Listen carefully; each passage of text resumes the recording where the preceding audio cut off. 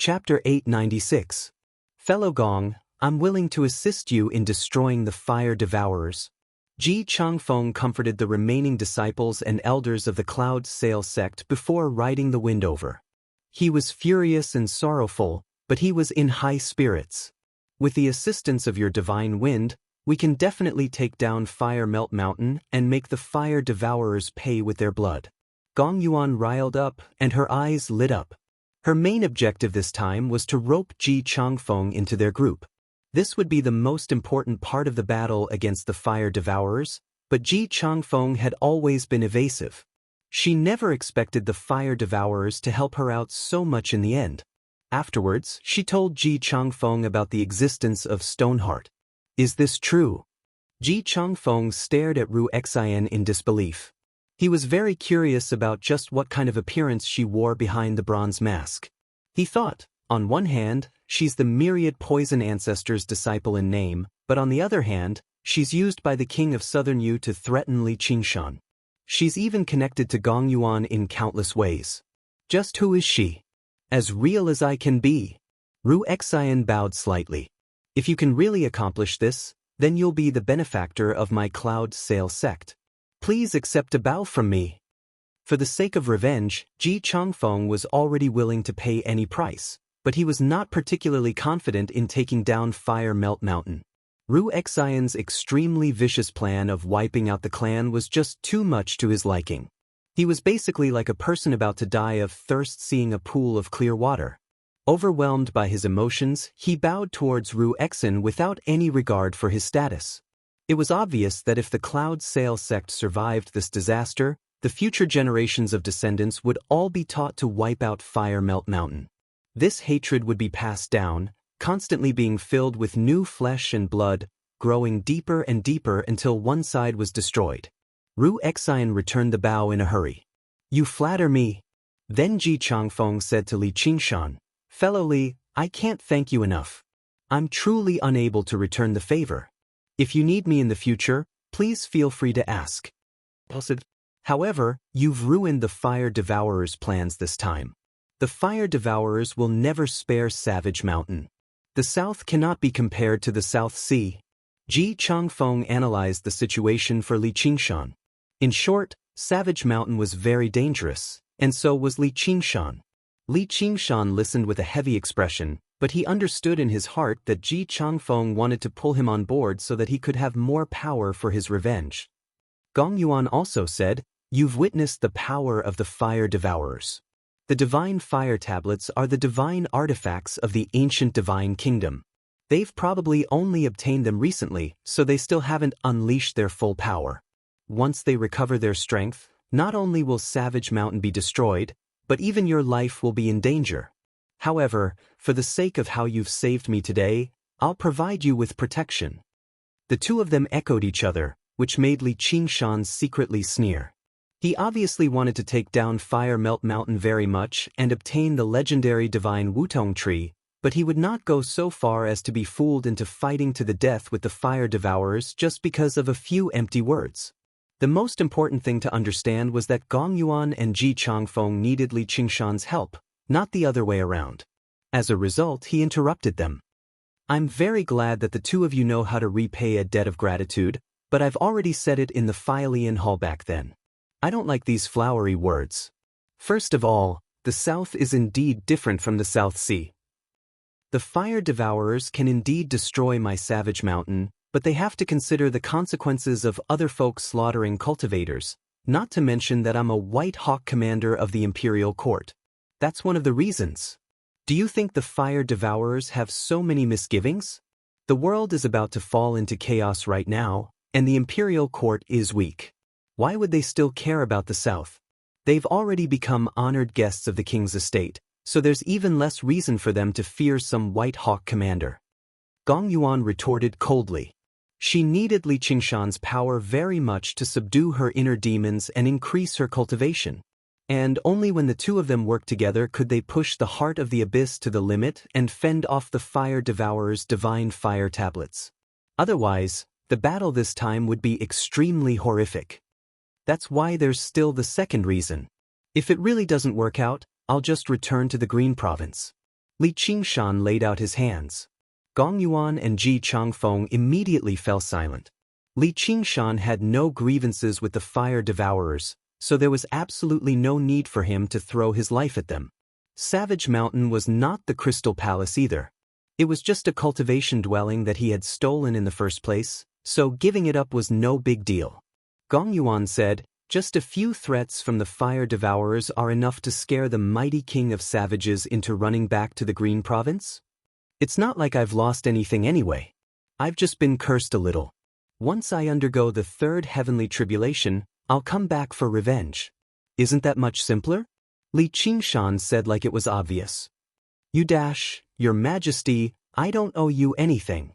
Instead, you still owe me 5 years to use the Heart of the Abyss. Li Qingshan reminded. I only hugged you.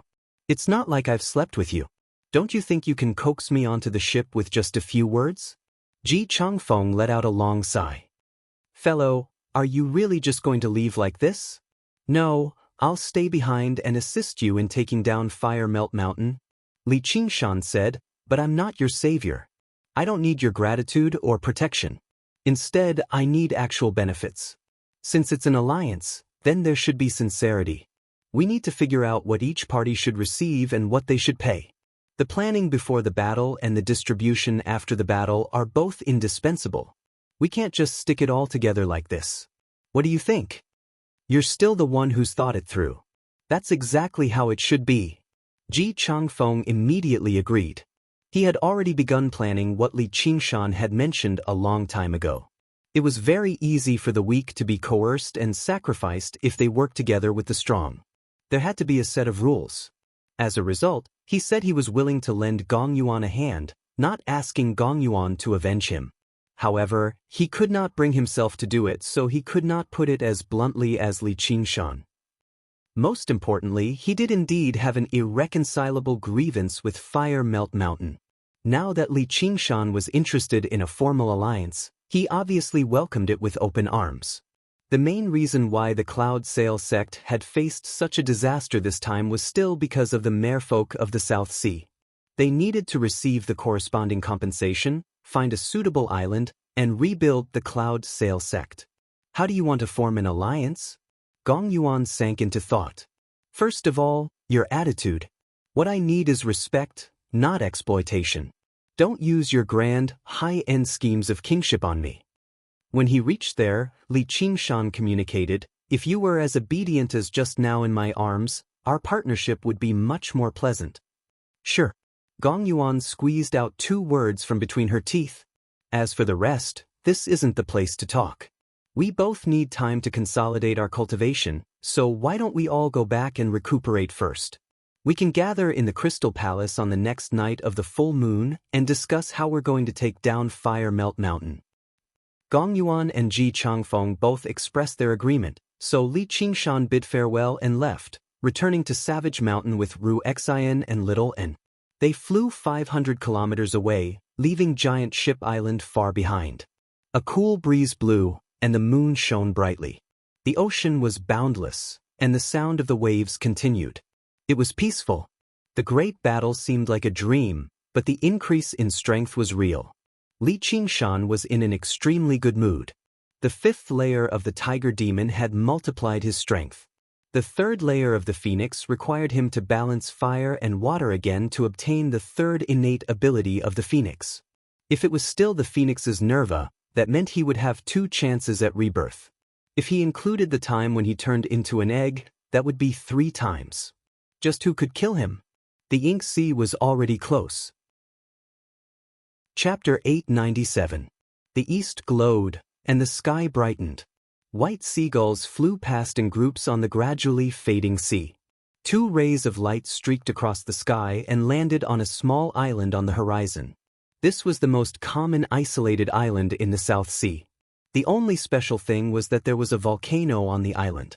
The volcano was not big, or rather, very small, only 200 or 300 meters tall. A black pillar of smoke rose from it, and it would erupt from time to time, causing the entire island to tremble. Ru Xian stood on the white beach and looked up at the small volcano. She slowly took off her mask, and her expression was somewhat complicated, as if she had sunk into a distant memory. There was indescribable pain and happiness. Li Qingshan looked at her quietly. He had little and returned to Savage Mountain first, and he accompanied Ru Exin to the east, all the way here. Along the way, she did not say a word, and he stayed silent as well. Ru Exin took a deep breath, and her smile was somewhat forced. Come with me to take a look? Although there's nothing to see. Li Qingshan said, lead the way. Ru Exin walked into the depths of the dense forest, and Li Qingshan followed closely behind. He watched as she stretched out her arms like a child, her fingertips sliding across the trees beside her. Every ordinary branch and leaf seemed to record a distant memory. Their field of vision suddenly widened, and an empty space suddenly appeared in the dense forest. Although it was called an empty space, it was only because there were no trees.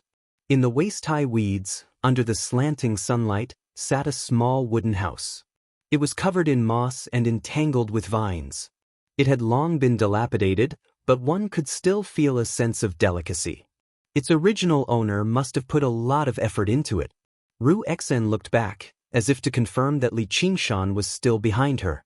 Her expression was like that of a lost child, with an indescribable weakness and confusion.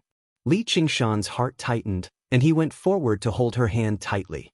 It was cold to the bone. The two of them walked along the cobblestone path that was submerged in weeds and came to the door of the hut.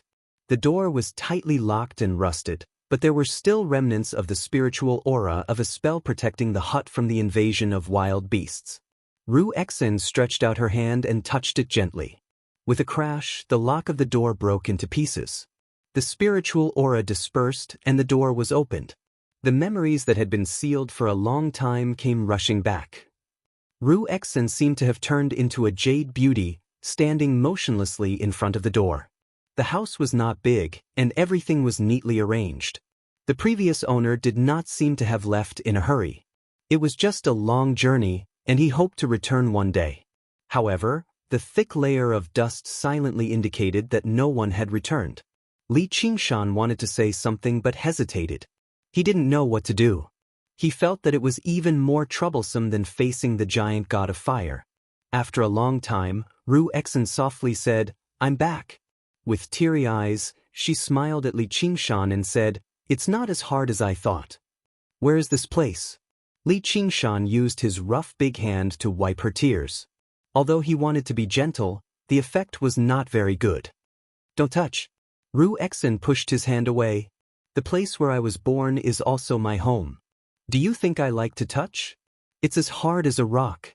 Your family is really poor. No wonder you had to run away from home and even seek a living in Qingzhou. Poor my ass, what do you know? Li Qingshan chuckled. As the dignified king of savages, I won't stoop to the level of a poor person.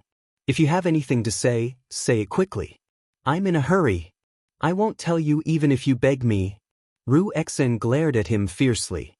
Her eyes turned fiery red in an instant. Li Qingshan was slightly taken aback before coming to a slight understanding. He let out an undetectable sigh. I'm begging you, great sister Ru Exin, just tell me. Ru Exin considered it. Fine, since you're begging me like that, it's just an old story anyway. You knew a long time ago that I'm not a pure merfolk bloodline. I'm also a fire devourer, which comes from my father. Don't look at me like that. How would I know what they were doing back then? With how pure their bloodline is, it's clearly difficult for them to produce offspring with their own race. I wonder what kind of bullshit joke the heavens are playing, hee hee. In other words, you're the flower of water and fire I've been looking for? Li Qingshan came to a slight understanding. Sure enough, the medicine that could balance water and fire could only come from her. Merfolk and fire devourers were natural water and fire spirits. Being able to balance water and fire and give birth to Ru Exin was practically a miracle. Is there something wrong with your head? I told you a long time ago that the flower of water and fire doesn't exist. I'm a person, not a flower. Ru Exin roared without a care for her image, startling a flock of birds. Li Qingshan rubbed his nose. The spirit turtle suppresses the seas, I'll endure it. Only after cursing him for being an idiot did Ru Exin explain, My mother searched hundreds, if not thousands, of undersea volcanoes, but she didn't find a single one. The legend is fake. Your mother searched? Li Qingshan was mildly surprised. Do you think balancing fire and water is very simple? Ru Exen tried her best to speak as calmly and as unconcerned as she could, recounting her distant childhood, but her voice could not help but sink.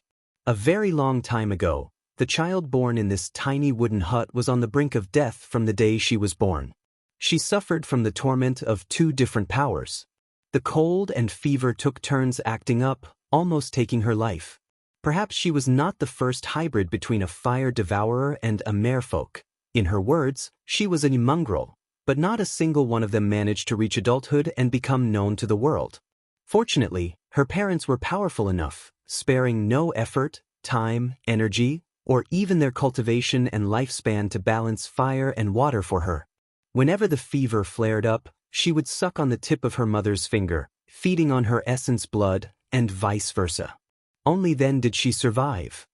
Parental love truly is great. Li Qingshan could not help but sigh when he heard that. His heart skipped a beat. Don't tell me the spiritual medicine you refined is. You can call me mother, Ru Exen said indifferently. Fuck you. Li Qingshan suddenly scooped up Ru Exen and laughed aloud. What a treasure! If anyone dares to touch a hair on you apart from me, I'll chop off their head. Ru Exen was speechless, but she felt much more relaxed for some reason. Li Qingshan said, Come to. Let's tidy up this place. We'll consummate our marriage tonight and comfort your parents' souls in heaven. Ru Exen kicked him in the stomach. Aren't you in a hurry? Comfort my ass. With a series of jokes, the sorrowful atmosphere finally lightened a little. Ru Exen stepped into the room and tidied it up. She brushed away the thick layer of dust, and the household utensils came to life once more. Li Qingshan did not help her. He crossed his arms and leaned against the door frame, sniggering. You say you don't want it, but your body's pretty obedient, huh? Before he had even finished speaking, a pot smashed over. Get out of here. Li Qingshan propped up his head with one hand and held the pot in the other, sitting on the stone steps at the entrance. He opened his mouth and blew gently, and the wild grass snapped, swept into the air by the wind. The courtyard immediately became spacious, revealing wells, streams, and countless tiny, verdant insects, spreading their wings and soaring into the air. He suddenly frowned and stood up, placing the pot beside him. He sensed a familiar aura approach. Chapter 898. The woman with the coldness of the abyss stopped at the edge of the island. After a moment of hesitation, she made her way through the jungle and arrived before Li Qingshan. She was all alone. Her magnificent, silken dress and noble crown of ice clashed with the atmosphere of the hut in the woods. When the sunlight landed on her, it seemed to become cold, losing its original warmth. Just when Li Qingshan was about to say something, Ru Exen walked out of the hut. The scorching, furious aura truly demonstrated her bloodline as a fire devourer. What are you doing here? I didn't think you'd return here, Gong Yuan sighed. What, you still want to chase me out? Ru Exen sneered as flames burned in her eyes. Gong Yuan was speechless. After quite a while, she said softly, apologies, that's not the outcome I want to see.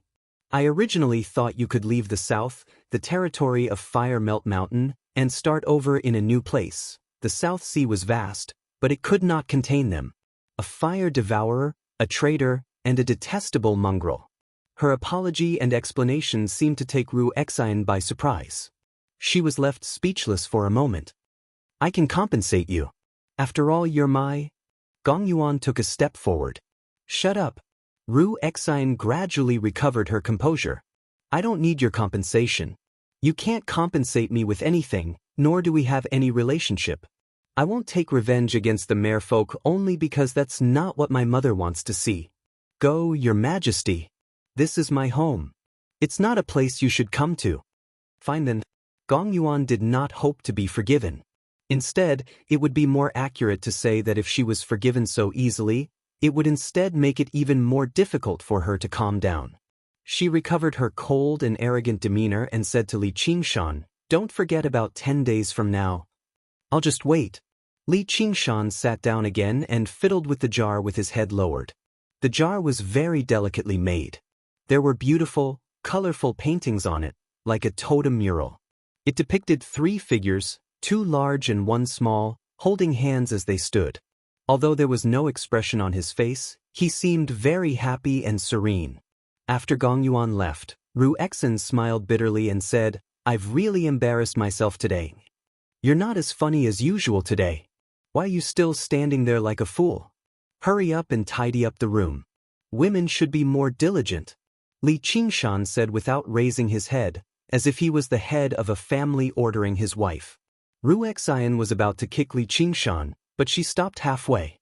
Li Qingshan held the clay pot in front of his face and said, "Be careful, if you break it, I won't be able to compensate you." Ru Exin snatched the earthen jar and returned to the house. She spent some effort to tidy up the house. The windows were bright and the tables were clean and spotless. All the painted earthen jars of various sizes were neatly arranged. She placed her hands on her waist and examined it with satisfaction. Suddenly, a ball of flame ignited in her palm. With a light toss, it flew out and spread rapidly. The flames soon connected into a large area and devoured the place called home. Crackle, crackle, the furniture burned and the utensils broke. Her face was illuminated by the firelight. She stared at this scene in a daze, her expression constantly changing. If one looked carefully, they would see that it was only the flickering of the firelight. Her expression was still like a jade sculpture. Li Qingshan gently embraced her. She murmured, "Qingshan, as a cultivator, you can't be too emotional. They are talented and should have a very long lifespan and a very long road. Then wouldn't you be gone? I'd rather not have me. If not for me, do they regret it?" Li Qingshan interrupted. Ru Exin thought for a moment. Then it settled. As for feelings or not, it's all nonsense. It's just that they aren't strong enough. Li Qingshan did not believe that there was any supreme truth in the world that could restrict all living beings. He did not believe that good people will be rewarded, just like he did not believe that good people will not be rewarded. Since there was no such truth, why not forget all worries, follow his own will, and stride forward? Alright, let's just say you're right. But then we can only fight in the wild, Li Qingshan said in a rather regretful manner. The corner of Ru Exin's eye twitched. She resisted the urge to curse. By now, the hut had already completely turned into a torch. The flames constantly extended towards the sky. Li Qingshan stomped down gently with his right foot, leaving behind a deep footprint. The power of tremors silently penetrated the island. With a great rumble, the volcano erupted violently like never before. Boiling lava sprayed high into the air, sprinkling across the entire island. Very soon, the entire island was set ablaze. He had already unfurled his phoenix wings, flying off with Ru Exin in his arms. Then he sighed. Now, we don't even have a place to fight in the wild. Cough, cough. Maybe I'm a crude person, so I don't really understand emotions that are too delicate. Compared to remembering my deceased family, I still prefer making my enemies suffer 10 times, 100 times the pain. What do you think? That's right. Ru Exin's eyes became determined from hatred. She gazed in the direction of Fire Melt Mountain. On the main peak of Fire Melt Mountain, the 3 fire-devouring kings stood in the crater of the volcano, gulping in the flames and rapidly recovering their strength. A while later, Zhu Fan opened his eyes first and muttered Li Qingshan viciously. He was tempted to go to Savage Mountain right now and reduce everything to ashes. Zhu Zai advised, "There's no need to panic, King Fan. Perhaps that Li Qingshan has already been killed by the king of Southern Yu. He came from the Green Province after all. I refuse to believe the king of Southern Yu will just watch as an enemy like him matures." Zhu Yan also said, "Our priority right now is still to deal with the merfolk of the South Sea. Originally, I thought we could kill Gong Yuan and Ji Changfeng by taking them by surprise, but I never thought we'd expose the divine fire tablets and make them cautious." Cautious? They still haven't witnessed the true power of the divine fire tablets. This time, it's because Li Qingshan pulled some sort of trick and trapped the fire god, but it's also because your control over the fire tablet of man is still lacking. The fire god only has the appearance, not the inside. He can't summon fire god Zhurong's soul sense, nor can he wield it freely and become one with it. My flames of heaven and the Disaster King's flames of earth are much weaker too, or the situation would be completely different. Once we completely comprehend the 3 divine glyphs on the divine fire tablets, we won't even need to launch sneak attacks anymore. We'll directly slaughter our way into the Crystal Palace and burn those damned merfolk to ashes. Zhu Zai and Zhu Yan both expressed their agreement, devoting themselves to the comprehension of the divine fire tablets. At the same time, the fire devourers below the mountain played around in the rivers of lava as they absorbed the flames of the earth to cultivate. Fire devourers were just like their name. They did not eat anything, only eating flames. However, flames of the earth were only one of them. They could also set various items alight to taste flames with different flavors. They even had cooking methods similar to humans, setting various items alight together to create special flavors. As a result, fire devourers like to set things on fire very much. Just this aspect alone made it impossible for them to establish a close connection with the Banyan Tree King like the Shadow Palace. However, the flames of the earth were still the most important. They were equivalent to the staple food of humans. Chapter 899. Dazzling, bright yellow filled their vision, surging, burning, and rumbling. This was the sight of magma that would never change. Boom! Nearby, a bubble suddenly exploded. The violent force collided with the spirit turtle's profound shell and cracked. Scorching heat seeped in through the cracks, and the heavy smell of sulfur was suffocating. What was even more terrifying was the scorching fire poison, whistling past and entering through every opening. If it were not for the fact that both Li Qingshan and Ru Exen possessed innate fire bloodlines, they would have been in danger of dying from that. However, even more terrifying was the invisible underground magnetic field, which made it difficult for his innate abilities to operate normally. It took him quite a while to repair the crack on the spirit turtle's profound shell. It's too deep here. Even I can't maintain it for too long. Li Qingshan communicated with Ru Exen. Once the spirit turtle's profound shell shattered, he could still escape, but Ru Exen would definitely die. Go a little further ahead. We need to approach the center of Fire Melt Mountain. Ru Exen pointed in a direction. All right. Li Qingshan carried Ru Exen as he advanced slowly through the magma. He had to carefully avoid the unstable regions. If he accidentally caused many bubbles to explode at the same time, he would be in trouble. It's here, Ru Exen said suddenly. We're several dozen kilometers above the ground at the very least. Can your virus be effective? Li Qingshan doubted. If we go any further up, we'll approach the formations of Fire Melt Mountain. Don't worry. The myriad poison ancestor can pollute a river that stretches over 100 kilometers with a wave of his hand. This is his painstaking effort as well. Water descends while fire rises. This is equivalent to upstream. It's perfect for poisoning. Li Qingshan had discovered a long time ago that the flames of the earth in this region were extremely unstable, rapidly surging upwards. The fire devourers must have purposefully drawn the flames up for devouring fire for cultivation, equivalent to humans digging a well to draw water. However, he was also rather curious. Is the river the same as this? Water and fire oppose each other, but there are also similarities. Brat, your comprehension is still lacking. Just watch obediently, Ru Exen said with a smile. She folded her hands together and quickly formed a hand seal. Her expression suddenly became incomparably solemn. Li Qingshan retreated slightly. Gradually, a ghostly figure appeared on her body. It was the plague ghost that she had painstakingly cultivated for many years. It was a powerful secret art of the medicine clan. It had the miraculous power to infect the enemy with a serious illness. The plague ghost was wrapped in bandages, deformed and twisted, covered in sores and pus, emitting a rotten and filthy smell. Apart from that, his body was also covered in a layer of grayish-white, giving off a deathly aura that made one's heart palpitate. He was like a patient who had been bedridden for many years and had lost all feeling of physical and mental pain. He didn't even have the desire to live. He could only wait for death numbly. The plague ghost separated itself from her and turned around to face her. In that moment, Ru Exin hesitated. She had refined the plague ghost for many years, and it was originally for revenge against the fire devourers.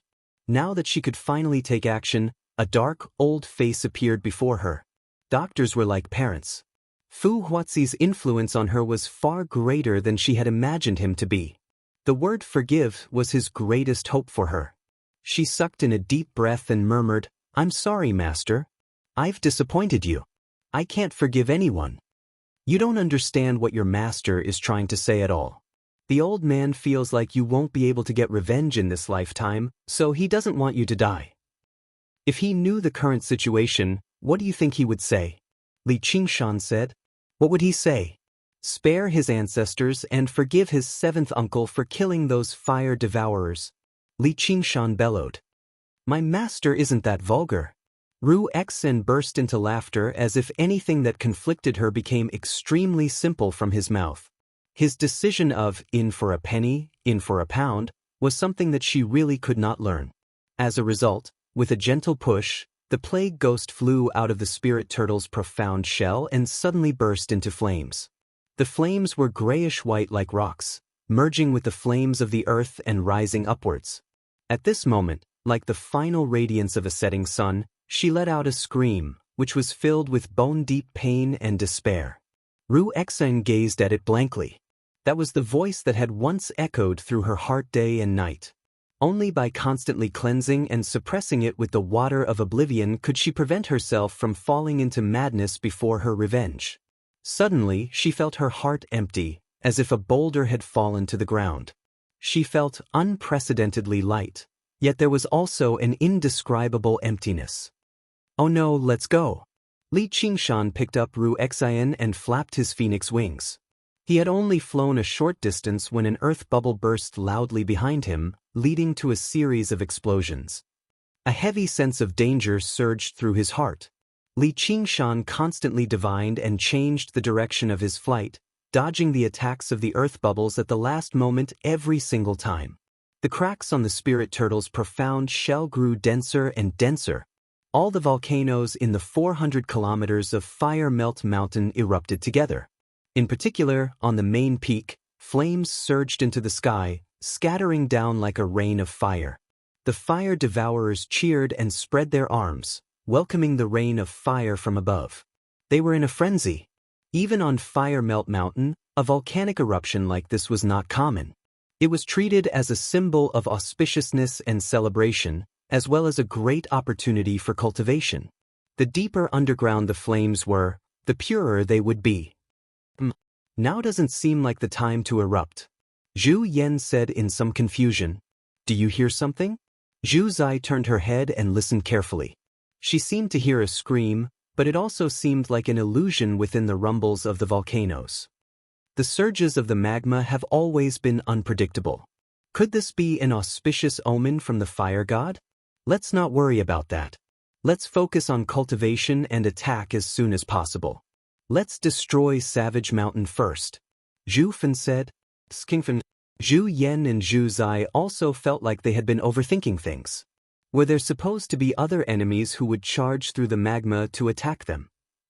That was basically suicidal, and unlike the Cloud Sail sect, the geographical advantage of Fire Melt Mountain could not be destroyed through any means. As a result, they settled down and continued cultivating.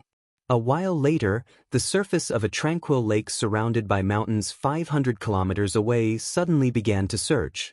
With a great boom, a scarlet figure burst out of the surface of the lake. Flames followed closely behind, rushing into the sky and only dispersing after reaching several hundred meters. The lake immediately began to boil, turning into surging white smoke. Li Qingshan landed heavily on the ground. The spirit turtle's profound shell had already shattered. He unfurled his phoenix wings, and Ru Exion's jade-black eyes were currently looking at him. Her face was brimming with an enchanting smile.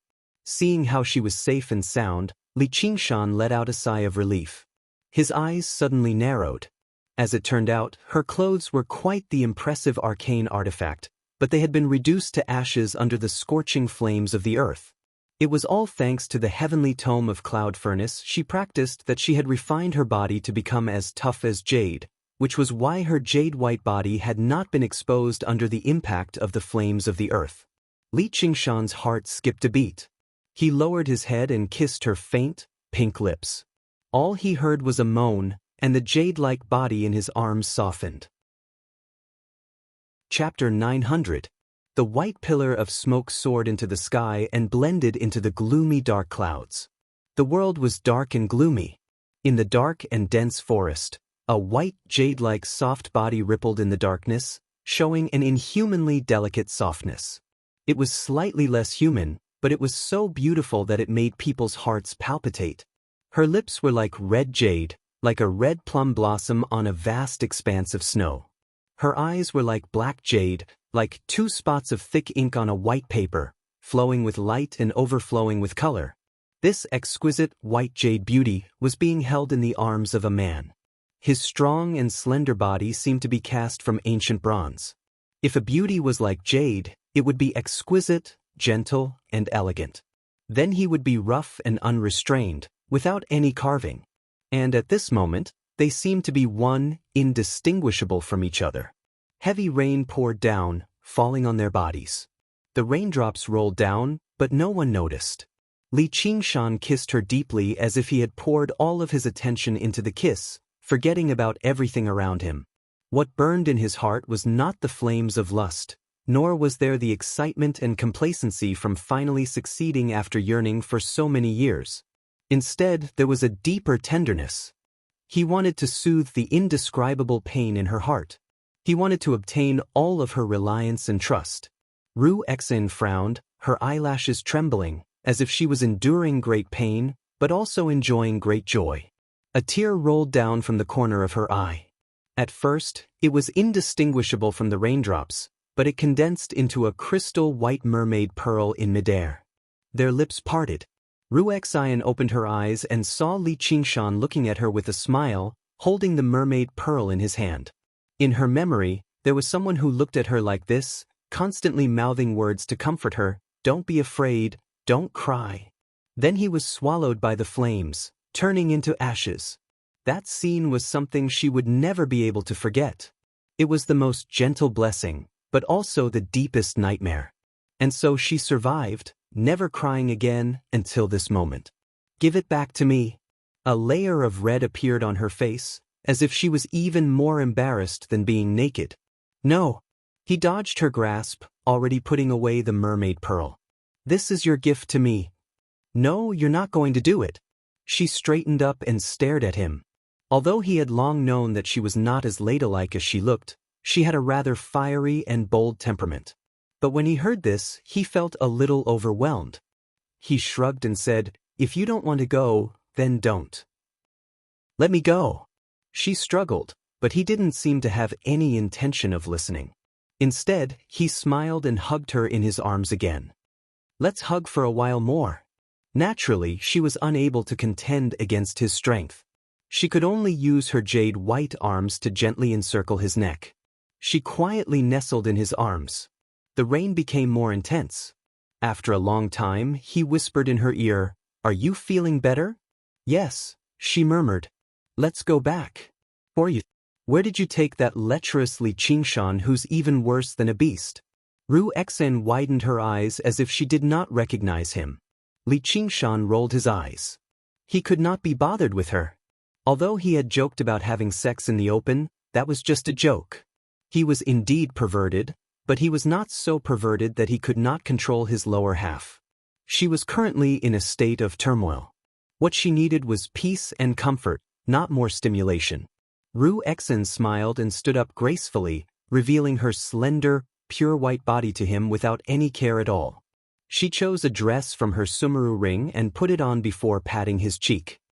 "That's what you get for pretending to be a gentleman. You regret it now, don't you?" "A little." "Heh, you can't escape from me anyway." Li Qingshan leapt up. "Once we take Fire Melt Mountain, we'll properly celebrate." Ru Exin smiled and did not comment. Li Qingshan condensed a suit of demonic armor with demon chi again and rushed into the air with her in his arms, heading straight for Savage Mountain.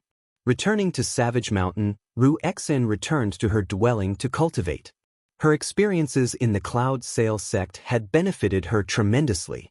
The distant memories gradually stopped bothering her, and she found some relief in her mind. If she could settle down and completely eliminate her inner demons, it would be of great benefit to her cultivation. She would truly be able to unleash the wonders of the heavenly tome of Cloud Furnace.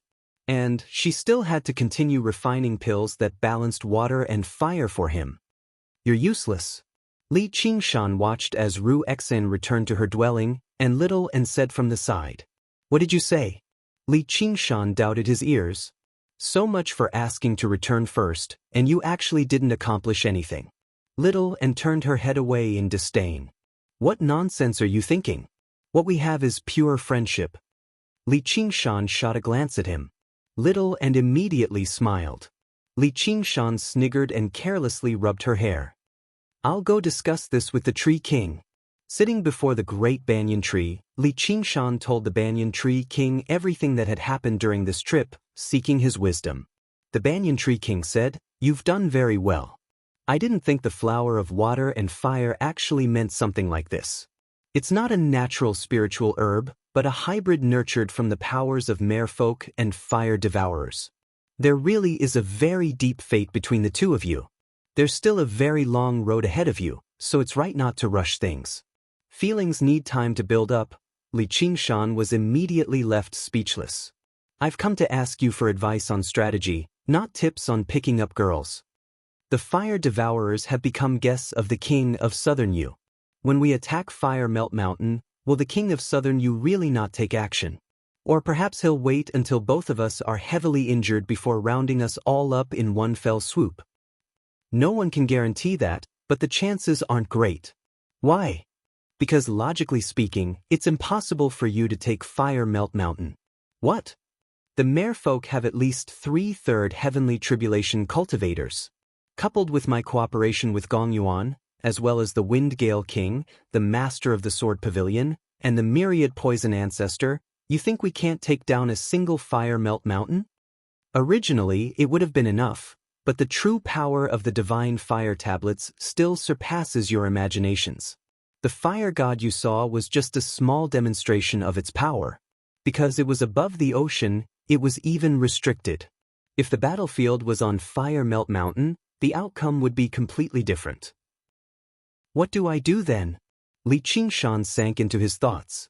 If the giant god of fire became even stronger, if its power was not depleted, if it was under Zhu Yan's control, just how terrifying of an existence would they be if the three of them worked together?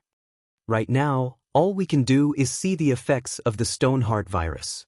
If it really is as good as Miss Ru Xen says, then the fire devourers will be completely infuriated. Only then will you have the opportunity to take down Fire Melt Mountain. I'll ask the King of Southern Yu for a favor, so you can cultivate in peace for a few years at the very least. Thank you for taking care of me, fellow." Li Qingshan said sincerely. With the Banyan Tree King vouching for him, it could be said to remove his greatest worries. As long as he had a few years, there was a very great chance for him to break through to the 4th layer of the Phoenix's Scripture of Nerva. As long as he balanced fire and water, he could become a demon king. By then, there would be nothing for him to worry about anymore. He could go anywhere he wanted in the world. Li Qingshan summoned the cave masters of Savage Mountain to the hall on the top of the mountain again.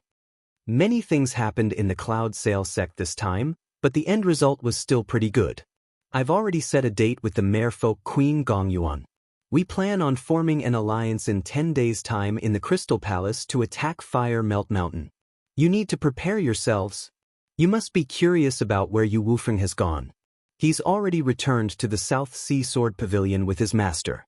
The master of the Sword Pavilion has agreed to assist me when the time comes.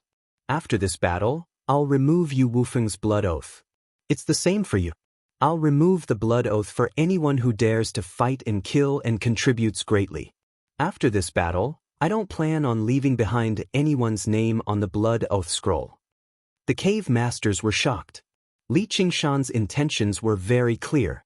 He wanted them to risk their lives in this battle in exchange for their freedom.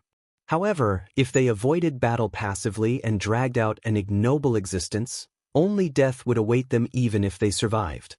After breaking through to the 5th layer of the tiger demon, Li Qingshan gave off a brutal, bloody aura, which also proved that he was not joking. Don't worry, my king.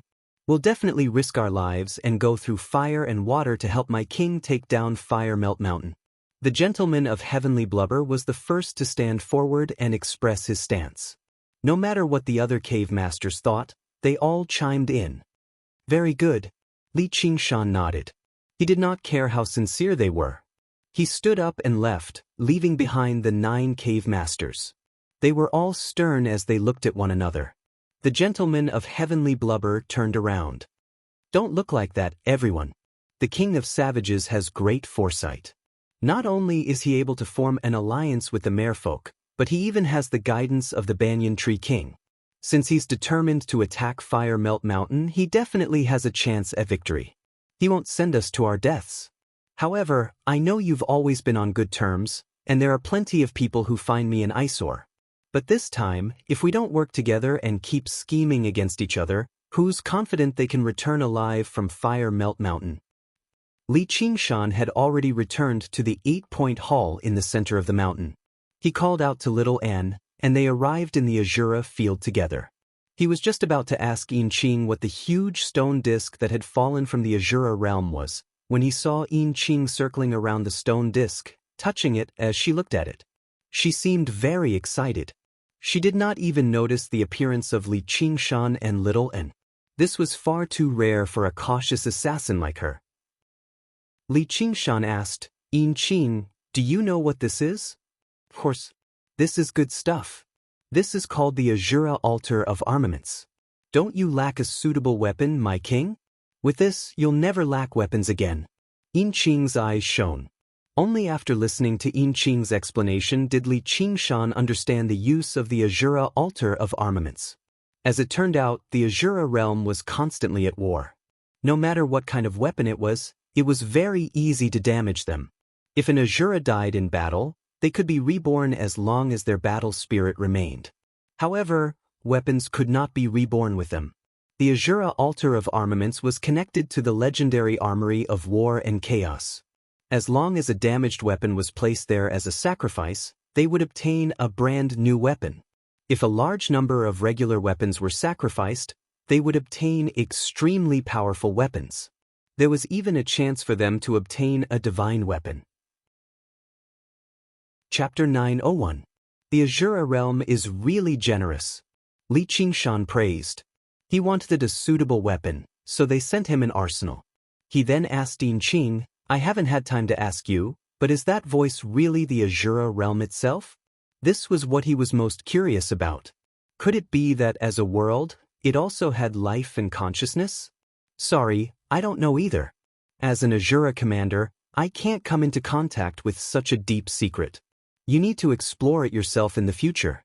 If you're really the legendary person, you'll definitely be able to unravel this secret. Yin Qing watched the battle between Li Qingshan and the giant god of fire, and her attitude towards Li Qingshan became more and more respectful. It was no longer the perfunctory attitude that didn't care about life and death at the beginning. She showed respect from the bottom of her heart. I'd like to ask, what's the legendary person?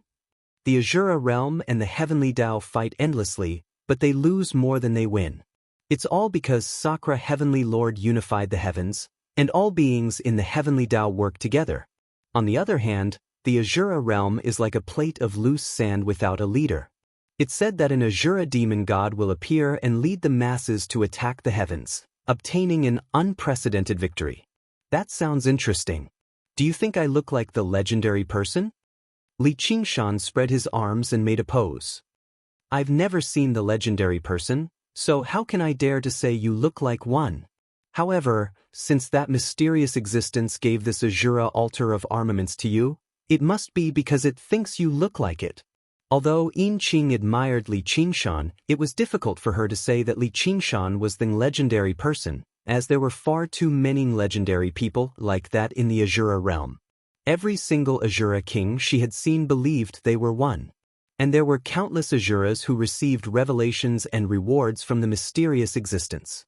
From this angle, if Li Qingshan entered the Azura realm, he could be considered an elite among Azura. He had the spirit and strength to dominate an area, so he was worthy of her loyalty. However, compared to other elites, he wasn't that extraordinary. Li Qingshan smiled. It's not like you'll die if you say something nice.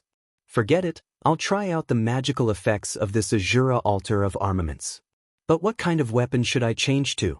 If you can't decide, why not let the Azura altar of armaments decide?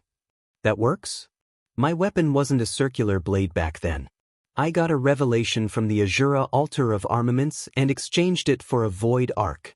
Unfortunately, it was burned. Yin Qing sighed. Don't worry. You fought for me, so I'll help you get a weapon that's no weaker than your original. Li Qingshan patted Yin Qing's shoulder. Yin Qing smiled. In short, Azura believes that the choice of weapon a warrior chooses is a desire from the depths of the soul. It is a kind of fate. Then I'll give it a try. What is my fate? Qingshan, Li Shan, Yura, Emperor, Dao. Qingshan to say, Shan, Lin, Shan's 2, 2, 2, then, Yura, Lin. In an instant, he saw tens of thousands of weapons floating in the air. The number far exceeded the 18 weapons, but they were all shrouded in a layer of shadow. He waved his hand, and a long sword flew into his hand. He waved all the sword techniques he'd learned in his life, and sure enough, the sword chi crisscrossed, exquisite beyond compare. However, something seemed to be missing, and the shadow on the long sword never faded. He shook his head, threw away the long sword, and picked up a sledgehammer. Time passed bit by bit. Yin Qing and Little and stood to the side, watching as Li Qingshan gestured with his empty hands, as if he was using all kinds of weapons. The weapons engraved on the Azura altar of armaments lit up one by one, then dimmed one by one. Li Qingshan frowned. In the blink of an eye, he'd already used 70 to 80 weapons. However, he'd used a dozen sword-type weapons, including giant swords, long swords, short swords, and double-edged swords. There was no need to talk about the others, but he still didn't like them. Yin Qing said that finding a weapon was like going on a blind date, so what he lacked now was love at first sight. He looked around, wondering if something was missing here. Wait, why wasn't there a saber here? Among all kinds of weapons, if one had to say which one was the most common and had the most types, it would definitely be the saber. However, in this space there were all kinds of weapons but not a single saber. Not a single saber. So he roared, "Give me a saber." And then there was a saber. It was a very inconspicuous little saber, short and small. It couldn't be called a weapon, but it made Li Qingshan feel that it was very familiar. He reached out and held the little saber in his hand, waved it casually, and suddenly remembered that this was the first weapon he'd ever owned. In that shabby cowshed, with the bonfire boiling meat soup, he'd held this little saber and forced back his brother and sister-in-law who'd bullied him. It was also this saber that helped him kill his first enemy on that moonlit night after he'd gotten drunks. Li Qingshan was suddenly enlightened, and he let out a long roar. The gods are watching, justice is only in the saber. With two clangs, the two spiked clubs were first thrown at his feet, and then the various spirit weapons and magic weapons he'd obtained from previous battles were piled on the Azura altar of armaments.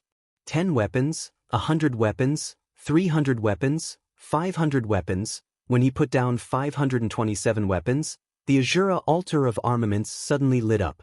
Li Qingshan sensed something and knew that this was the limit.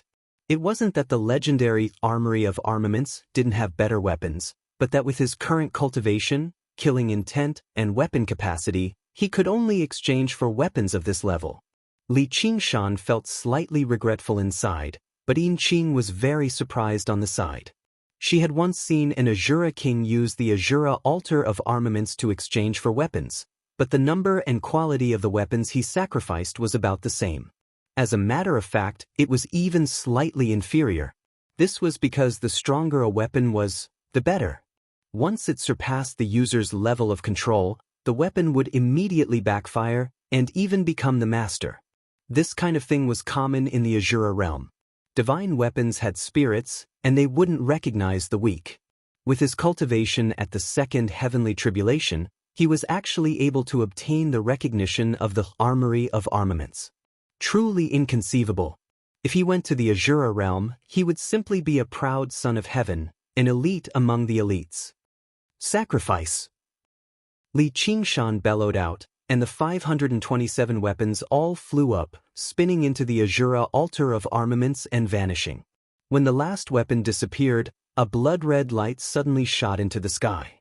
When the blood-red light dissipated, a weapon was stabbed into the Azura altar of armaments. Why is it a sword? I clearly wanted a saber. Li Qingshan's expression changed, and he realized that he'd seen wrong. It really was a saber, but it was long and straight without any curve. If it weren't for the fact that it only had a single edge, it would look more like a sword at first glance. The saber was dark red, as if layers of blood had condensed, and it looked somewhat dim. Apart from that, there was nothing else worth mentioning. There was no guard, no decorations, and even the hilt was straight. Not only did it look very boring, but it also didn't have any sharp aura. This is the treasured saber I exchanged for with more than 500 weapons? Why does it look like the clumsy work of a blacksmith apprentice? I was supposed to forge it into a sword, but my craftsmanship wasn't good enough, so it became a saber. Li Qingshan muttered inwardly as he held the saber hilt. Yin Qing frowned in thought. She felt that this saber was a bit familiar, but she also felt that it shouldn't be. After all, the Azura realm was just too big, and there were countless weapons.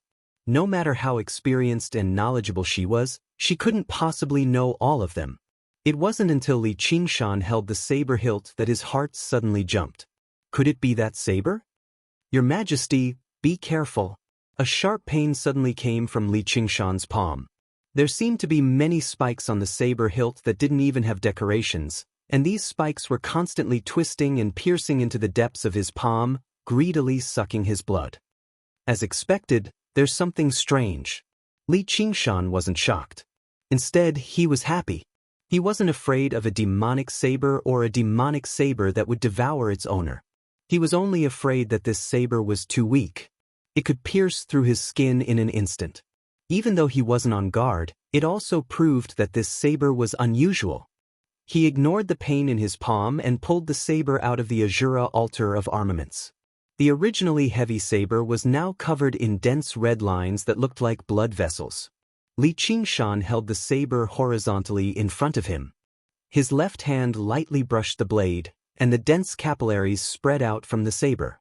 They pierced into his palm and sucked his blood. Li Qingshan didn't stop it, allowing the strange saber to suck his blood. He wanted to see just what kind of changes this saber would undergo. You want to suck my blood? I might as well let you suck to your heart's content. Li Qingshan backhanded the saber and pierced it into his heart. The strange saber was like a man dying of thirst in the desert who suddenly saw a clear spring, and it madly sucked his blood. Gradually, Li Qingshan's body turned pale, but his eyes became brighter and brighter. While the strange saber was sucking his blood, he took the opportunity to refine the saber. The refining process was unexpectedly smooth.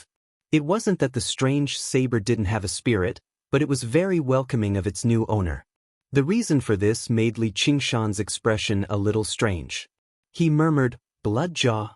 This was the name of the saber. It was quite a spirit, but it only had one requirement, and that was blood. It didn't matter if it was the blood of the enemy or the master. The thicker and purer the blood, the more powerful it was. The reason why it didn't resist and let Li Qingshan refine it was because there was no blood to suck in the arsenal of armaments. Secondly, it was extremely satisfied with Li Qingshan's blood.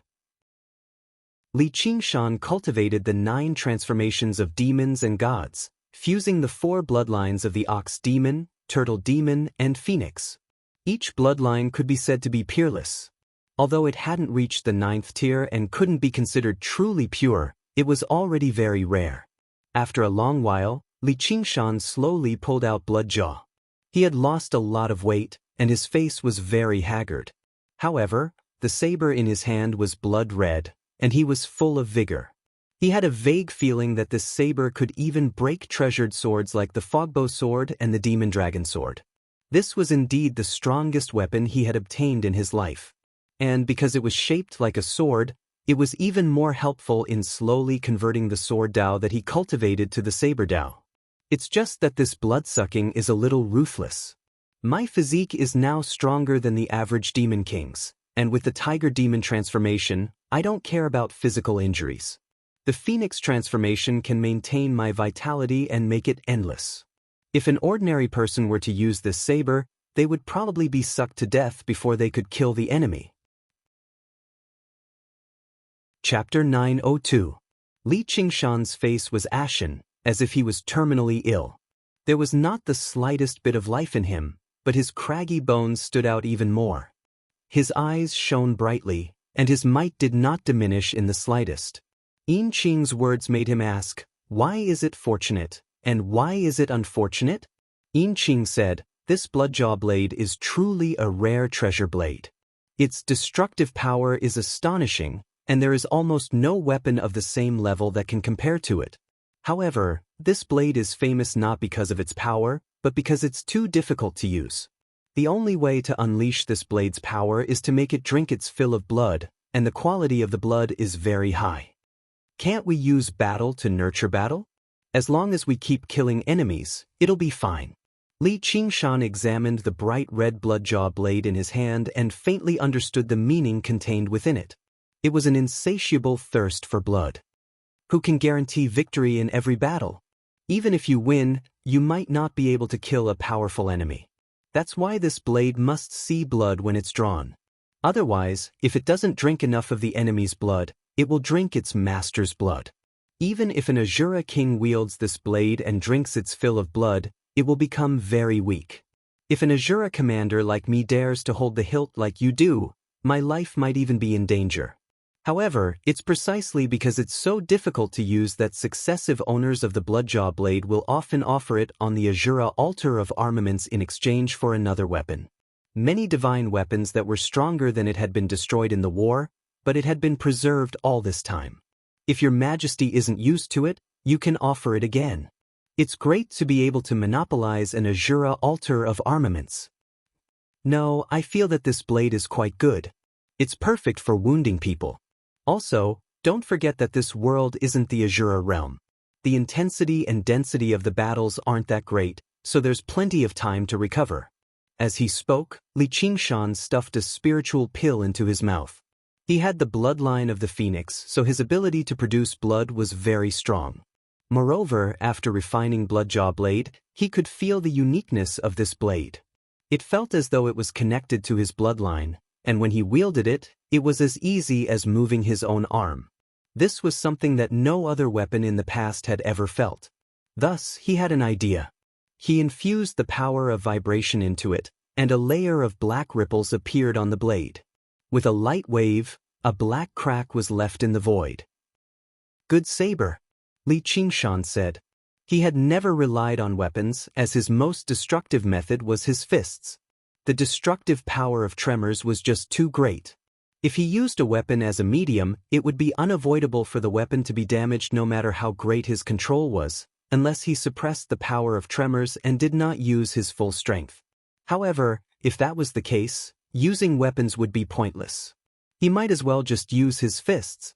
After drinking almost all of his blood, the Bloodjaw saber seemed to have become a part of his body instead of an external object.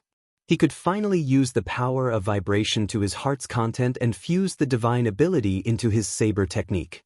In the eyes of ordinary people, it was a flaw, but in fact, it was its greatest strength. When the edge of the saber fused with the power of vibration, its power was not as simple as 1 + 1 = 2. It allowed his destructive power to reach an unprecedented peak, like a tiger with teeth. The Bloodjaw saber also trembled as if it had met a bosom friend. There was a natural compatibility between man and saber. Li Qingshan caressed the blade. "Since you're my saber, I have to give you a good name. Bloodjaw is too uncouth. Let me think about it. Jaw also means tooth. This is equivalent to your name. And because of my tiger nature, I obtained the approval of the Azura realm and obtained you. This is our fate. From now on, you will follow my surname. Let's call you Huya." Li Qingshan raised Tiger Fong proudly and asked Little and Yin Qing, What do you think of this name? Perhaps it was because of the successful example of naming himself Qingshan. He had always been blindly confident in his naming skills. Of course, the name Little N was also his masterpiece, not inferior to Qingshan. As expected, Little N said sincerely, "All right." Yin Qing stammered, her expression slightly vexed. She wondered if there was something wrong with her sense of beauty, or if she didn't understand the customs of this world. She thought to herself, Tiger Fong, isn't this the nickname of the mountain children? No matter how I look at it, it sounds much more uncouth than Bloodjaw. However, changing the name of a saber like this was not a simple matter. If I were Bloodjaw Saber, I would never be willing to change it to Tiger Fong. The name of a weapon with a spirit like this could not be changed at will. It had to be approved by the spirit. Back then, Li Qingshan had completely subdued and refined the soaring dragon sword before he could change it to the demon dragon swords. Under the gazes of the three, the long saber flickered with a bloody light and suddenly dimmed. A portion of the veins lit up, and the words, Tiger Fong, appeared in blood. Although the saber had a spirit, it did not have a complex intelligence. It would not fake like humans. This undoubtedly meant that it had approved of the new name Li Qingshan had given it from the bottom of its heart. Furthermore, it had done so without any suppression or coercion. If someone else obtained this saber in the future, the name they would obtain would beat Tiger Fong and not Bloodjaw's. All right then. Yin Qing sighed silently.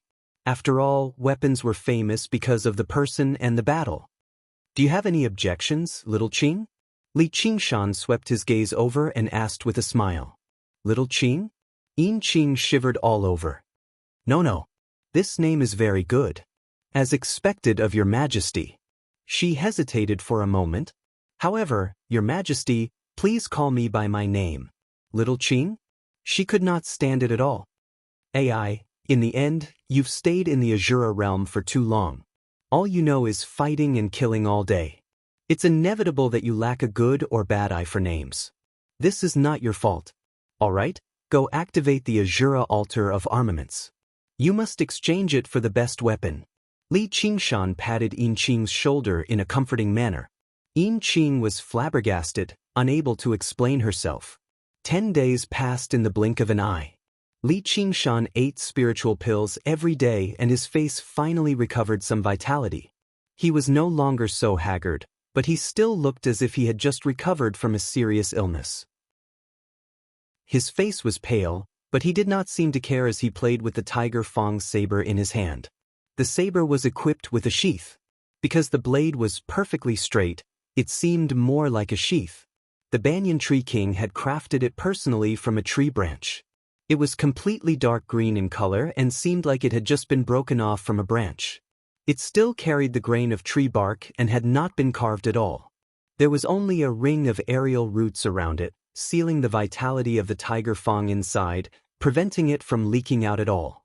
Not only did it ensure that Li Qingshan's blood would not go to waste, but it also concealed the killing intent. No one could imagine that such a vicious blade of blood would actually be hidden in such a simple and natural sheath. Li Qingshan hung the Tiger Fong saber on his waist and said to Little N, "Let's go. We'll go to the Crystal Palace and take a look." Through the divination of the spirit turtle, there would be many disturbances on this trip, but he was even more fearless now. Chapter 903. On the main peak of Fire Melt Mountain, in the center of the magnificent, scarlet-red palace was a place that resembled a small flower. The divine Wutong tree was planted there. Its bark was red like fire, and its leaves were like flowers, overlapping and weaving into a huge canopy. Although it was nowhere close to the size of the Banyan Tree King, it was still an extremely magnificent sight, shining with pure, crystalline light. The scarlet-red branches wove into a huge nest, which was where the phoenix had perched in the past. This noble divine bird had once rested here, sang, nirvanic rebirth, and ascended. When the phoenix flew away, no one knew whether it had any feelings of nostalgia or not. The three fire-devouring kings sat under the divine Wutong tree, each holding a divine fire tablet. Their auras were connected, becoming inseparable as they constantly practiced and worked together in their seas of consciousness. 10 days had already passed since the eruption of the volcano. To them, it was almost as short as a split second. Afterwards, this split second passed, and they basically felt a shadow envelop their hearts at the same time. They opened their eyes and looked at one another. What had happened? Fire devourers were not skilled in divination, but at their level of cultivation, they would obviously develop a profound sense towards fate. But what they sensed right now was clearly not a good omen. Before long, a shaman priest in fiery red robes rushed into the sacred, tiny garden and reported to the three kings that a clansman had died. Where did he die? Zhu Fan frowned. Zhu Zai and Zhu Yan exchanged glances. The death of a clansman was clearly not worth the shaman priest specially disturbing their cultivation. Right at the foot of the mountain. How did he die? Did something happen to his cultivation, or did he get into a fight with someone? Zhu Fan's frown deepened. Within the vicinity of Fire Melt Mountain, he could not think of a third way apart from these two situations. If it really were one of these two situations, he definitely had to punish this shaman priest who did not know the severity of the situation. Neither. It seems like a strange disease, or he was poisoned. Even fire devourers can fall ill, so just who can poison Fire Melt Mountain? Where's the corpse? Under the shaman priest's lead, the three kings arrived in a stone room at the foot of Fire Melt Mountain. A young fire devourer lay there. Zhu Yan knew that this young man was a rather famous genius in the younger generation of the clan. He cultivated at an extremely fast rate by devouring fire spirits, and was already on the verge of breaking through the first heavenly tribulation. Perhaps he would become a king in 1,000 years, but now he had died so mysteriously. Moreover, his face was ashen, and his eyes were wide open, as if he could not believe that such a fate had befallen him. He was filled with fear and despair. Something's wrong.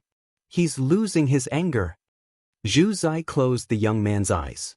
To fire devourers, anger was not just an emotion, but a never-ending spirit of battle.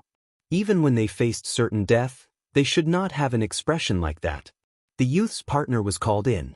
She looked to be about the same age as the youth, and she had a bright and beautiful face. However, at this moment, she was filled with sorrow. The youth's death seemed to have taken away all the joy in her life. How did he die? Zhu Yan asked. Reporting to my king a few days ago, he suddenly said that his heart was not feeling well. I thought that he had swallowed too much fire and his body could not bear it, so I let him rest here. Then he gradually lost his spirit, as if he had become a different person, and quietly died. Life and death are decreed by fate. Haven't you seen a dead person before? Why do you look like that? Zhu Zai stared at the young girl and sharply noticed the ashen complexion that was similar to the youth's, except it was not very obvious. She felt a hint of unease inside. I just feel unwell. The young girl could not help but panic a little when the disaster king she worshipped questioned her. She felt even more uncomfortable inside. Zhu Fan suddenly plunged his hand into the youth's chest and dug out a heart. With how unbridled he had always been, his face was filled with surprise.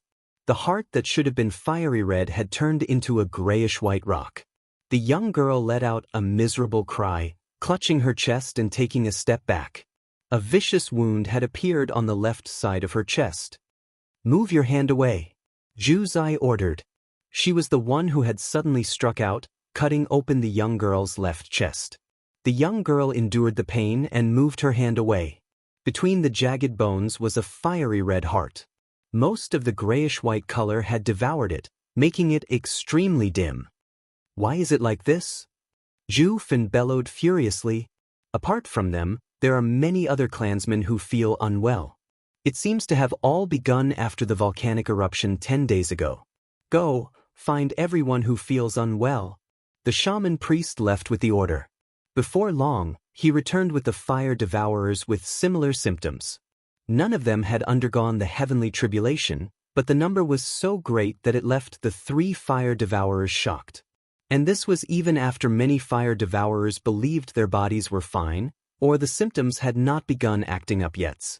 What made them feel even more uneasy was during this time, Zhu Zai had been removing the grayish-white color from the young girl's heart the entire time. She plunged her right hand into the young girl's chest and gripped the heart firmly, but she was afraid to use too much force, or the heart might directly melt. However, it was basically ineffective. This isn't a regular poison. It's more like a disease that humans speak of.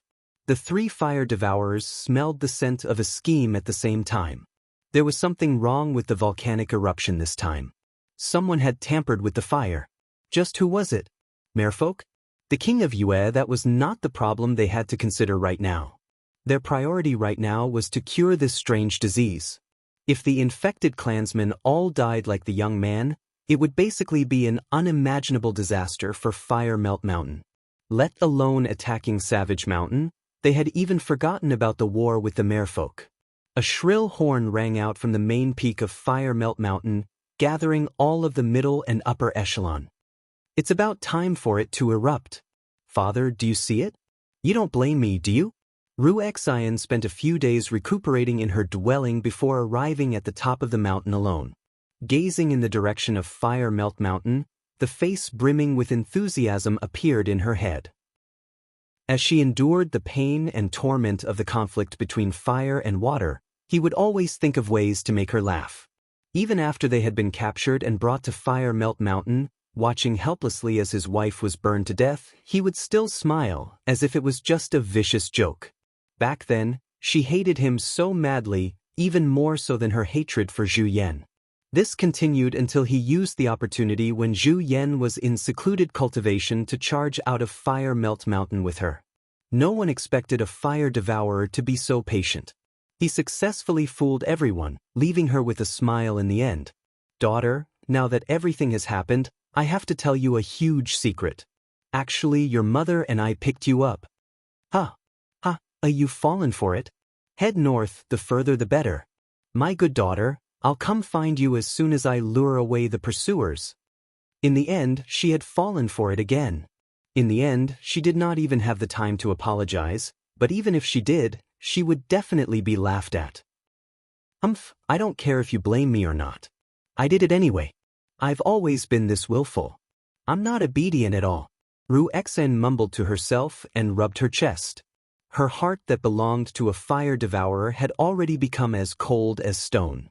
In order to refine this virus that specifically targeted fire devourers, she had always been the best test subject. It was all thanks to the heavenly tome of Cloud Furnace that she could turn her heart into stone and refine stone into jade, so she did not have to pay with her life. She could not help but thank her master, Huaxia. That little, dark-skinned old man insisted on saving that annoying Chu Tian, and he generously gave all of this favor to her. However, there was no need for her to be deeply grateful.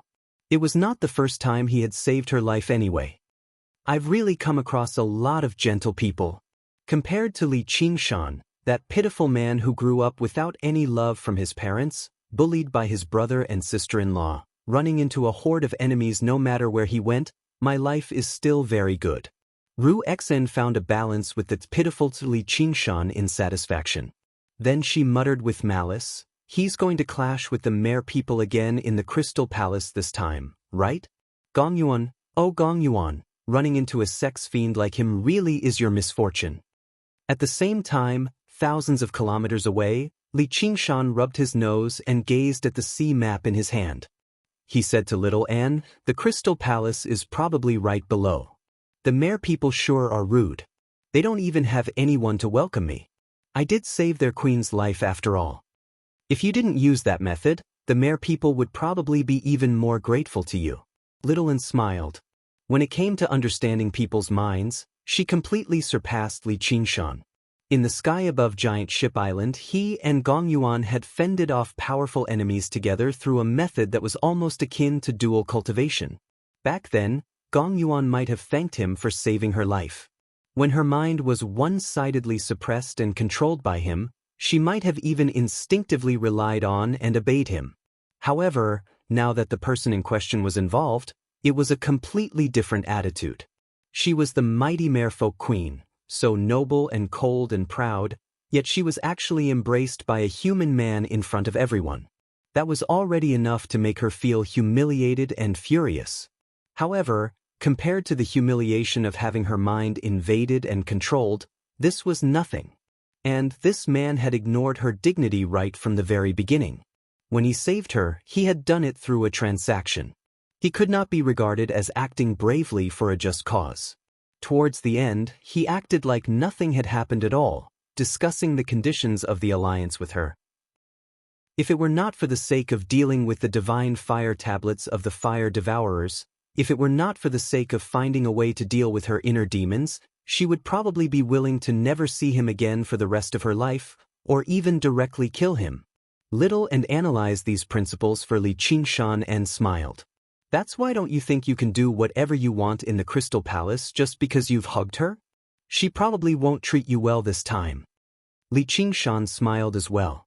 You sure have a good grasp of people's minds. Now that you've said that, I do regret it a little. If I had known earlier, I would have acted a little more righteous, and perhaps this Gong Yuan might have secretly fallen in love with me. Cough cough, why am I telling you all this? Humph, even if you don't say it, I can still guess it.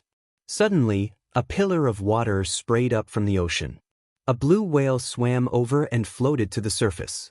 With a leap, it burst out of the water and turned into a large, burly man in the air.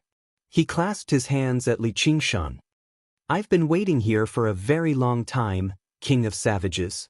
I left in a hurry last time, so I haven't been able to thank you for saving my life.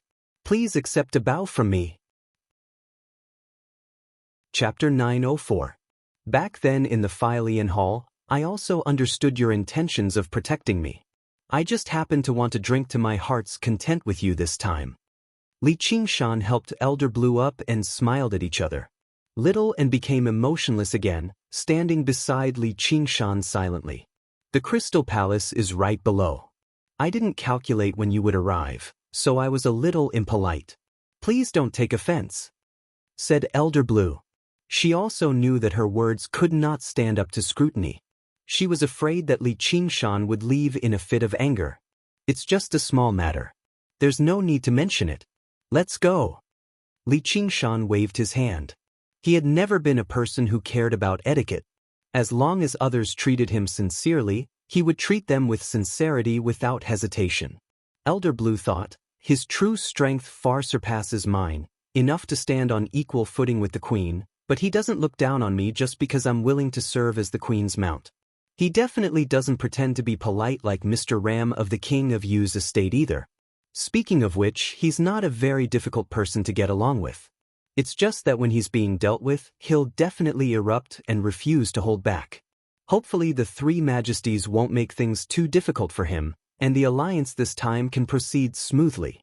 Alright, don't make any trouble with that divine nun of the South Sea either.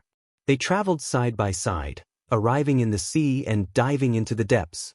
As they rapidly sank, the surroundings grew dimmer and dimmer, but in Li Qingshan's eyes, it instead grew brighter and brighter, as the spiritual qi grew denser and denser. The entire sea rippled with light.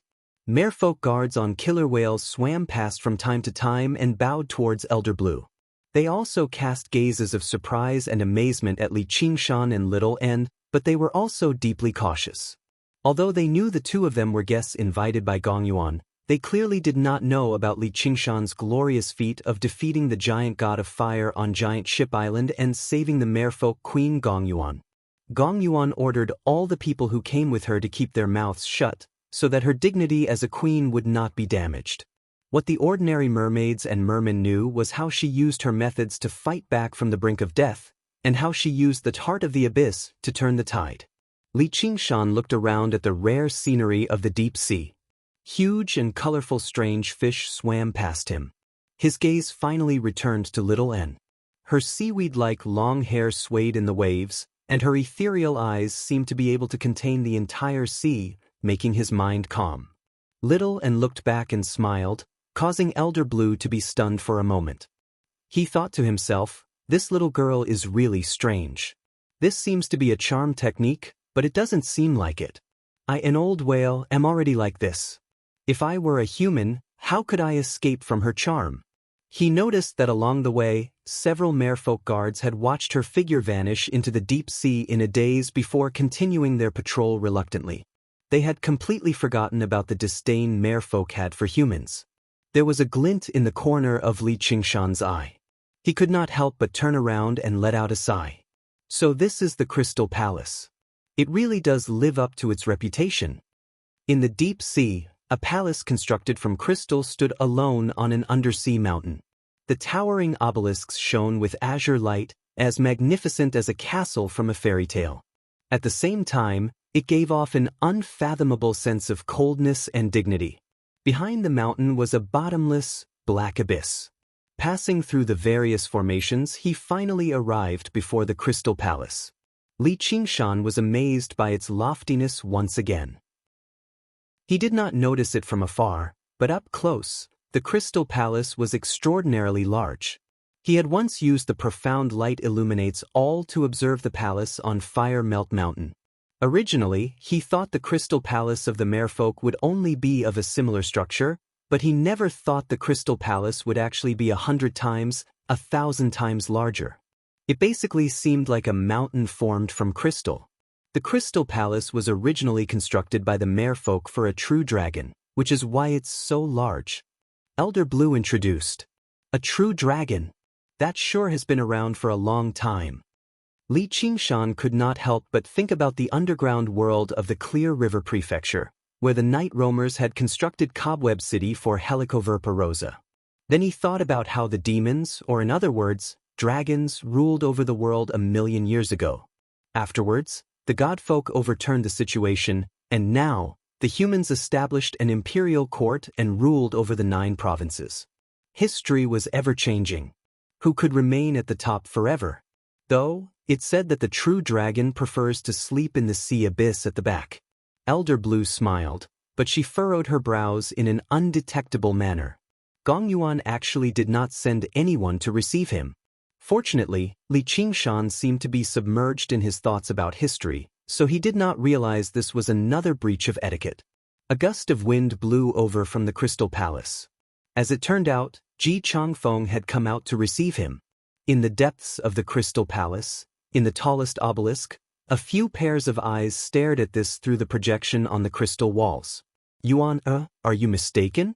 Did he really save you on Giant Ship Island? But he hasn't even undergone the 3rd heavenly tribulation. A graceful and noble old woman asked Gong Yuan beside her in doubts. Yes, Granny. He defeated the giant god of fire summoned by the fire devourers using the divine fire tablets and helped me suppress my inner demons, controlling the heart of the abyss. If it weren't for the King of Southern Yu's interference, the 3 fire devourers would basically have remained in the South Sea. Gong Yuan said politely. This was not the first time the other 2 Merfolk kings had heard about this, but they were still surprised. A human cultivator who had not even undergone the 3rd heavenly tribulation had almost turned the tables, forcing the fire-devouring kings who wielded the divine fire tablets into dire straits. If it were not for Gong Yuan's certainty, they would have never believed it. If it really is the legendary divine fire tablets, then it's impossible for him to have defeated the giant god of fire. There must be something strange about the arcane treasure. Though, the matter of him helping you suppress your inner demons is more worth paying attention to. He might have obtained some special cultivation method. If we can ask him about it, it'll be of great benefit to us. And we have to make him hand over that wretched son of mine. You were wrong about this back then. You shouldn't have let them leave the South Sea. Granny said each sentence as if she had already treated Li Qingshan as a fish on the chopping block, ready to be slaughtered at any time. That Li Qingshan isn't someone who gives in so easily, and he saved my life after all. He's come to help us fend off the fire devourers this time too. Even the King of Southern Yu has to show him some respect. Gong Yuan frowned slightly. Originally, she wanted to take Li Qingshan down a peg, but she also felt like Granny had gone a little overboard. In particular, her last sentence had touched on her bottom line. Don't forget your identity. Since you're the current king, you should put the interests of the Merfolk first in everything you do, not your personal preferences. Granny's voice suddenly became stern. If you don't like it, Granny, you're more than welcome to remove me from the throne. Gong Yuan smiled coldly and radiated with coldness. The other 2 Merfolk kings tried to persuade her otherwise. Although they were all older than Gong Yuan, They were not bold enough to treat Gong Yuan as a junior. As someone who practiced the all-water to ruin's end and wielded the heart of the abyss, only Granny, who had the highest cultivation, could rival her in actual battle prowess. In the war against the fire devourers, her strength was even more important than Granny. And, due to her inner demons, her temper had always been very bad. "Why, you've changed?" Granny sighed helplessly. She said to the old nun beside her, "My family's matters aren't going well. I've made a fool of myself, fellow." Chapter 905. Granny called out a few more times, and only then did the old nun return to her senses. She praised, "That's right. This child really does possess the qualities of a Buddha. He possesses a great Buddhist nature. He's perfect for becoming my disciple and inheriting my legacy." The old nun was the most mysterious great cultivator of the South Sea. She neither founded a sect nor accepted disciples, nor did she have any contact with other cultivators. Instead, she traveled through the various parts of the South Sea, spreading the Buddhist Dharma and doing good. Instead, she possessed an extremely resounding reputation among mortals. She was known as the Divine Nun of the South Sea. Many places had shrines dedicated to her. Now that the Crystal Palace was about to wage war against Fire Melt Mountain, Granny had specially invited her over. Originally, the Divine Nun of the South Sea was reluctant to become involved in the war between other folk, and she was not interested in the wondrous treasures of the Crystal Palace either. However, Granny said that the people who had come this time were two Buddhist disciples from the Chan Monastery of Devanaga. Both of them possessed extraordinary talent and extraordinary cultivations. The woman among them was even treated by the Chan Monastery of Devanaga as a once-in-a-thousand-years Buddhist prodigy. As a result, she was interested and only said she wanted to take a look. When she saw Li Qingshan for the first time, the Divine Nun of the South Sea secretly frowned. He was clad in armor and wore a horned helmet, which made him seem more like a general than a monk. He did not possess the benevolence of Buddhism at all. Instead, he possessed a lot of viciousness and malice. When she looked at Little and again, she was taken aback. What a well-endowed and intelligent girl, and it's even rarer for her to possess such a cultivation at such a young age. Not only will she definitely undergo the third heavenly tribulation, but she even has the chance of ascending. It's just a pity that she's a disciple of the Chan Monastery of Devanaga, Gong Yuan said. The Chan Monastery of Devanaga is a temple for monks. I've never heard of any monk king specially accepting her as a disciple. It's not necessarily impossible for her to join the abbess. Granny shot a glance at Gong Yuan. Gong Yuan thought otherwise. After witnessing Little Anne's attack in the Philean Hall, she no longer dared to underestimate this expressionless girl. Granny wanted to use her to rope in the Divine Nun of the South Sea, but she only treated her as a regular cultivator. This scheme was not that easy to pull off, and Li Qingshan beside her was no pushover either. As they spoke, Li Qingshan and the others had already passed through the crystal corridor and arrived outside the hall. Elder Blue reported and invited them in. Li Qingshan smiled and cupped his hands. "I haven't seen you in a long time. You look much better, Your Majesty." The same goes for the Savage King. Gong Yuan nodded slightly, but she was wondering why Li Qingshan looked so sick. Could it be that he had suffered an internal injury in that battle? However, it wasn't appropriate for him to ask too much, so he introduced the other guests to Li Qingshan. Li Qingshan saw how Gong Yuan did not have any intentions of holding a banquet to thank him for saving her life, so he cut to the chase. "Everyone's time is very precious, so I'll cut to the chase. I want Fire Melt Mountain and the Divine Wutong Tree. I can give up on everything else, but I definitely won't give up on either of these two. If that's possible, we can begin discussing our countermeasures and go all out against the fire devourers." Gong Yuan's iciness melted away slightly. Li Qingshan did not make an exorbitant demand or make any overboard demands. Fire Melt Mountain was a very rare blessed land, but it was useless to the merfolk. As an ancient divine tree, the Divine Wutong Tree was truly very precious, but it was rooted in Fire Melt Mountain, so it could not be moved. Since he could even give him Fire Melt Mountain, then it was just a bonus. And his two conditions were built on the premise that they could take down Fire Melt Mountain and wipe out the fire devourers. Ji Changfeng eased up inside. Li Qingshan's conditions did not conflict with his at all, nor would they be difficult for him to accept. The alliance this time could be said to be half done. Young man, aren't you afraid you'll bite your tongue if you speak too much? What kind of blessed land is Fire Melt Mountain, and what kind of divine object is the divine Wutong tree? Do you know? Just what virtue or ability do you have to demand these two conditions? Granny stared at Li Qingshan. What she wanted from Li Qingshan was far more than that. Old lady, I have no virtue or ability. It's up to you whether you agree to these two conditions or not. Li Qingshan did not become angry. If Ru Xian's stone heart could really achieve the desired effect, then the battle this time would be unprecedentedly brutal. He believed Gong Yuan could see that too. If you want to agree to it, that's not impossible. I also have two conditions. Listen to them. First, hand over that wretched child of yours to us. Second, hand over the cultivation method you use to suppress your inner demons. Li Qingshan was taken aback before bursting into laughter.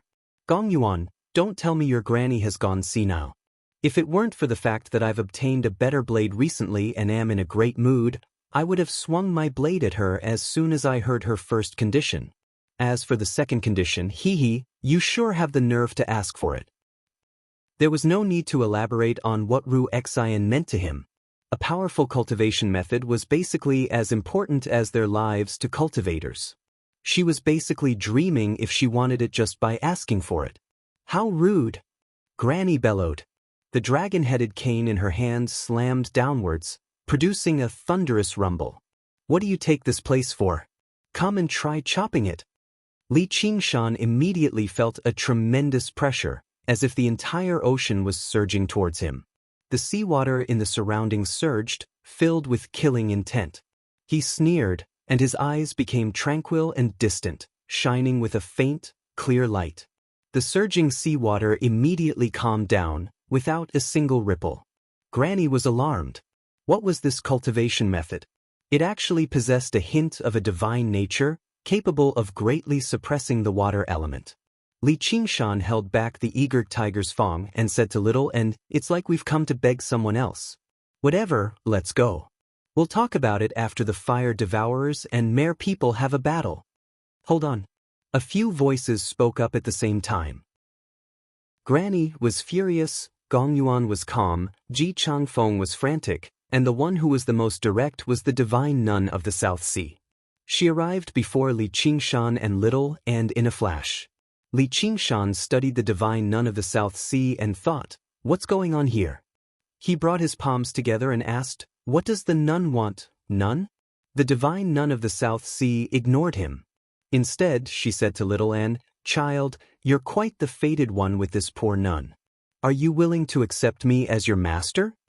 Li Qingshan had already known that Buddhist monks and nuns liked Little and very much, but he never expected his charm to be so great, making a great cultivator run over and talk about fate without any restraint, directly wanting to accept him as a disciple.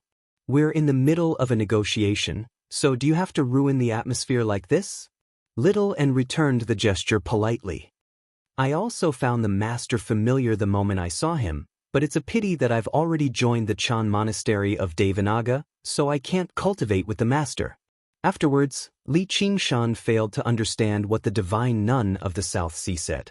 She seemed to be quoting from Buddhist scriptures, expressing how vast Buddhism was and that there should not be so many sectarian biases. Little Anne also immediately replied in Zen. The adult and the child chatted back and forth like no one else was around, leaving Li Qingshan and the others completely confused. Ji Changfeng felt indignant for Li Qingshan. Fellow Gong, aren't your conditions a little too harsh? We've specially invited the king of savages to avenge us, yet you've ended up like this. What kind of hospitality is that, let alone hand over our cultivation method? Do you want me to hand over the method of Wind God too? Gong Yuan said, please calm down, fellow Ji. Why don't you sit down and talk, king of savages? An alliance is an important matter. If you leave in a huff over a disagreement, that's not what a hero should do. Li Qingshan glanced at Little and who had been entangled by the divine nun of the South Sea and arrived before Gong Yuan. He did not take a seat, sitting down casually on the jade table and crossing his arms. Then I'd like to hear what your majesty has to say. Since you know an alliance is an important matter, you shouldn't let an ignorant person spout nonsense here. You'll lose the respect we've built up after so much difficulty. Before Gong Yuan could say anything, Granny flew into a rage. You're just a mere human, yet you still dare to spout nonsense in my crystal palace. I'd like to see what you're capable of. Gong Yuan frowned. Now that Granny had lost her temper, she struggled to deal with it. Most importantly, the two other merfolk kings were reluctant. They could mediate between Gong Yuan and Granny, but they could not stand an outsider acting so arrogantly. Most importantly, this outsider's cultivation was much lower than theirs. He even seemed sickly. He did not seem like someone worthy of their respect. What do you want to see? Li Qingshan answered with a question. You said you obtained a good blade, so it must be the one on your waist, right? I'd like to see just how good this blade is. Granny arrived before Li Qingshan with her dragon-headed cane. Her old face was filled with anger. You really want to see? This blade will definitely see blood. Li Qingshan raised an eyebrow. See whose blood? Obviously the blood of whoever wants to see it. Alright. I'd like to see just how you're going to make me see blood. Granny laughed from extreme anger, staring at Li Qingshan intently. It had to be mentioned that even if the fire-devouring King Zhu Yan were present, he probably would not be her opponent. Although water paled in comparison to fire in battle, there was still a difference in cultivation after all. When she heard Li Qingshan's words, it was like an ant telling a human, I want to bite you to death in a single bite. It was hilarious and detestable. Li Qingshan stood up and placed his hand on the hilt of his blade.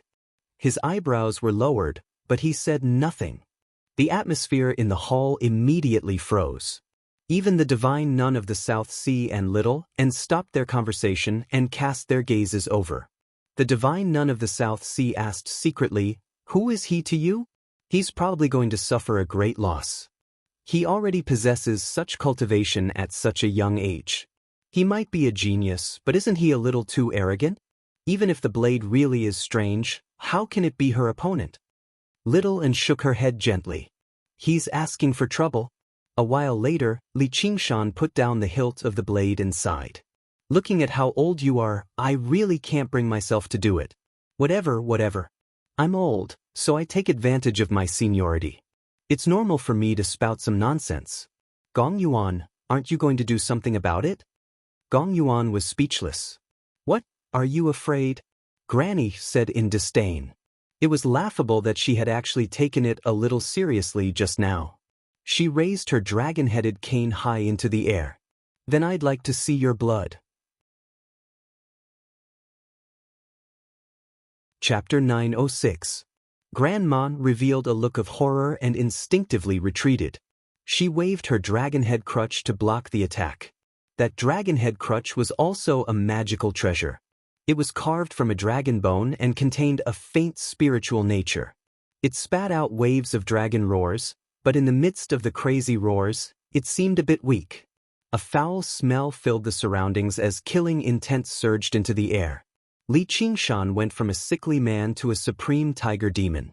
The blade in his hand was the tiger demon's fang. Ever since he obtained Tiger's fang, he had never had the opportunity to swing it. Even when he faced Granny's provocation, he did not really want to use it, as the price he would have to pay was quite great. At this moment, he could finally swing it to his heart's content. He had never learnt any proper blade techniques.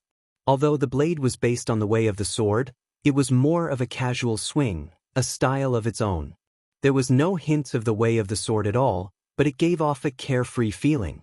Sure enough, I should use a blade. With that thought, the blood-red light collided with the dragon-headed cane. Above the bloody light, there was a circle of black cracks that vibrated rhythmically. Like a saw, it cut into the dragon-head crutch and cut it in half. Then, it cut into the protective spiritual light of Grandma, cut through her skin, cut into her flesh, and greedily sucked the blood. Granny's face was filled with disbelief. Everyone's faces were filled with disbelief. Only Little N remained expressionless.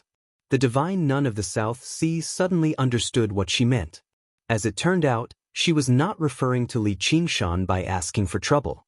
Li Qingshan held back Tiger's Fang's bloodthirsty desire and sheathed his blade. He stood before the jade table without moving at all and asked, "Did you see it?"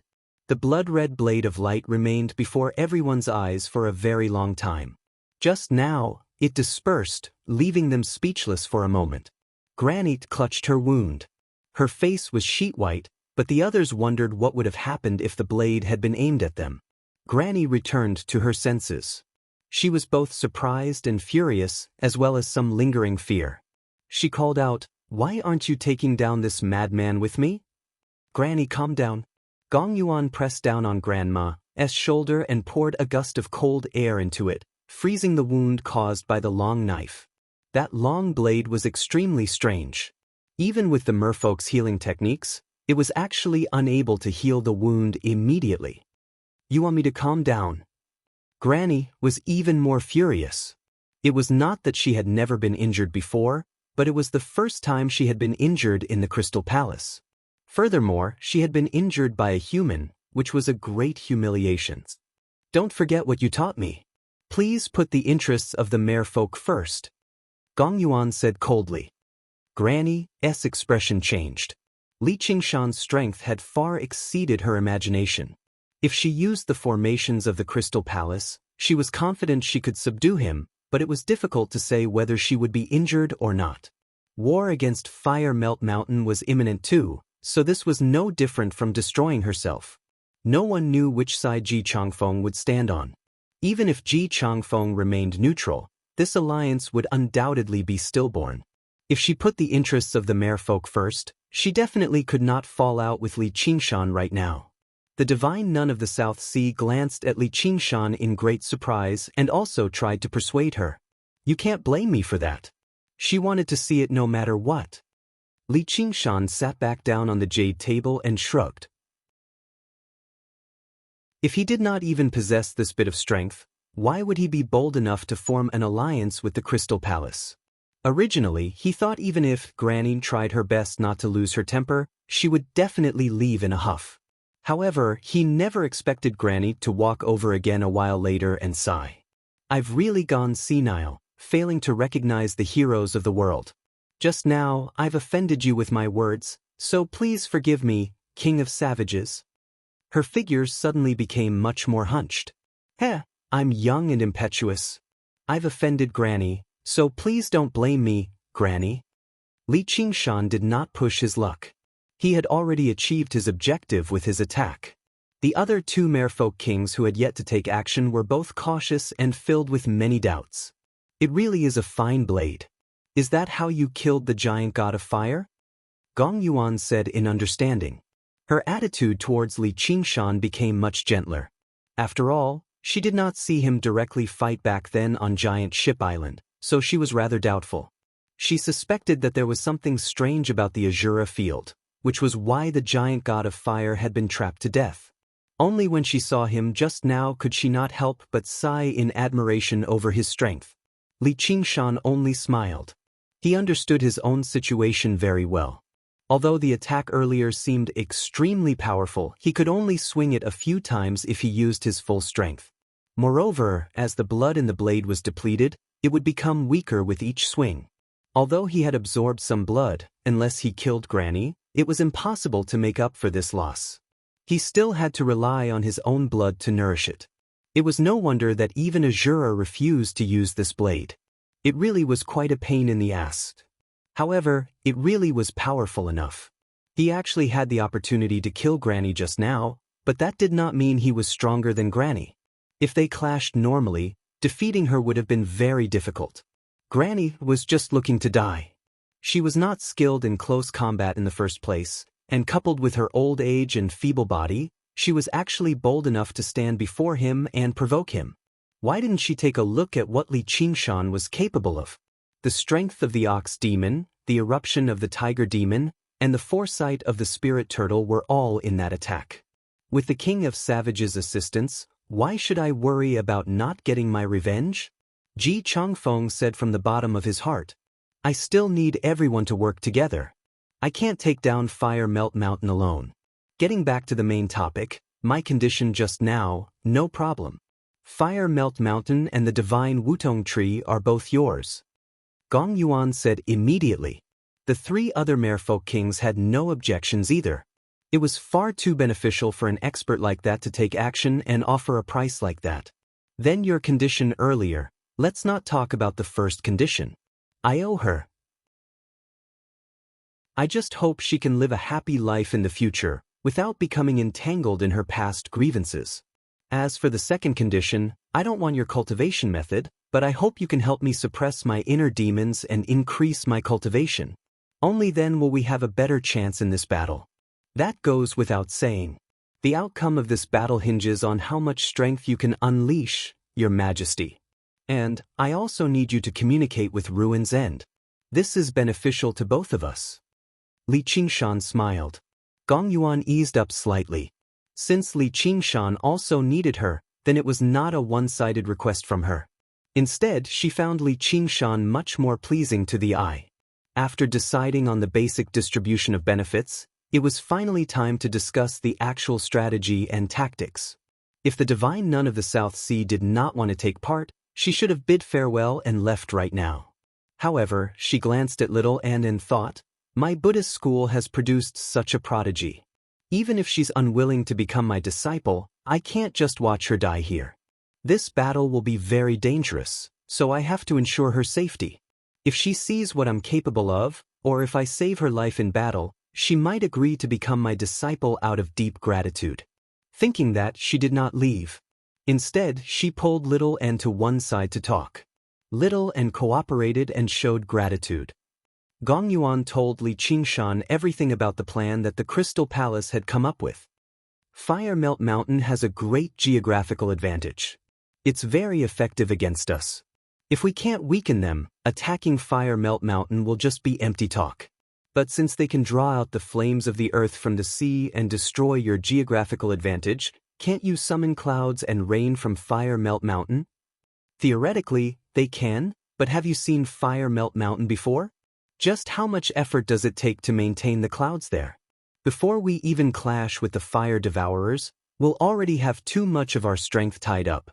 The Fire Devourers can draw out the flames of the earth from the sea because they have the divine fire tablets. And they can only do that on islands. Tell them to try it out in the deep sea. Since you know everything, you must have a countermeasure. That's right. They have the geographical advantage, so we have to use the timing. Before long, a great storm will appear on the South Sea, blowing in the direction of the south. I see. Li Qingshan understood. With the merfolk's understanding of the climate of the sea and some methods of divination and prediction, knowing about a storm beforehand was nothing difficult. The storms of this world were far more powerful than those of his past life. Sometimes, they would even merge with the atmospheric winds in the sky, making them even more terrifying. If even the merfolk called it a great storm, then it was a terrifying storm that even regular cultivators would encounter. A storm like that could easily sweep across several thousand kilometers. It was a terrifying might of the heavens that even great cultivators struggled to contend with. It could indeed suppress Fire Melt Mountain's geographical advantage. Though, it's not like you raised the storm. The direction of the wind can change at any time, and Fire Melt Mountain is relatively far away from the coastline. If it's just the shockwaves, it probably won't have much of an effect. That'll depend on what you're capable of, fellow Ji. Gong Yuan looked at Ji Changfeng. She had personally gone to Giant Ship Island to ask for Ji Changfeng's help, precisely so that he could control the storm so that it could reach Fire Melt Mountain accurately. This was far more helpful than him directly fighting the Fire Devourers, and it was also much more difficult. Even if it was the Wind Gale King, just how useful could he be before the terrifying might of the world? Until that day came, no one would know. Even if I have to risk my life, I'll definitely make the Fire Devourers pay. Ji Changfeng was already planning on putting his life on the line. When the time comes, I might be able to lend you a hand, fellow. After breaking through to the 5th layer of the tiger demon, Li Qingshan gained some more understanding over the control of wind. However, it had been far too short of time, so his cultivation was still unstable. If he could take part in a great storm like this and contend against the powers of the world, it would definitely be of great assistance to his cultivation. Then I'll thank you here first. Ji Changfeng clasped his hands with a smile. Li Qingshan also clasped his hands with a smile before saying seriously, but before that, why don't we check out the effects of Stoneheart first? If it really is as good as we anticipate, we might as well provoke Fire Melt Mountain and make them give up on their geographical advantage and attack the Crystal Palace. That way, we'll have the geographical advantage.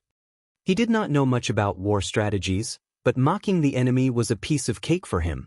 He would use it whenever the opportunity presented itself. And he had his own considerations too. If the fire devourers turned their attention to the king of savages out of rage, he really would not be able to stop them. Chapter 907. The 400 kilometers of Fire Melt Mountain was no longer teeming with life like before.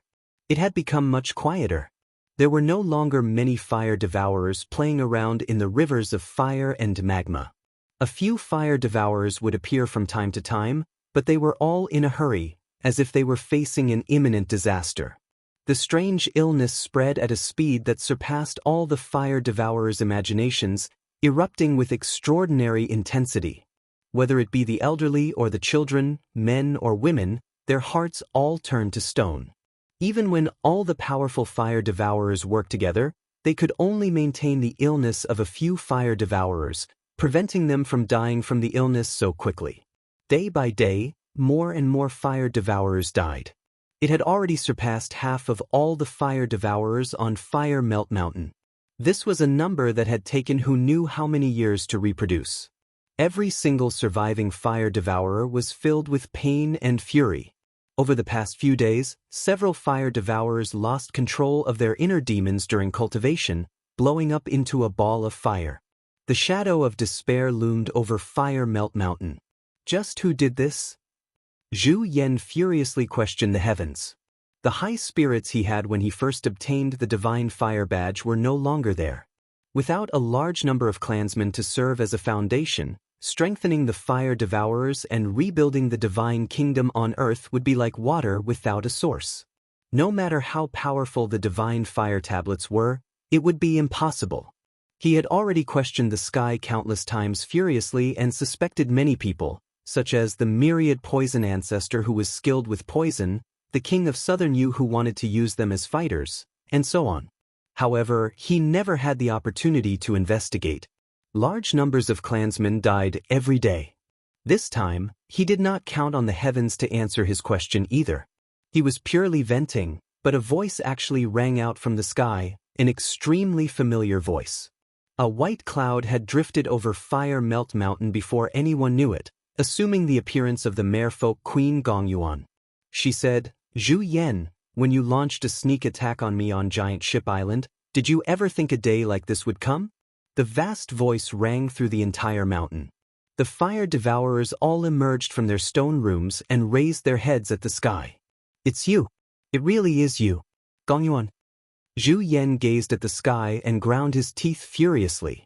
He had suspected many people, but he was not particularly suspicious of the merfolk, as they had been at war for so many years.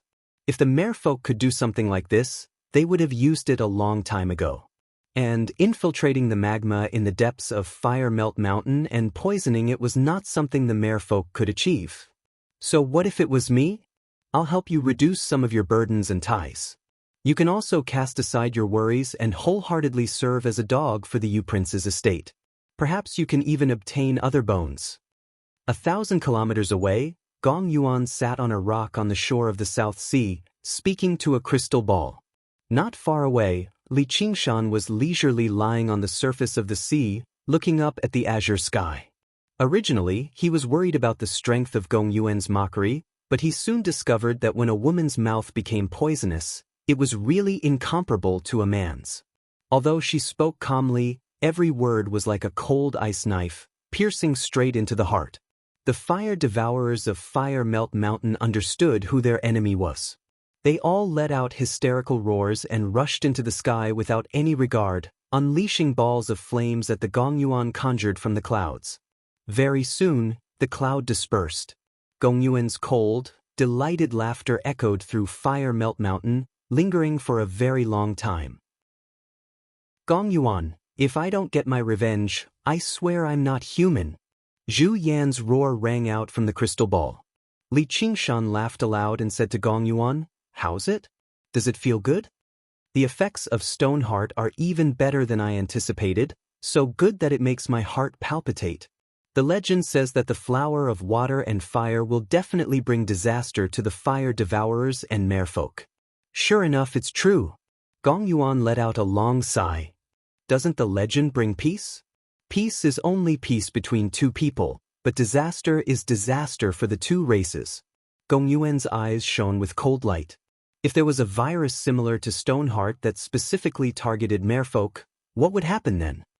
As long as you don't have any ill intentions, the legend won't come true, or disaster will definitely befall you.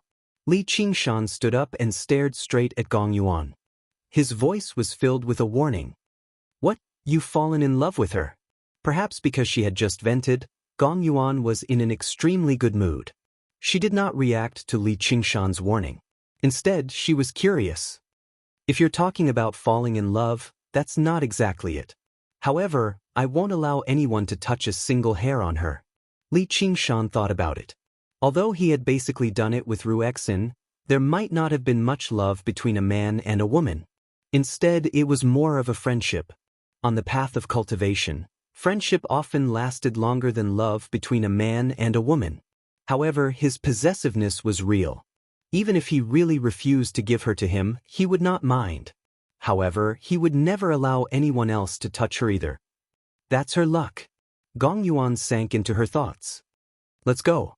The fire devourers might come after us." Li Qingshan had specially accompanied Gongyuan here precisely because he was afraid the fire devourers would use this opportunity to hunt them down.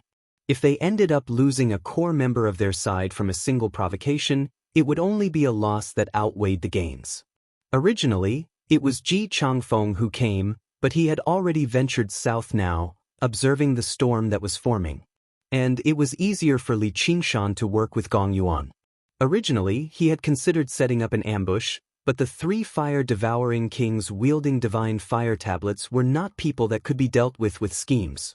He could only rely on actual strength. Suddenly, his heart skipped a beat. "They're here." He flew over to the reef and wrapped his arm around Gongyuan's waist. He unfurled his phoenix wings and flapped them gently. Fierce winds swept up, rushing into the air and straight into the atmospheric wind layer. The wings of wind gathered the atmospheric wind and sped up slightly, flying in the direction of the Crystal Palace. Originally, Gongyuan was reluctant to be hugged like this, but when he accelerated, she gave up on the idea of struggling. She stared at Li Qingshan in surprise. This speed is enough to rival the Windgale King, and those wings seem like the legendary phoenix. Just how many other tricks is he hiding? After breaking through to the fifth layer of the Tiger Demon, Li Qingshan's body was enough to rival Demon Kings. His strength and speed even surpassed regular Demon Kings. Coupled with his various bloodlines of the demonic and divine and his startling number of innate abilities, regular Demon Kings definitely stood no chance against him. Gongyuan could not help but think of something that many people had thought of in the past. If he underwent the third heavenly tribulation, just what kind of strength would he possess? Making an enemy out of someone like that is truly a disaster. Soon after they left, before the turbulent ocean had even settled down, a triangular gate of fire appeared in the air. The three fire devourers emerged from the gate and looked around. "They've run away. They just left not long ago. They seem to be traveling with Ji Changfeng." Zhu Yan's voice was filled with irrepressible fury. The flames on his body constantly surged. If he did not kill all of the merfolk, he would struggle to resolve his hatred. This was the terror of hatred. Not only would it not disperse with time, but it would instead accumulate with each battle. No matter how broad-minded they were, They were no better than mortals when it came to a feud like this. Instead, they would remember this hatred even more clearly due to their long lifespans. Zhu Zai only said one word, after them. No, stop them. The hot-tempered Zhu Fan was instead the most rational one. Although Fire Melt Mountain had suffered extremely heavy losses this time, he had already grown accustomed to this sort of brutality from the countless battles he had experienced. The three of them swung the Divine Fire tablets again and unleashed the Gate of Divine Fire together. They arrived several thousand kilometers away in a single moment, exactly between where they were just now and the Crystal Palace. They gazed at the water and sky in the distance and expanded their soul senses, searching for Gong Yuan, but she was nowhere to be seen. Li Qingshan divined slightly before taking a great detour with Gong Yuan before diving into the depths of the sea. He unleashed the spirit turtle's profound shell and concealed all of his aura. He smiled at Gong Yuan. Let's see how they find her. Gong Yuan touched the spirit turtle's profound shell gently. The familiar feeling arose spontaneously once again. She asked, just what is this cultivation method of yours? Why is it so compatible with the power of Ruin's End? Actually, she was extremely tempted by Granny's second request. If she could obtain a cultivation method like that and pair it with the all-water to Ruin's End, not only would it bring great benefits to her, but it would bring even greater benefits to the entire merfolk race. However, she was not stupid enough to use coercion to achieve her objective. Instead, she considered other methods. You can stop dreaming. Even if I give this cultivation method to you, it'll be useless. The negative effects of cultivating it might even be greater than the all-water to Ruin's End. Li Qingshan directly cut off her thoughts. It was impossible for him to teach the 9 transformations of the demonic and divine to someone else, and the cultivation methods of the 9 transformations of the demonic and divine complemented each other. If he only practiced the spirit turtle's method of sea suppression, let alone whether he could succeed or not, he would only become a spirit turtle indifferent to everything in the end. He would lose himself. Move your filthy hands away. Gong Yuan's face turned cold. Heh, do you have to be so realistic? Don't tell me you'll be able to do something else if I teach you the cultivation method? Li Qingshan snickered.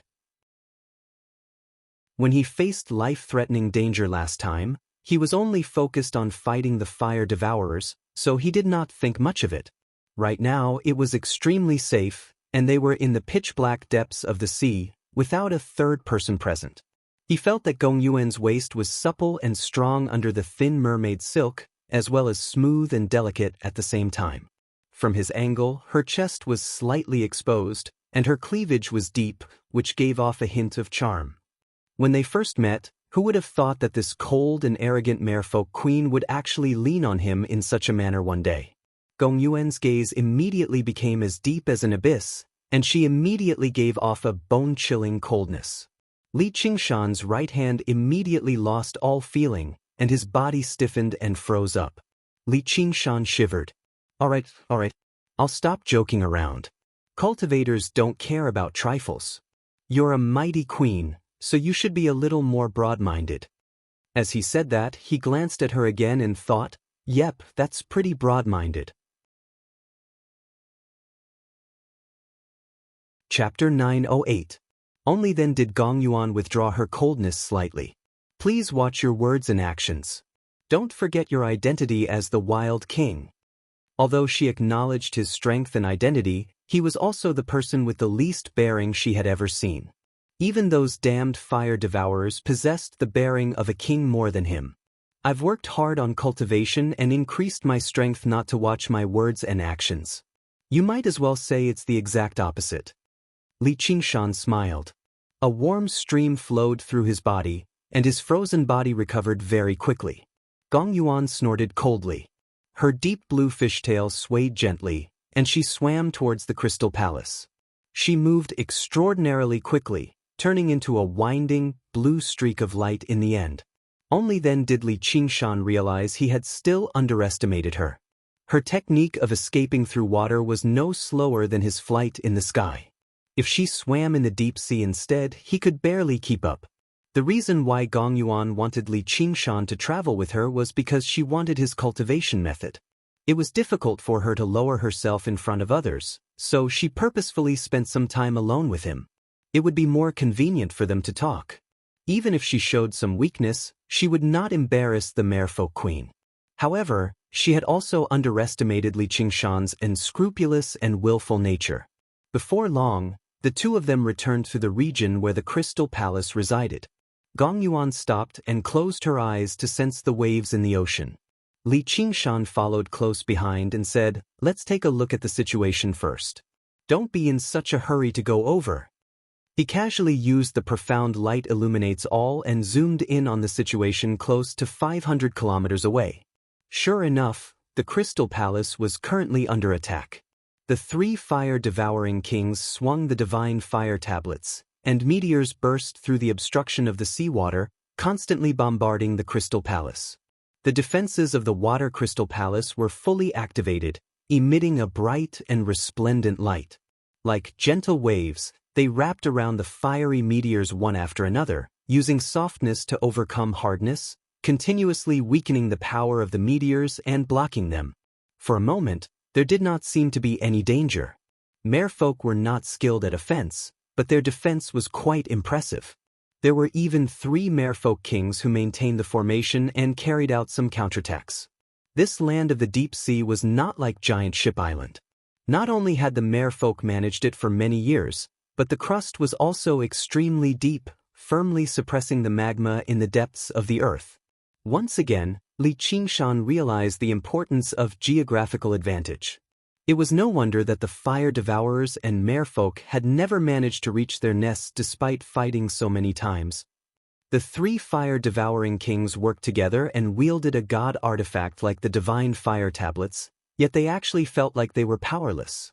Of course, this was also because they didn't have the time to develop the divine fire order's power. The first 10 days were only enough for them to recuperate and review the pros and cons of the battle on Giant Ship Island. Afterwards, all of their time and effort were spent dealing with the Stoneheart virus, leaving them exhausted both physically and mentally. Now that they had been provoked to attack, they were not as imposing as when they destroyed the Cloud Sail sect. At the same time, Li Qingshan gained a deeper understanding of the difficulty of attacking Fire Melt Mountain.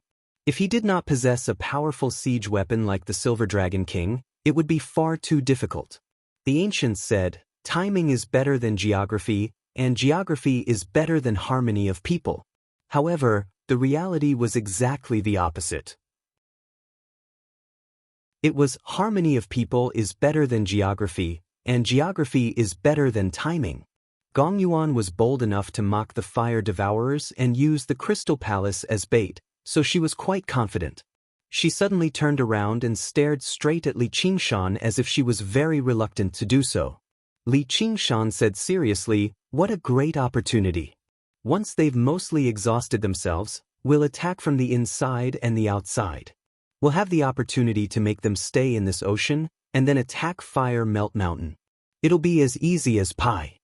However, the prerequisite was that they had to enter a state similar to dual cultivation like they did on Giant Ship Island before powering the Heart of the Abyss and accumulating enough power of Ruin's End.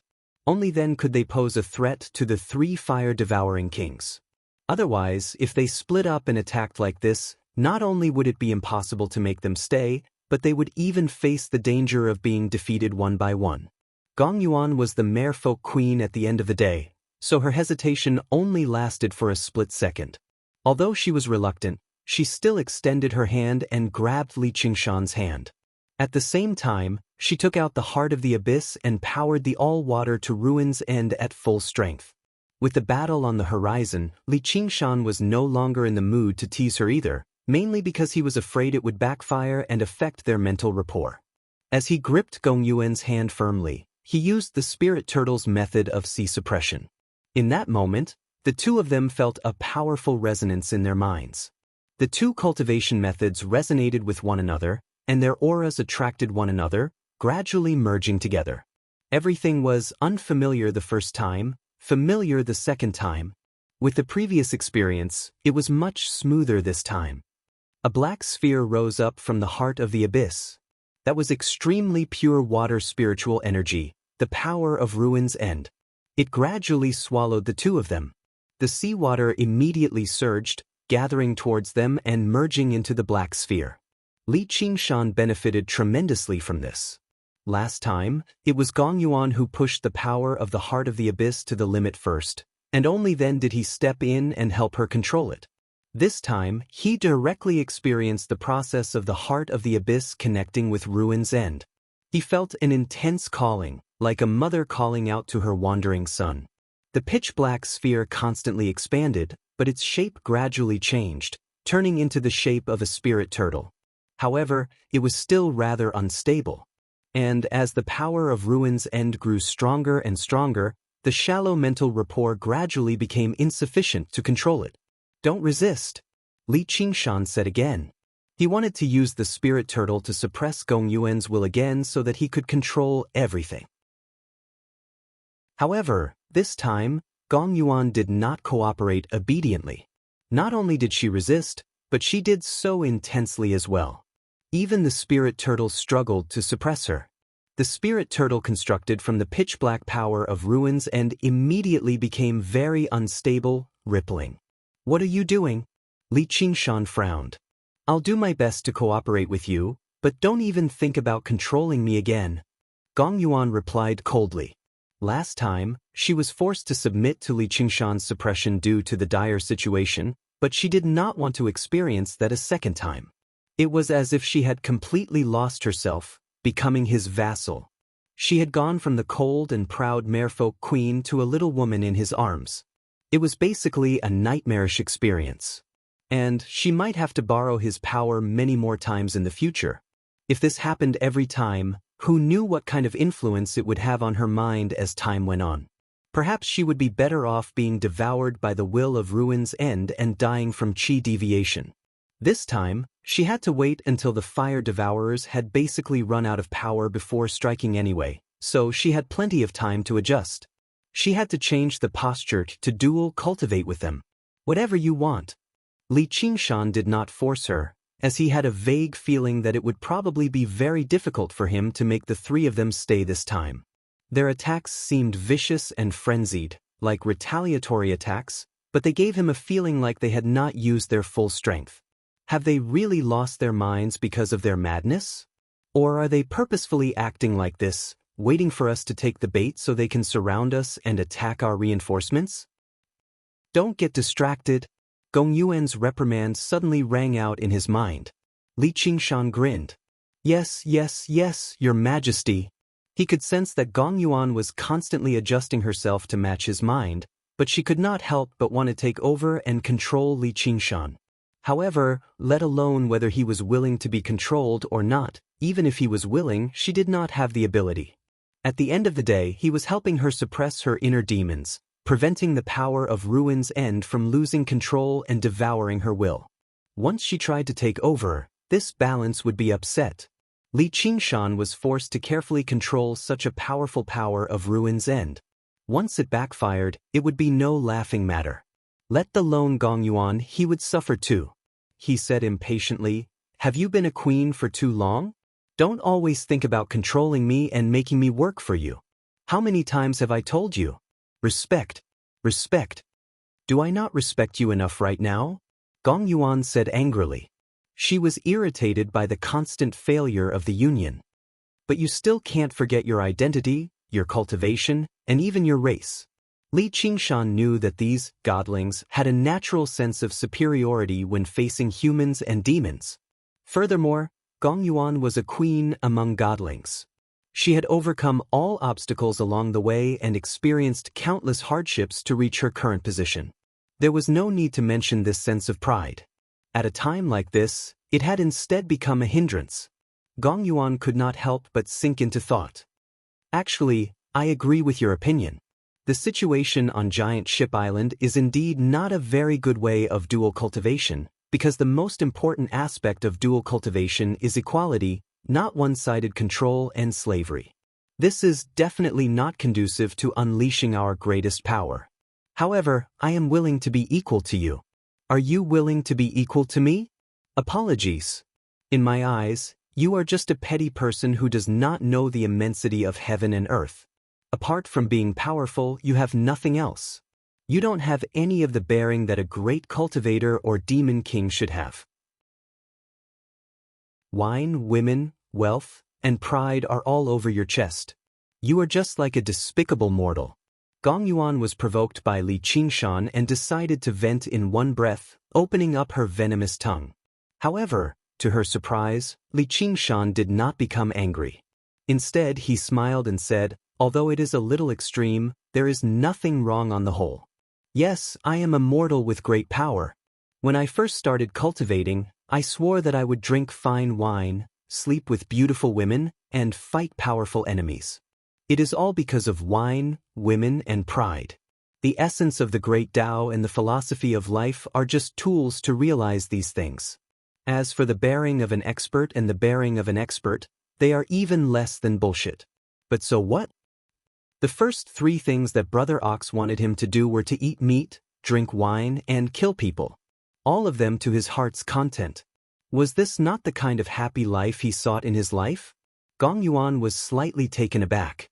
She said disdainfully, "Nothing much. I just don't like you. Who's interested in me? We're dual cultivating, not talking about love. I have a wife. Then what do you think we should do?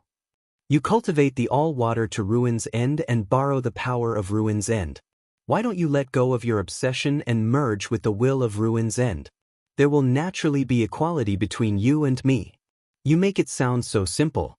If I am not careful, my will be assimilated by Ruin's End, and I will be doomed eternally?" If Li Qingshan could think of it, Gong Yuan naturally could as well. However, the risk of doing so was just too great.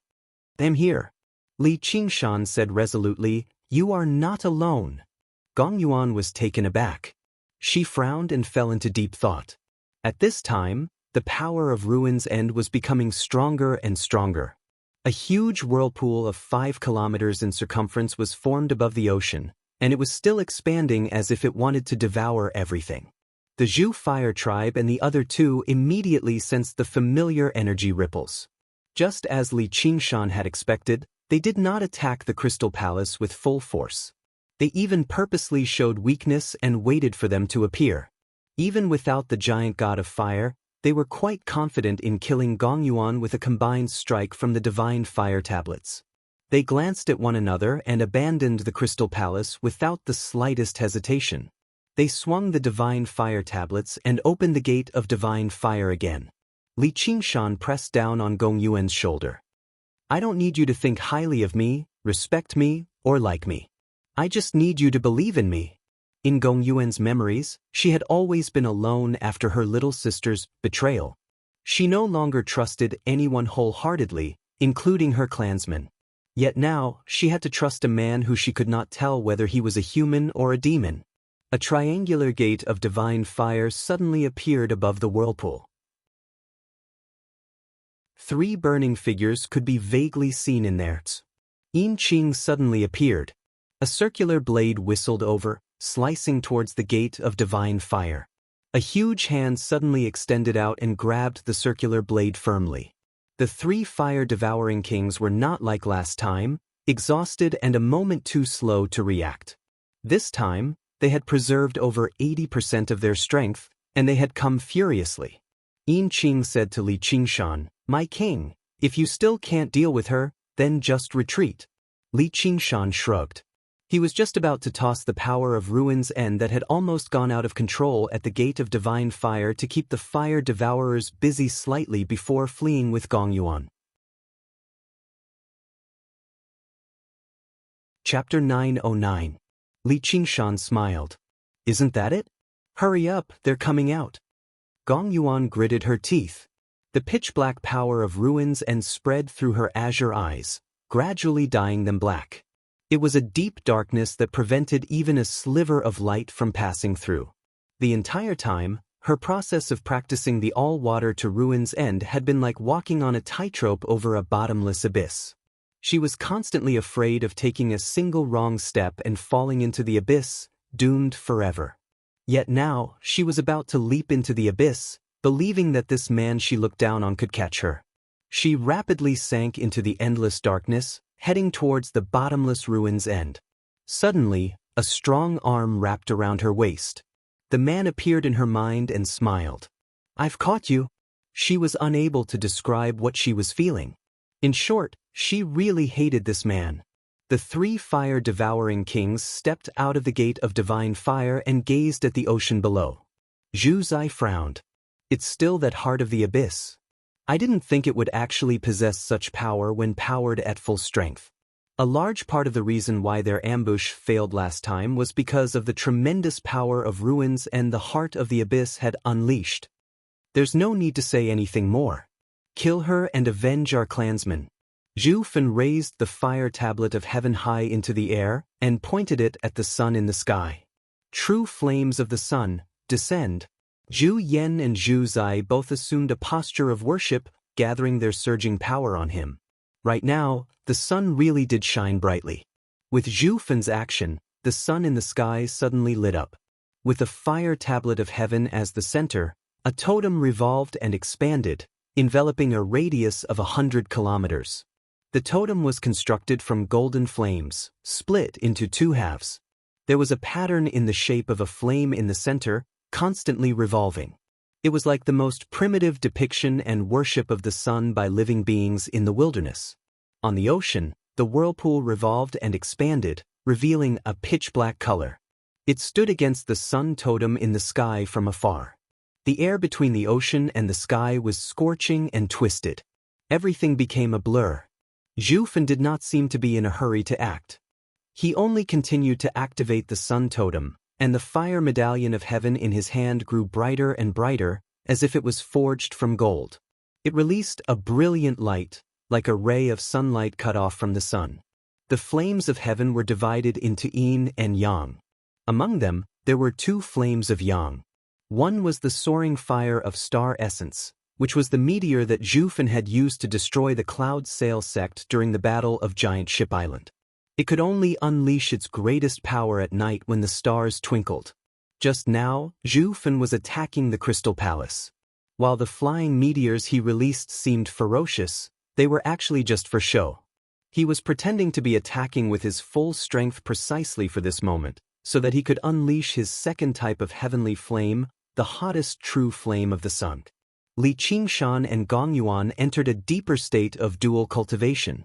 The power of ruins and turned into a pitch-black spirit turtle, gradually stabilizing. He looked up. In that moment, he felt unprecedentedly calm and clear in his mind, as if he had actually become a tiny spirit turtle, roaming through the endless ruins and seeing through the flow of the river of fate.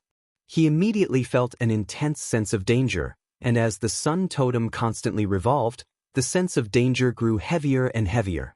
The three fire-devouring kings were working together, yet they still needed so much time to build up and prepare. They were clearly planning on launching a vicious attack. Through Li Qingshan's mind, Gong Yuan sensed this at the same time. In that moment, the two of them made a decision at the same time. They would not attack, but defend.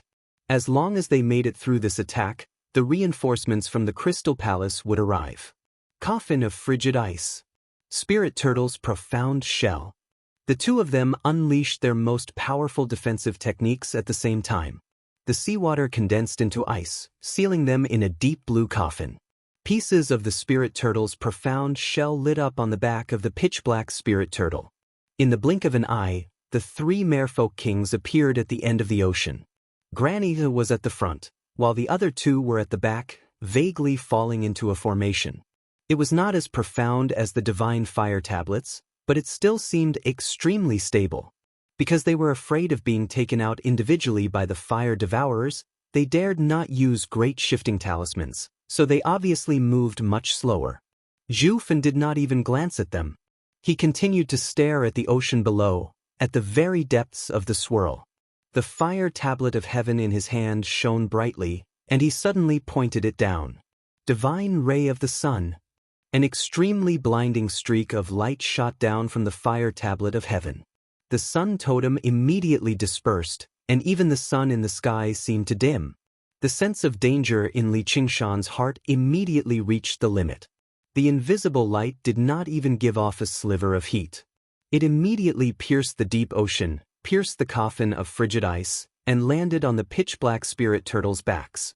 Li Qingshan and Gong Yuan powered the heart of the abyss as hard as they could, but they were still unable to stop the pieces of the spirit turtle's profound shell from melting. Everything before them was bright.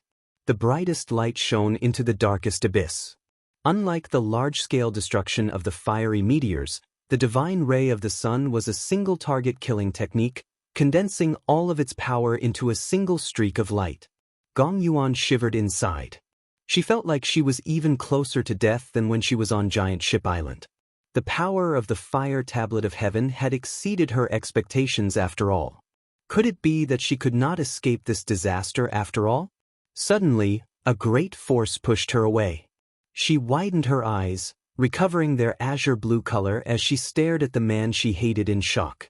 She gripped the hilt of her blade firmly with both hands and swung it at the scorching streak of light that could destroy everything. Blood-red light rushed into the air.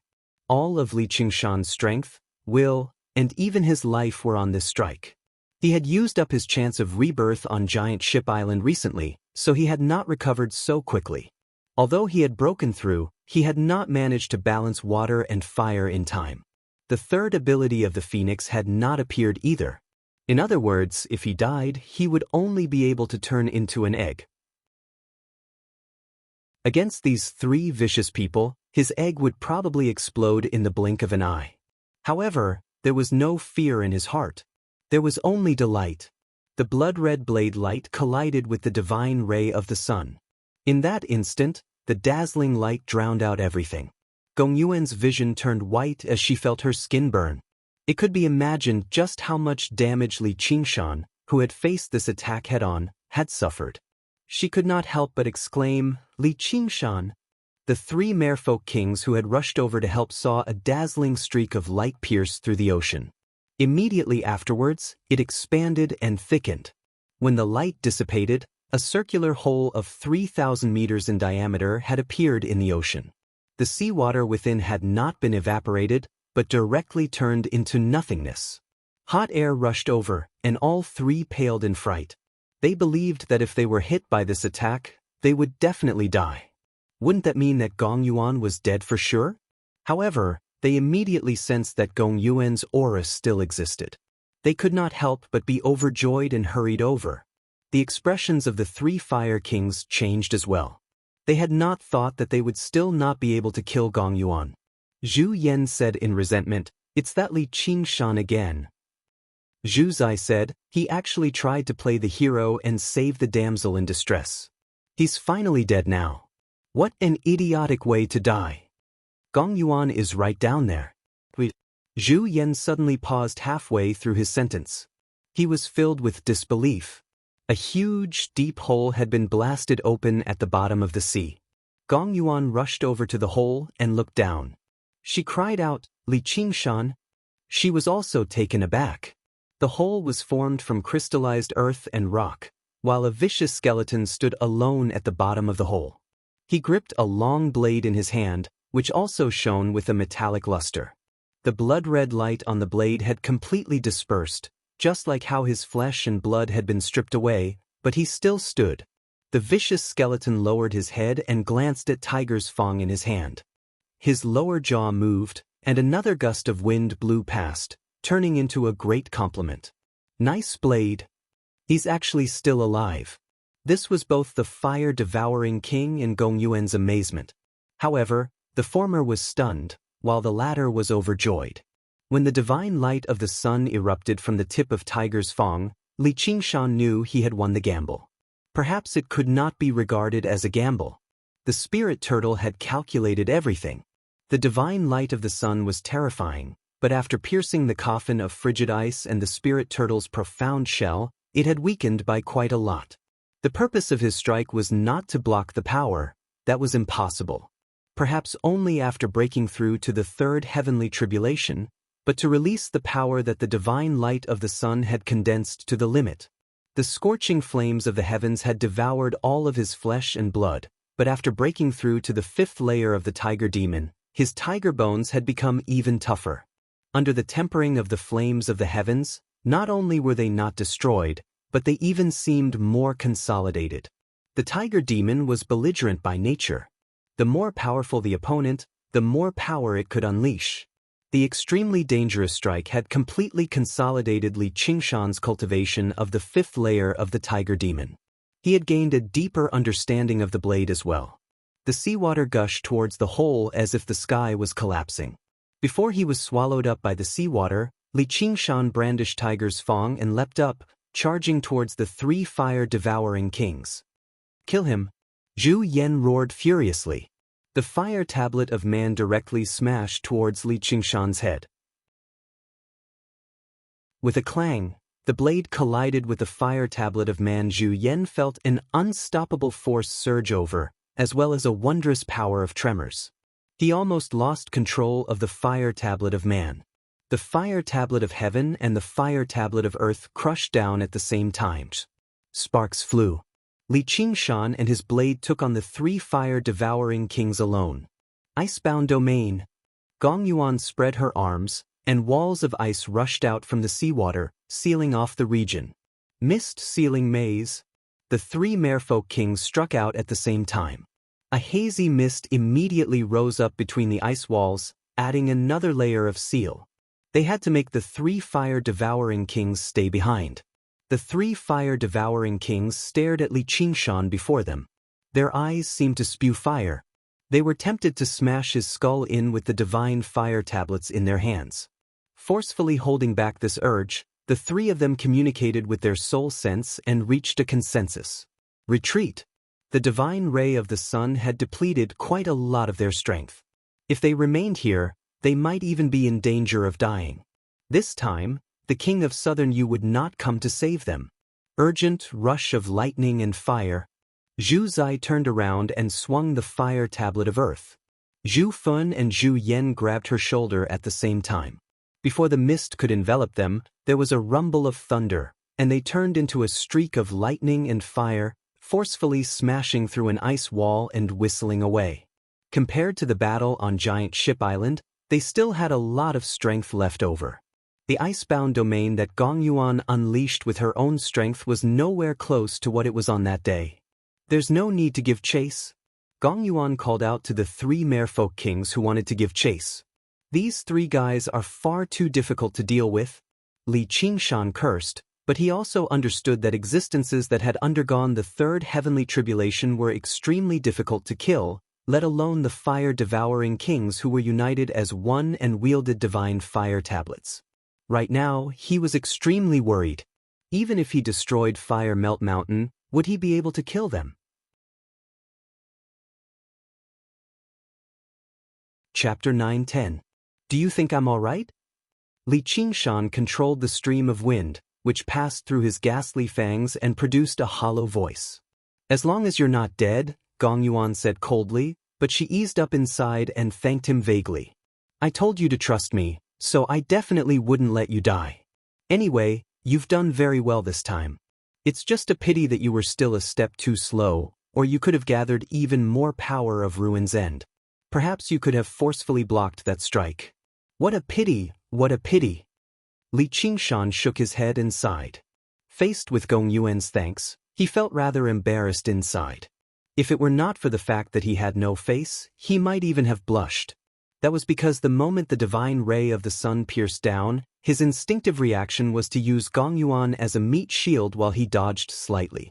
The reason why he gave up on this idea was because he had said earlier that he wanted her to trust him, yet he used her as a meat shield in the blink of an eye. He felt rather bad about it.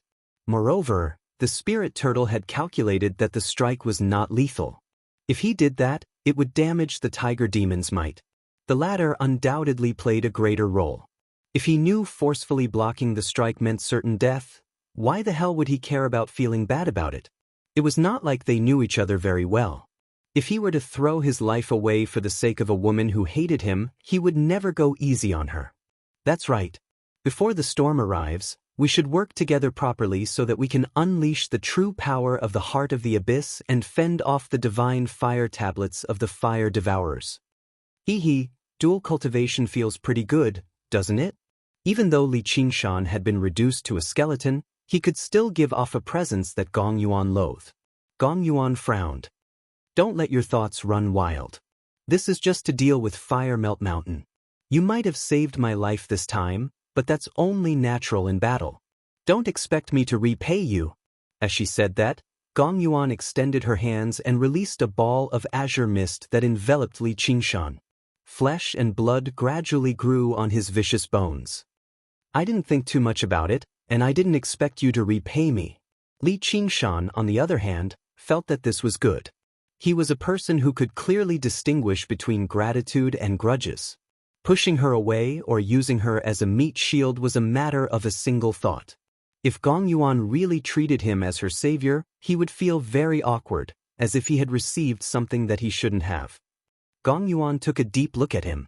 His face, which had just regrown and was not covered by skin, looked very horrible and ugly. She couldn't help but think of the scene when he waved his knife to meet the sun god's light.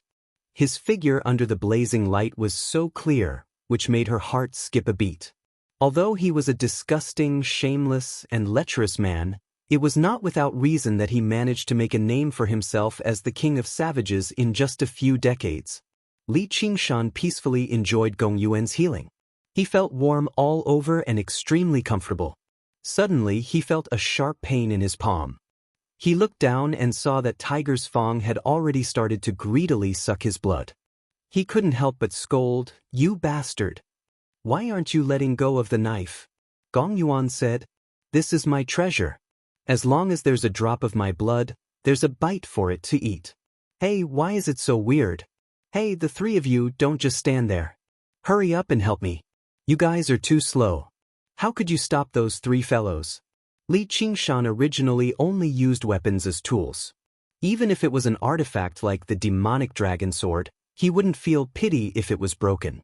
However, he really did develop some feelings for this Tiger's Fang knife.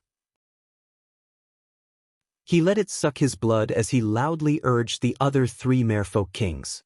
Grandman and the other two had personally witnessed Li Qingshan's ferocious ability to fight 1 against 3. How could they dare to underestimate him? They hurriedly cast spells to heal him. It had to be said that the merfolk's healing techniques were quite good. The 4 merfolk kings worked together and spent a lot of effort. In addition to Li Qingshan's own recovery ability, they finally managed to reconstruct his body. However, his body was skinny and his skin was pale. He looked like he was suffering from a serious illness. However, Tiger's Fang in his hand had recovered another 50 to 60% of its blood. "It seems to be a little smaller." Li Qingshan lowered his head and frowned. "Do you know what shame is?" Gong Yuan said. "One comes naked and leaves naked. What shame is there? It's not like I asked you to see it. You really are a busybody." Li Qingshan condensed another set of magic armor. Before he put on the helmet, he pointed at the pair of curved horns on his head and asked the merfolk kings, "Do you know what these 2 words are?" I think it's the North Moon," Grandma asked. "Don't play dumb. I know you must have looked into it. Don't you think so, Gong Yuan?" Li Qingshan knew it was impossible for Gong Yuan to not understand the 2 words after he took off the helmet on Giant Ship Island that day. As a result, he just laid it out. "I know you were once hunted down by the Dragon King of the Sea. Don't worry, we won't expose your identity." The Dragon King of the Sea's pursuit of the North Moon to the Mist Province had caused quite a stir in the past. It did not take Gong Yuan much effort to understand his identity. She had also considered using this to threaten him, but he had clearly already joined the Banyan Tree King's side. Even the King of Southern Yu had given up on the idea of killing him. Not only would she not be able to threaten him, but she would instead turn an ally into a sworn enemy. It was far too much of a waste, so she gave up on this idea. The Green Province was too far away from the South Sea.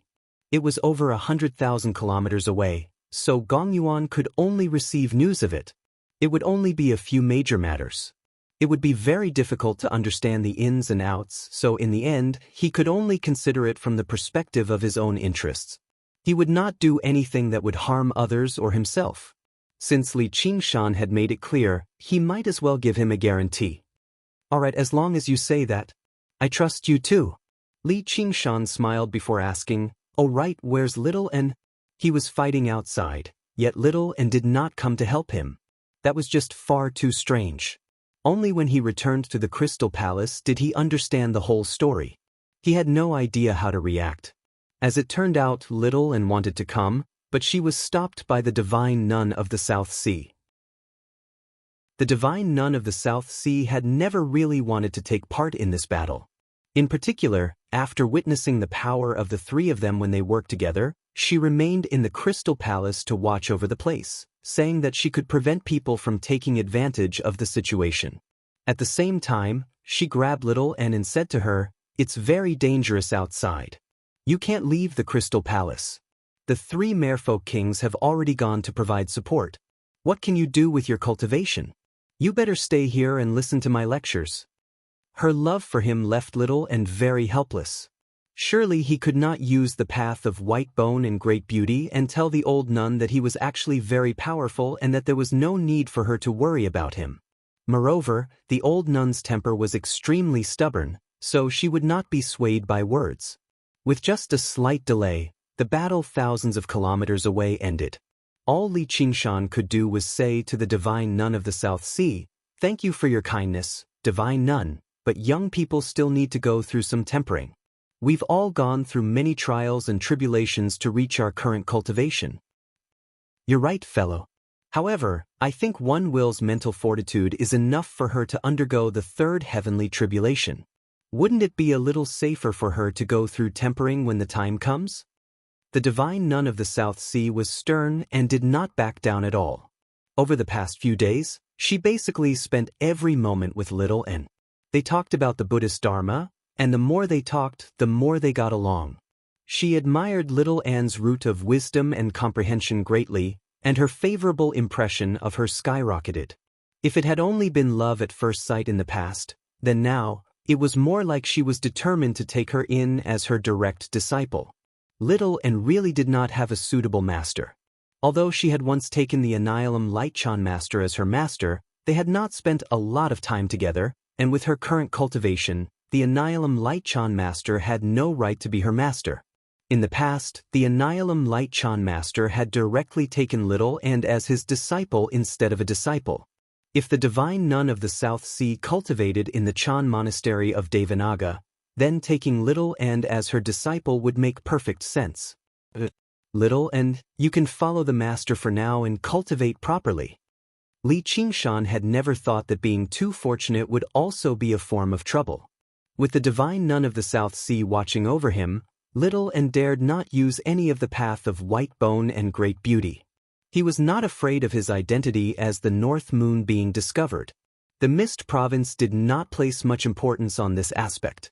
Many people possessed the bloodline of demons. Even the Divine Nun of the South Sea had never imagined that this was forbidden in the Chan monastery of Devanaga. However, Little An's path of white bone and great beauty contained the intention to kill Buddhas and destroy the Dharma. The Divine Nun of the South Sea would probably fall out with him immediately. "Alright, it really is my fate to be able to meet the master." Little An's words were not completely empty threats. The old nun truly was worthy of her title as the Divine Nun of the South Sea. Her Buddhist Dharma was extensive and profound, forming a style of its own. The Divine Nun of the South Sea was not at school of Zen like the Chan monastery of Devanaga. Instead, she was at school of Vinaya. She focused on studying and passing down the precepts, which was why even though she possessed a great cultivation, she lived like an ascetic monk, punishing evil and doing good among mortals and spreading the Buddhist Dharma. Just like how the stones of other mountains could be used to polish jade, the status of the school of Vinaya in Buddhism had never been any lower than the school of Zen. The process of communicating with her brought great inspiration to Little An's Buddhist Dharma. This would be the foundation for him to practice the path of white bone and great beauty. Amitba, this is also this poor nun's fate. The Divine Nun of the South Sea smiled knowingly. Her gaze towards Little An was rather gentle, without her usual sternness. The school of Vinaya was particular about one precept for every action and one precept for every action. The precepts were extremely strict. Let alone mortals, even Buddhist disciples would shrink back. Her standards were extremely high too, so she refused to accept disciples easily. She had come across a few decent ones, but none of them could pass her inspection.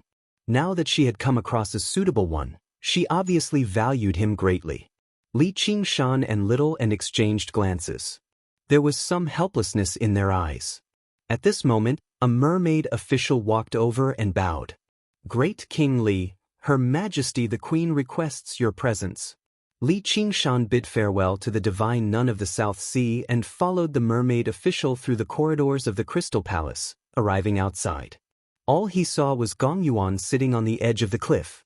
Her deep blue hair reached her waist, while her slender fishtail drooped into the ocean abyss. She gave off a strange sense of beauty, cold and deep. "What's the matter?" Li Qingshan asked. Gong Yuan waved her hand and dismissed the official. She answered with a question, "What do you think?" Chapter 9:11. Gong Yuan couldn't help but roll her eyes.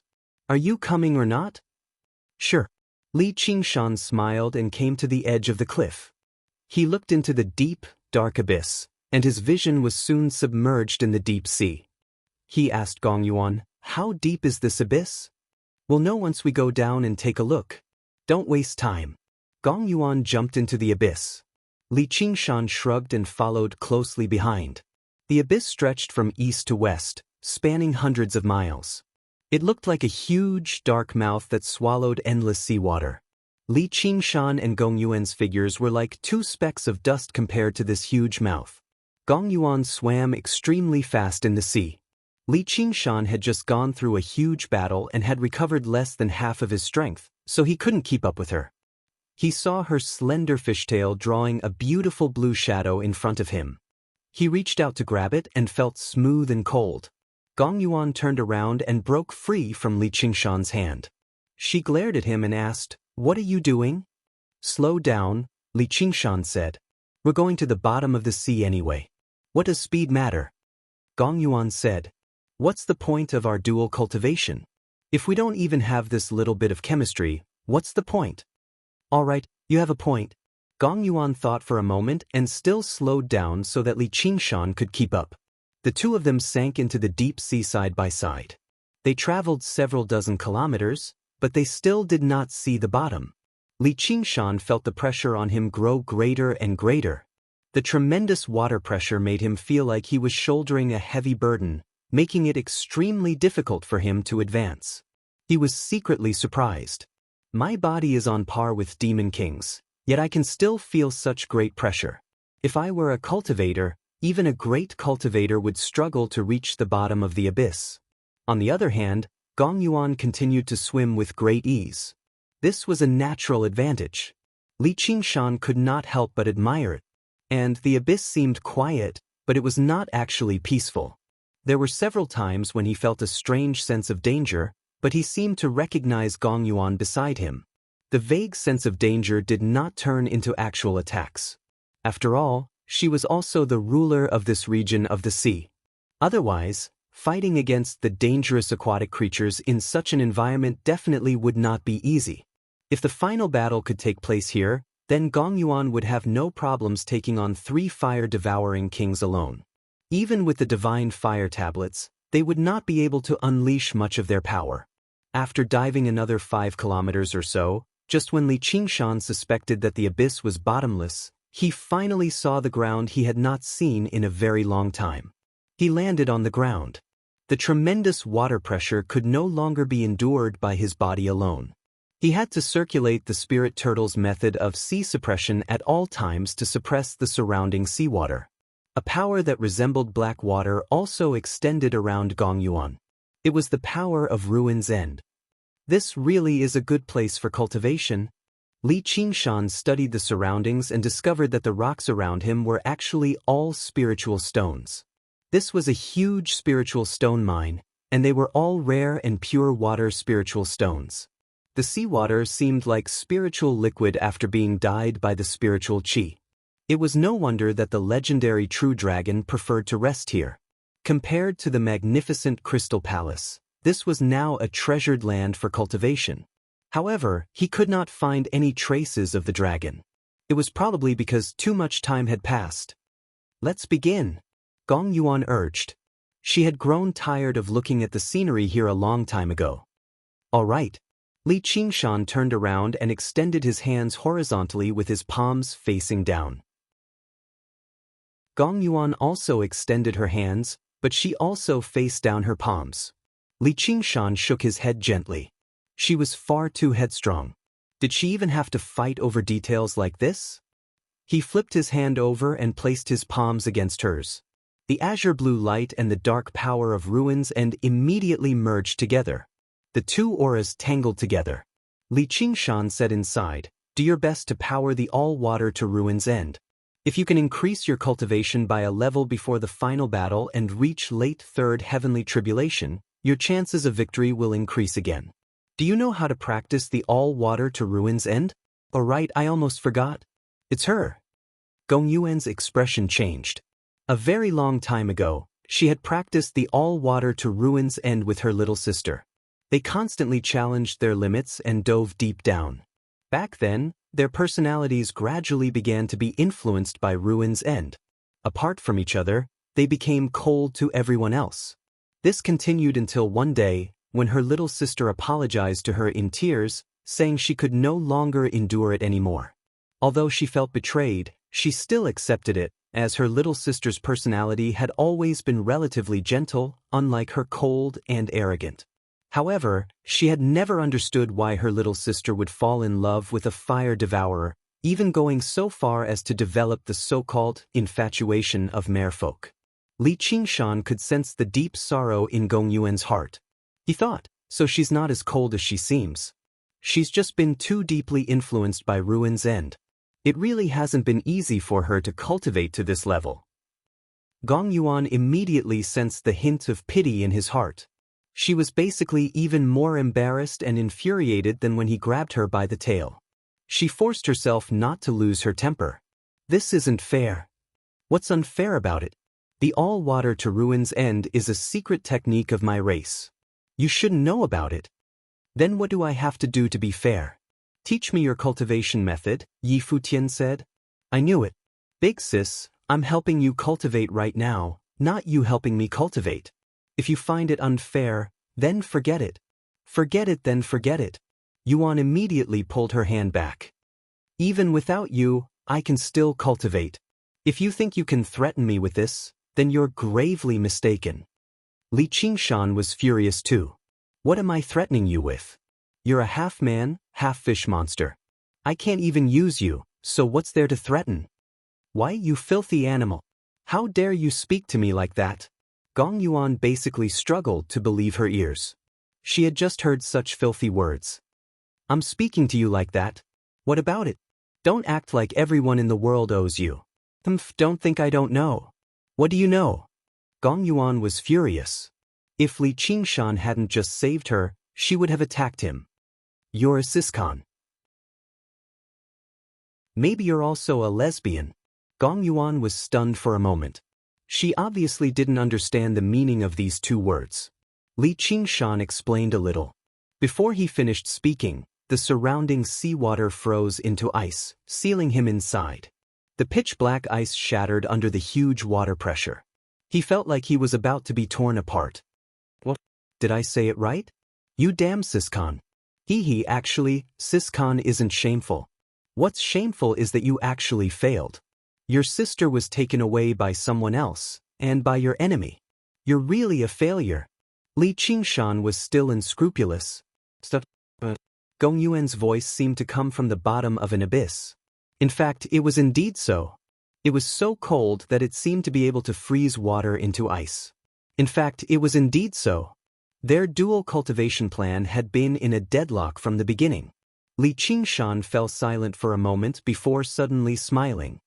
Siscon. All water to Ruin's End. A great battle was about to erupt. Waves of black water surged out from Gong Yuan's hands, whistling towards Li Qingshan with a deep, deathly stillness. Just now was a gentle treatment, but now it had become a lethal attack. Spirit turtle suppresses the seas. Li Qingshan bellowed out, and the figure of the spirit turtle appeared, suppressing the black water. The bottom of the abyss that had remained silent for who knew how many years suddenly surged violently. Under Gong Yuan's full-powered attacks, the seawater within a radius of 50 kilometers was drawn over. Li Qingshan truly understood the merfolk queen's strength. Fortunately, his spirit turtle's method of sea suppression was extremely effective in suppressing the power of Ruin's End, or he would have been in danger of dying immediately. The dual cultivation had completely turned into a fierce battle. However, while Gong Yuan's attacks were ferocious, there was no method to them at all. She did not use the heart of the abyss either. It was more like she was venting her anger. Li Qingshan did not draw Tiger's Fang the entire time either. He faced her bare-handed. An hour later, Gong Yuan showed a hint of exhaustion. She glared at Li Qingshan nearby viciously. Many parts of Li Qingshan's body that had just been reconstructed were frozen and dead. His paleness was covered in a layer of frost, which made him seem rather miserable. However, the smile on his face remained the same. He asked, "How's it? Do you feel better now? You do seem a little more human now." Gong Yuan was slightly taken aback. Did he purposefully provoke me, stirring up emotions in me so that he could eliminate the influence of the power of Ruin's End? After she became the merfolk queen, in the Crystal Palace, she was second only to one and above all. Only the granny could say a few words to her. The other two merfolk kings were very polite to her, not because they were afraid of her power, but because they admired her sacrifice. They all knew that she, who cultivated all water to Ruin's End, had a strong inner demon, so they understood her bad temper and tried not to provoke her. As for the other merfolk, it went without saying. They could only bow down and worship her. Never had anyone been bold enough to speak to her like Li Qingshan did, exposing her scars without any qualms at all. However, her expression immediately became colder and colder. "Do you think I'll forgive what you said just because you said that? Who needs your forgiveness? Darling, you think too highly of yourself. You think you have to take responsibility for the merfolk, so you exiled her. Afterwards, you think you're the one who caused her death. Isn't that so? What should I do? What can I do? What if it was you?" Gong Yuan turned into a smear of blue light and instantly closed in on Li Qingshan. Her cold hand strangled his neck. "If it was me, I would protect her. You can't even protect your family, yet you say you want to protect the merfolk. Isn't that laughable? Even now, you still refuse to admit that you've done wrong." Li Qingshan stared fearlessly at Gong Yuan. He felt the hand strangling his neck gradually loosen. Gong Yuan said absent-mindedly, "Am I wrong?" "You're gravely wrong. Did she say that to you?"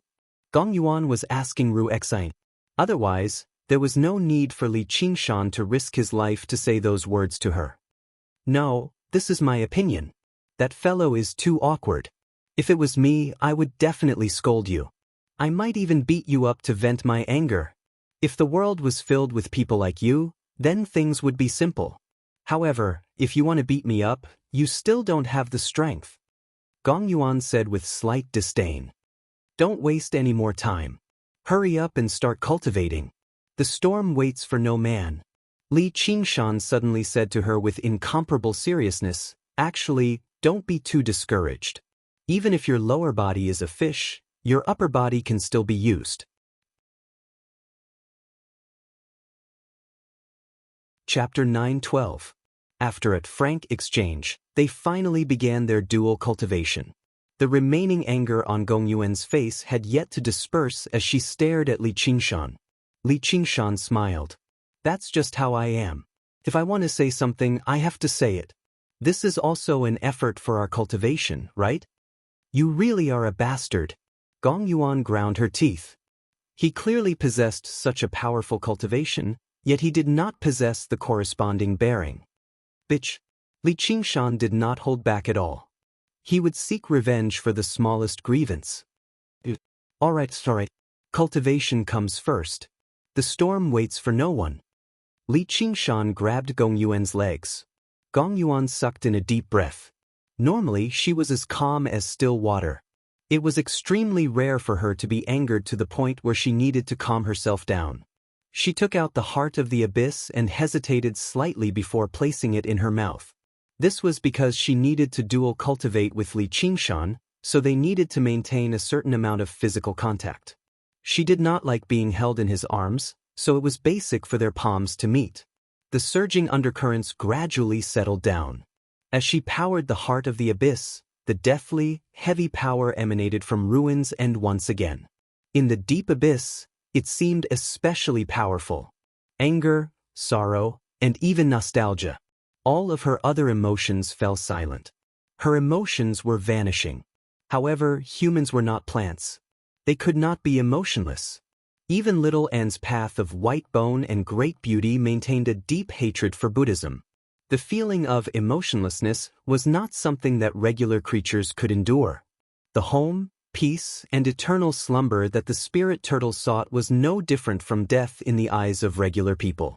In the world of Ruin's End, they could enjoy eternal life day and night. It was far more terrifying than devouring one another in the Hungry Ghost realm or constantly slaughtering one another in the Azura realm. Gong Yuan experienced this great terror. The iciness gripped her soul firmly as if it wanted to drain away the last bit of warmth. "Trust me." Li Qingshan's voice sounded in his heart. Gong Yuan frowned and sighed faintly. She continued to activate the heart of the abyss and sent her mind into the ultimate. However, she felt a hint of comfort in the great horror and a hint of warmth in the cold silence. Li Qingshan felt as if he had turned into a spirit turtle, carrying Gong Yuan on his back as they roamed the world of the ultimate. Time gradually passed. A great storm was gradually taking shape above the South Sea. Looking down from the sky, the clouds were spinning, forming a huge whirlpool that covered 1,000 miles of the sea. It was moving towards the north, and it was getting bigger and bigger. Ji Changfeng held the Fylian flag in his hand and stood in the sky, frowning as he watched. The storm connected the sky and the sea, drawing down strands of strong winds from the sky and merging them with the gale, making it even more ferocious. Heavy rain poured down. The sea roared and churned, and a huge wave rose to the sky. Before it could fall, it was covered by an even bigger wave. The sea became a stage for mountains to dance on. Rumbling thunder interweaved between the dark clouds, constantly illuminating the surface of the sea. No matter how many times I see such a magnificent scene, I feel insignificant. Perhaps only by becoming a true immortal can I truly look down on everything. Ji Changfeng let out a long sigh and looked up at the sky with a hint of anticipation. After I get my revenge, I will roam the world and search for that path to immortality. The storm was like a mythical Kunpeng with a wingspan of thousands of miles. It flew from the south to the north, toward the 9 provinces. Under the sea, the ocean currents were like huge dragons, shuttling back and forth. Even the deep sea abyss could feel a trace of agitation.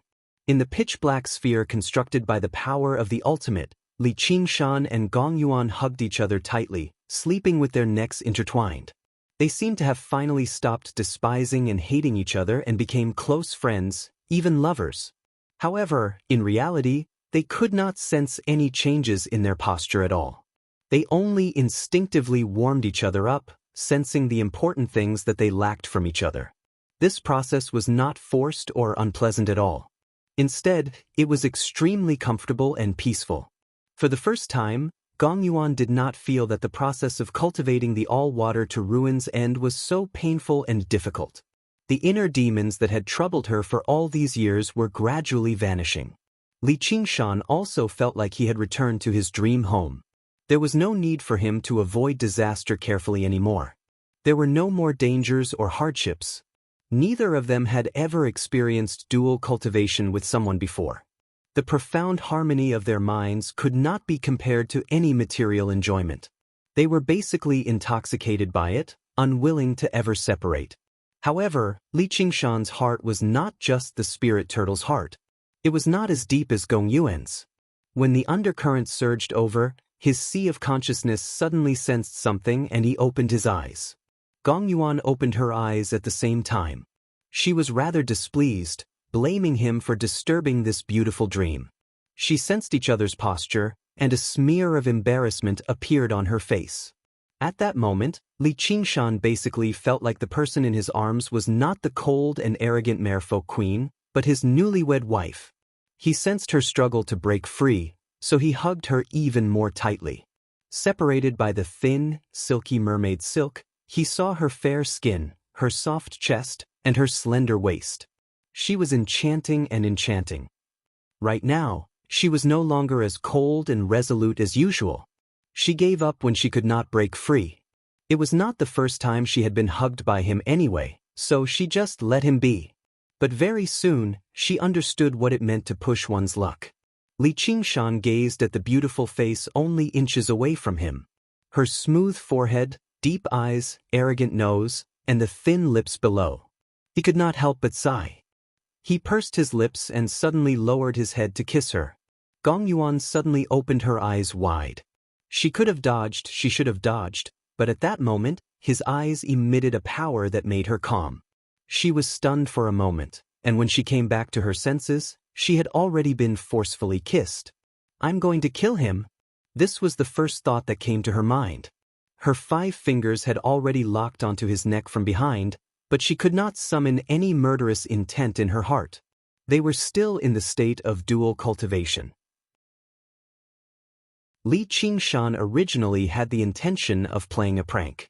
He thought that she would struggle and resist, but it went so smoothly. Even he himself was very surprised. She was not an ordinary person, so it was impossible for her to react in time. She took the initiative to hug his neck, which seemed to prove this point even more. Could it be that in such a short period of time, she has already been conquered by the powerful charm that I emitted? Sigh, I am really an incredible man. Before Gong Yuan had time to summon enough murderous intent to forcefully interrupt this state of dual cultivation, she felt that he was trying to open her pearly white teeth. She was simply going crazy with a kind of complicated emotion. She immediately calmed down and silently said in her heart, Li Qingyan, do you know what this kiss means to a mermaid? What? Li Qingshan inexplicably had a trace of uneasiness. If she roared loudly and wanted to beat or kill him, he would feel a little more at ease. Vow. What vow? The uneasiness in Li Qingshan's heart became even stronger. To stay together and never be separated. Li Qingshan was so touched that he was about to cry. In the novels he read in his previous life, there were often such plots. If a beautiful woman's face, feet, and bath was seen, she would not marry anyone else.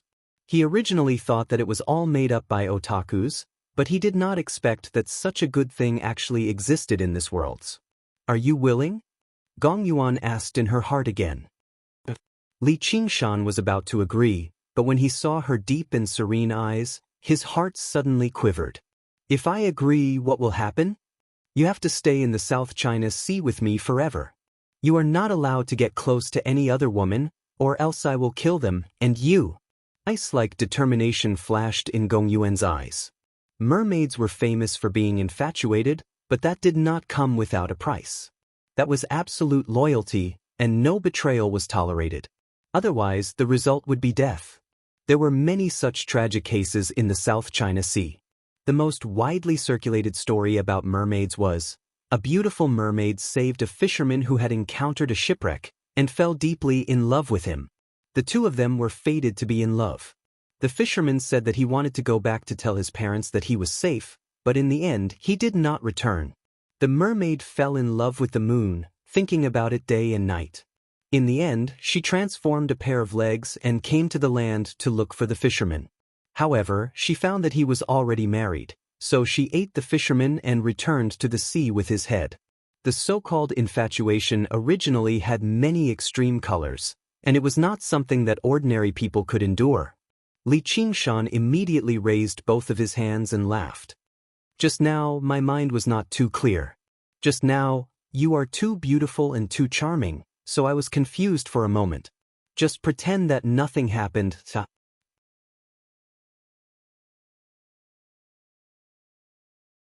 Chapter 9:13. Your Majesty, I think this custom of the merfolk is far too outdated. How can something as important as marriage be decided by something as minor as this? You know, I've always respected you very much, Li Qingshan expressed to Gong Yuan very seriously. Respect me? Gong Yuan's voice immediately rose an octave. Apart from those damned fire devourers, She had never encountered anyone who disrespected her so much in her life. As a matter of fact, it was possible to say that even the fire devourers respected her, the merfolk queen, even if it was only respect for her enemies. Yeah, basically. Li Qingshan also found what he said to be a little forced, so he extended 2 fingers. You can't help but admit that I've saved you twice.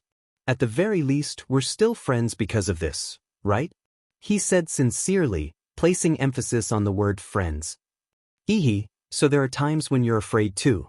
A mocking smile appeared on the corner of Gong Yuan's lips. She had grown accustomed to his fearless and unbridled attitude, so this was quite a novelty to her, which also made her a little surprised and furious. Afraid? What do I have to be afraid of? Li Qingshan let out a few dry laughs. He did regret it slightly. He should not have provoked her too much. She was beautiful and enchanting, and her noble identity and cold personality were particularly good at stirring up a man's desire to conquer her, but he really should not have done it. If you're not afraid, why did you back away? What? You're the mighty king of savages, yet you're afraid to admit to what you've done. Gong Yuan pressed closer and was delighted. If you regret it, then kneel down and apologize to me. Perhaps I can forgive you? Aha, in your dreams. Li Qingshan would never kneel to anyone. Instead, it aroused his rudeness. So what if I admit to it? You're the mighty merfolk queen. Aren't you embarrassed to marry a human like me? He could tell that Gong Yuan was not actually interested in him. Who knew how far away she was from being infatuated? Let alone the fact that this custom was only her side of the story, even if it really did exist. Was she really going to devote herself to a man she loathed over a mere custom with her personality? That was impossible. She was clearly using this opportunity to blackmail him. After seeing through this, he immediately regained his unbridled demeanor. I dare to marry you. Do you dare to marry her? Gong Yuan stared at him coldly. On the contrary, this made him even more certain of his deduction. He crossed his arms and said, There is nothing that I, Li Qingshan, do not dare to do. Remember what you said. Exactly what I said. At this point, the two of them glared at each other fiercely, as if they were not talking about marriage. Instead, he wanted to perish together with his enemy. After a long time, Gong Yuan took a deep breath. He closed his eyes and continued using all water to ruins and to break through the bottleneck. Li Qingshan secretly heaved a sigh of relief. Fortunately, I'm brave enough to not be intimidated by her. If it was 10 years ago, I might have dreamed of such a good thing. Actually, after this dual cultivation, his impression of Gong Yuan had changed drastically. She was not as cold and arrogant as she seemed on the surface. She also possessed an indescribable sense of pain and weakness, which made him feel a hint of pity for her. Apart from the evil prank in the kiss, he was not completely unmoved. This was probably love at first sight for cultivators. Such a deep level of dual cultivation had an extremely great influence on the minds of both parties. It was even more unforgettable than a kiss or even a real kiss. Even if it were two men, if they could dual cultivate like this, they would become close friends and treat beauties as dirt. If it weren't for the huge difference between them and their strong pride, becoming dual cultivation partners would actually be a natural thing. Otherwise, with Gong Yuan's pride, she definitely would have done everything in her power to redeem herself after being forcefully kissed. She would not have threatened him with something like this. She did not even display any actual hatred. Li Qingshan also silently practiced the spirit turtle's method of sea suppression, which shone with tranquil, clear light. It passed through the pitch-black power of Ruin's End and shone on Gong Yuan. Gong Yuan opened her eyes slightly and glanced at him before closing them again. The power of Ruin's End was withdrawn and condensed, rapidly absorbed by her. Her entire body was covered in a layer of black ripples. A long while later, the black water dispersed, completely fusing with her body. She suddenly opened her eyes, which had become pitch black and deep, like the heart of the abyss. Not only did her aura not grow stronger, but it became even deeper and more withdrawn instead. Surging water spiritual energy gathered towards her. Congratulations! Li Qingshan knew that she had finally broken through the mid-nascent soul realm and reached late-nascent soul realm. If she continued like this, reaching the peak was only a matter of time. There was even a chance for her to ascend. Suddenly his ears perked up. He could vaguely hear the roar of the wind and the roar of thunder from the distant surface of the ocean. The undercurrents became more and more turbulent. The storm was currently passing through. Gong Yuan stopped her cultivation method, and the color of her eyes turned back to a deep blue. She raised her head and said, "It's time." "That's right. Today is the day we take down Fire Melt Mountain." Li Qingshan smiled. The dual cultivation during this period had brought him many benefits. His body and mind had completely recovered. Even the tiger's fang on his waist had absorbed enough blood. "Don't forget what you said," Gong Yuan said gently. "Don't worry, I won't forget. I'll be waiting for that day." Li Qingshan was already certain that she was trying to scare him, so he did not care at all. His attention had already been drawn away by the upcoming battle.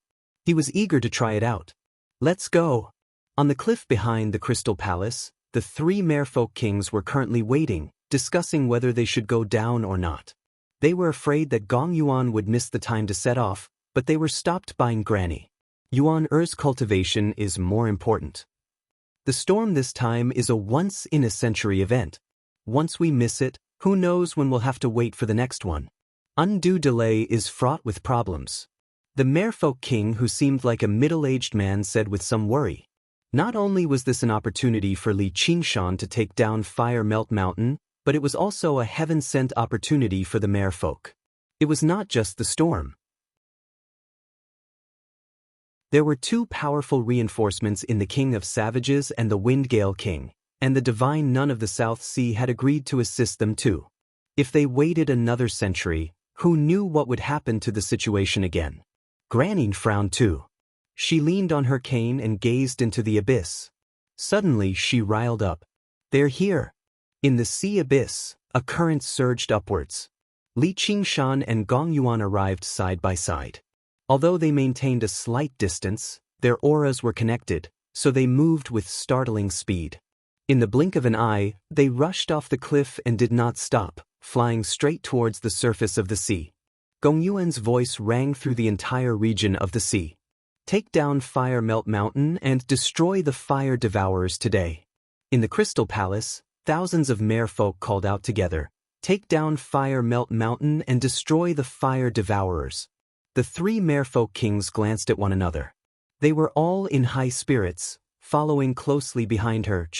Several thousand merfolk warriors who had been waiting for quite some time rushed out of the Crystal Palace and fell into a battle formation, following their kings into battle. On a square tower, the Divine Nun of the South Sea said sternly, "One will, since you insist on going, I can't stop you. However, don't stray too far away from me, all right?" "Yes, Master."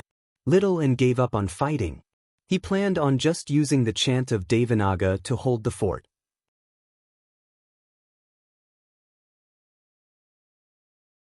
Chapter 9:14. Li Qingshan charged out of the surface of the sea alone. An extremely majestic painting unfurled before him. The sea was furious. The waves surged and the mountains piled up. The sky was furious, the rain poured down, and the thunder roared. He felt at ease, and he could not help but let out a great roar. He flapped his wings of wind and dove into the storm. Ji Changfeng rode the whirlwind and flew through the storm. His green robes and white hair fluttered in the wind. From time to time, he would swing the Philean flag, and gusts of wind would whistle out. Although he was known as the Windgale King, he was insignificant compared to the power of the entire storm. However, he understood the habits of the wind very well. Over the past few days, he had been following and observing the formation and expansion of the storm. Every single gust of wind he sent out would hit a critical point, changing the direction of the storm ingeniously. Although it was only a millimeter's difference, it was truly 1,000 kilometers away when it was 5,000 kilometers away. Suddenly, a figure flew over in the storm. The whistling storm failed to affect his speed.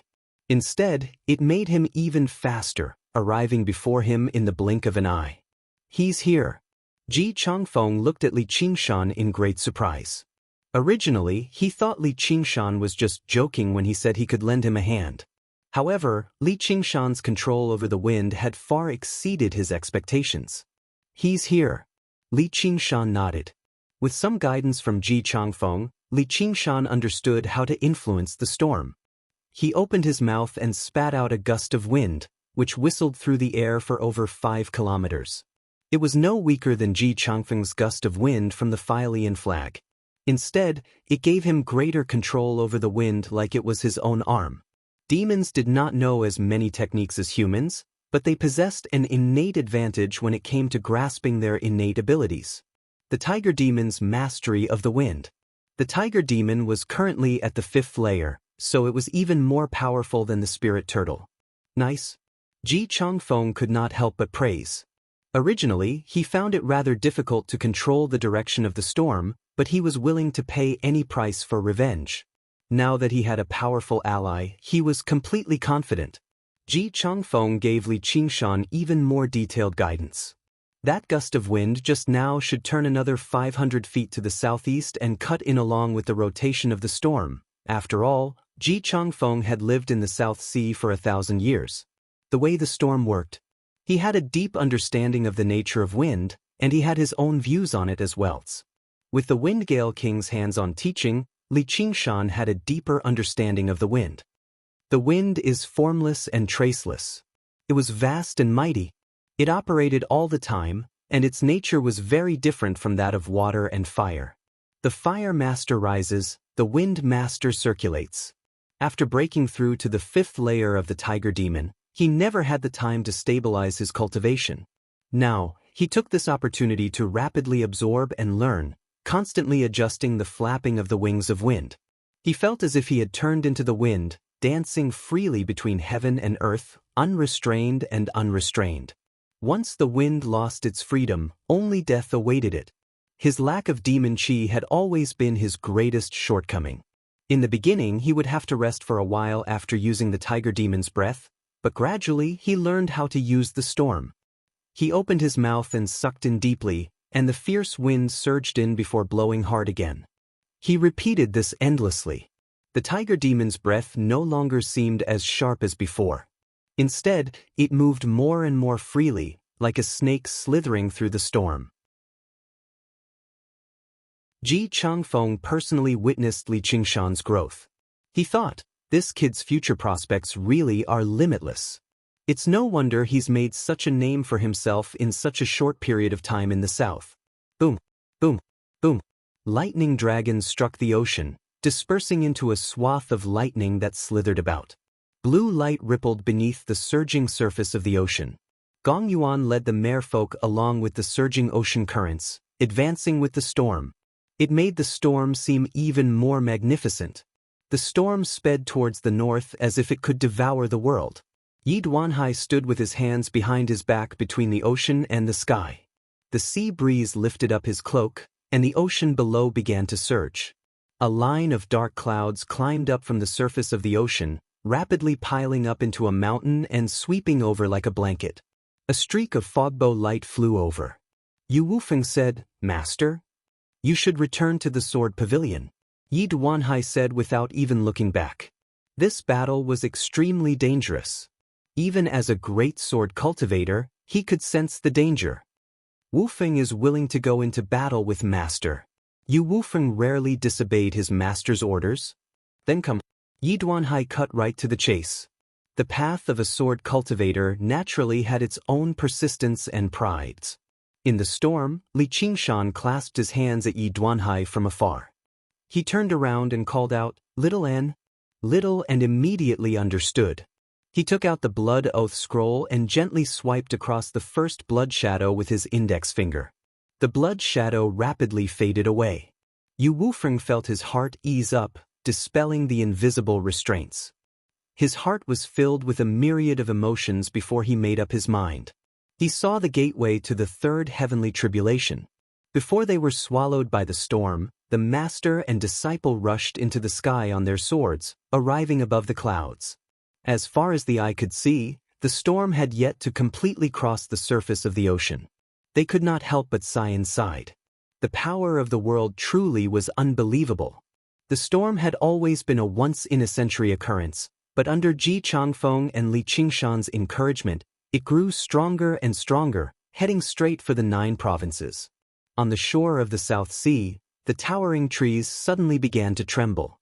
The fierce wind whistled over, becoming more and more violent. The sun in the sky was gradually swallowed by the dark clouds.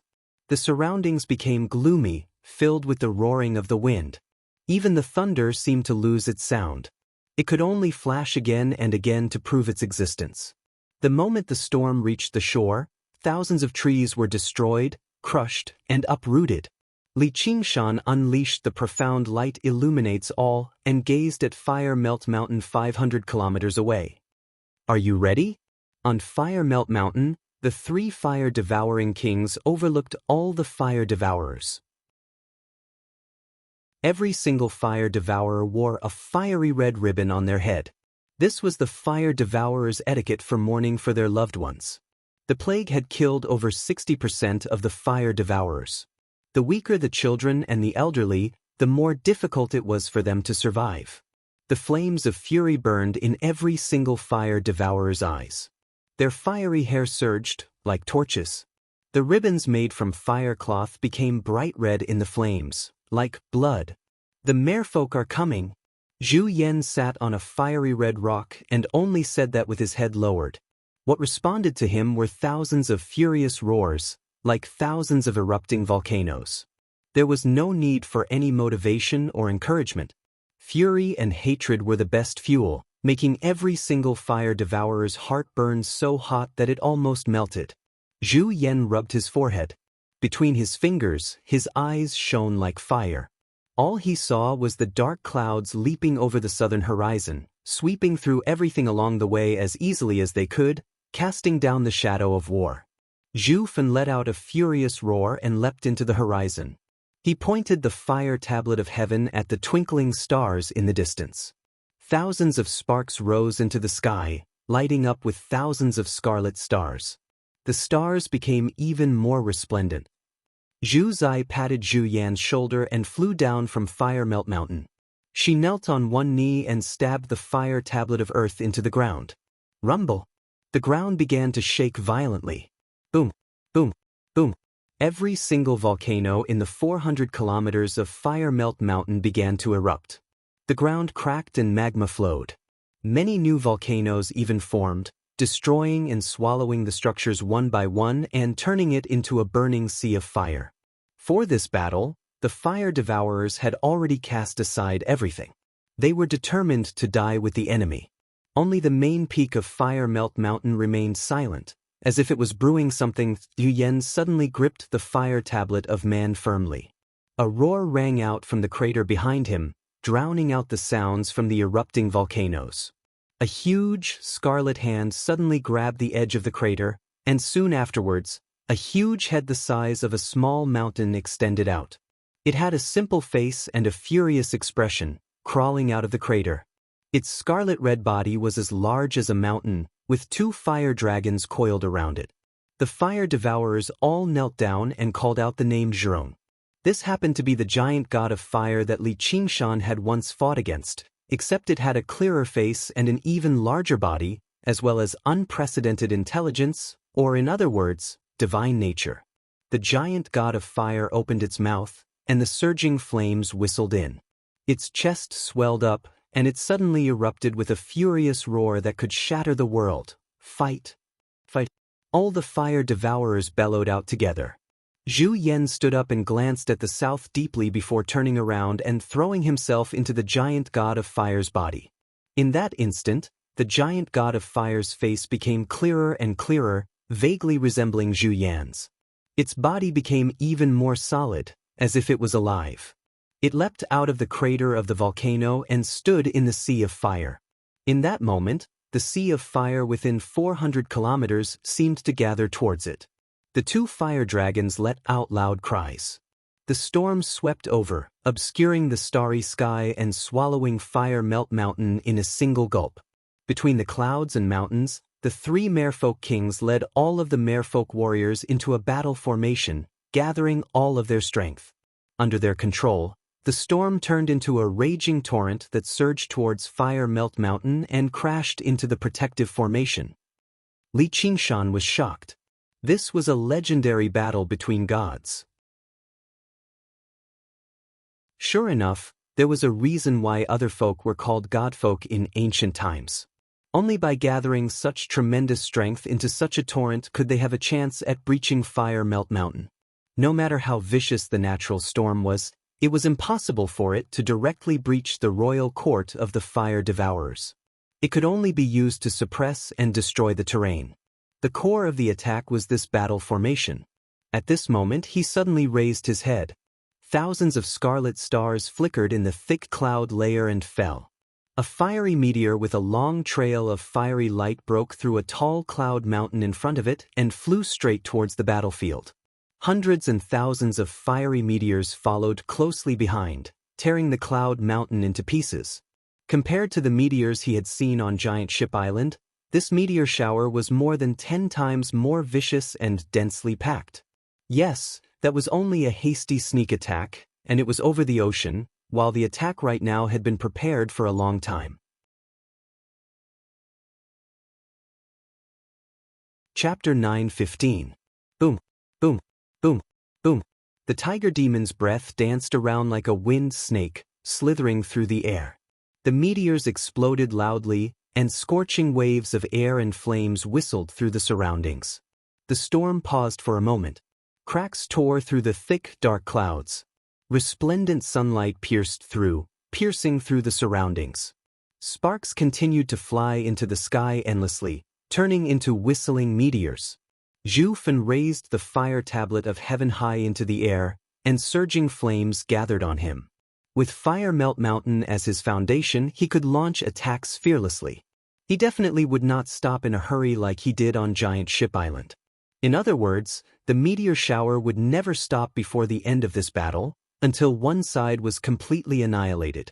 Li Qingshan unfurled his wings of wind, suddenly unfurling them to several thousand meters, smashing a few meteors to pieces. However, the endless meteors also made him frown slightly. This was no longer something he could fend off alone. Between the clouds and mountains, many merfolk could not help but raise their heads. Their faces were illuminated by the flickering firelight.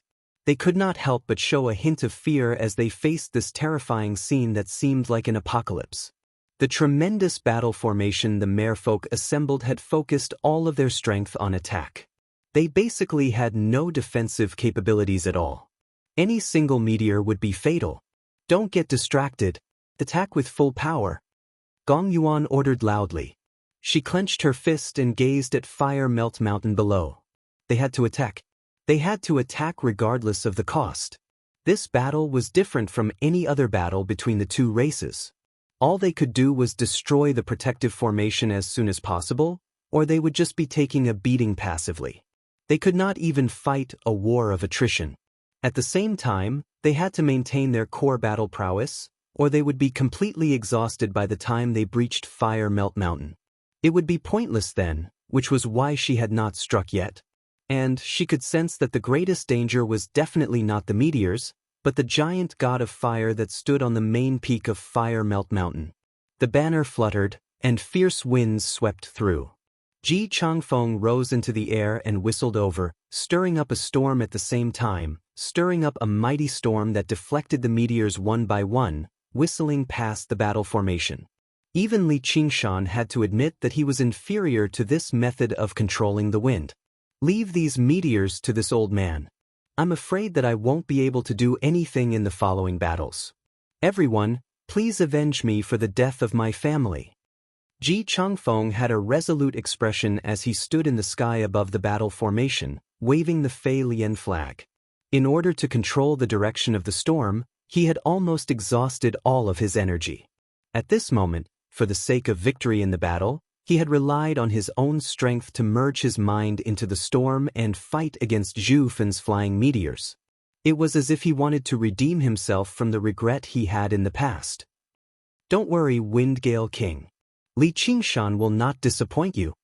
Li Qingshan finally obtained a moment to catch his breath. Along the way, Although he wasn't as exhausted as Ji Changfeng, he still expended a considerable amount of energy. Gong Yuan took the initiative to reach out and hold his hand, helping him recover his strength through dual cultivation. Sensing the bone-chilling coldness from her hand and the power of Ruin's End seeping out, Li Qingshan said, "Keep your composure. It's still not time yet." Her strength was crucial to this battle. When the two of them worked together, his role was mostly to help her stabilize her mind and control the power of Ruin's End, so it did not matter even if he expended some of his strength. However, he had to conserve her strength as much as possible. Bang, bang, bang, bang. The surging torrent piled up into mountains of water with a great momentum that could swallow everything, slamming against the protective formation wave after wave. The storm passed by, continuing forward due to inertia. The region outside Fire Melt Mountain had become a vast ocean, surrounded by a burning sea of fire that spanned 400 kilometers. The two tremendous powers of water and fire began a mad clash, clashing in every inch of space. The thick clouds were illuminated by the flames, turning into magnificent clouds of fire.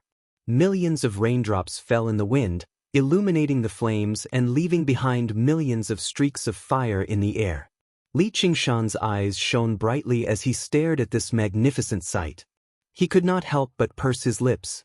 All of the blood in his body began to boil slightly as Tiger's Fang in his hand thrummed gently.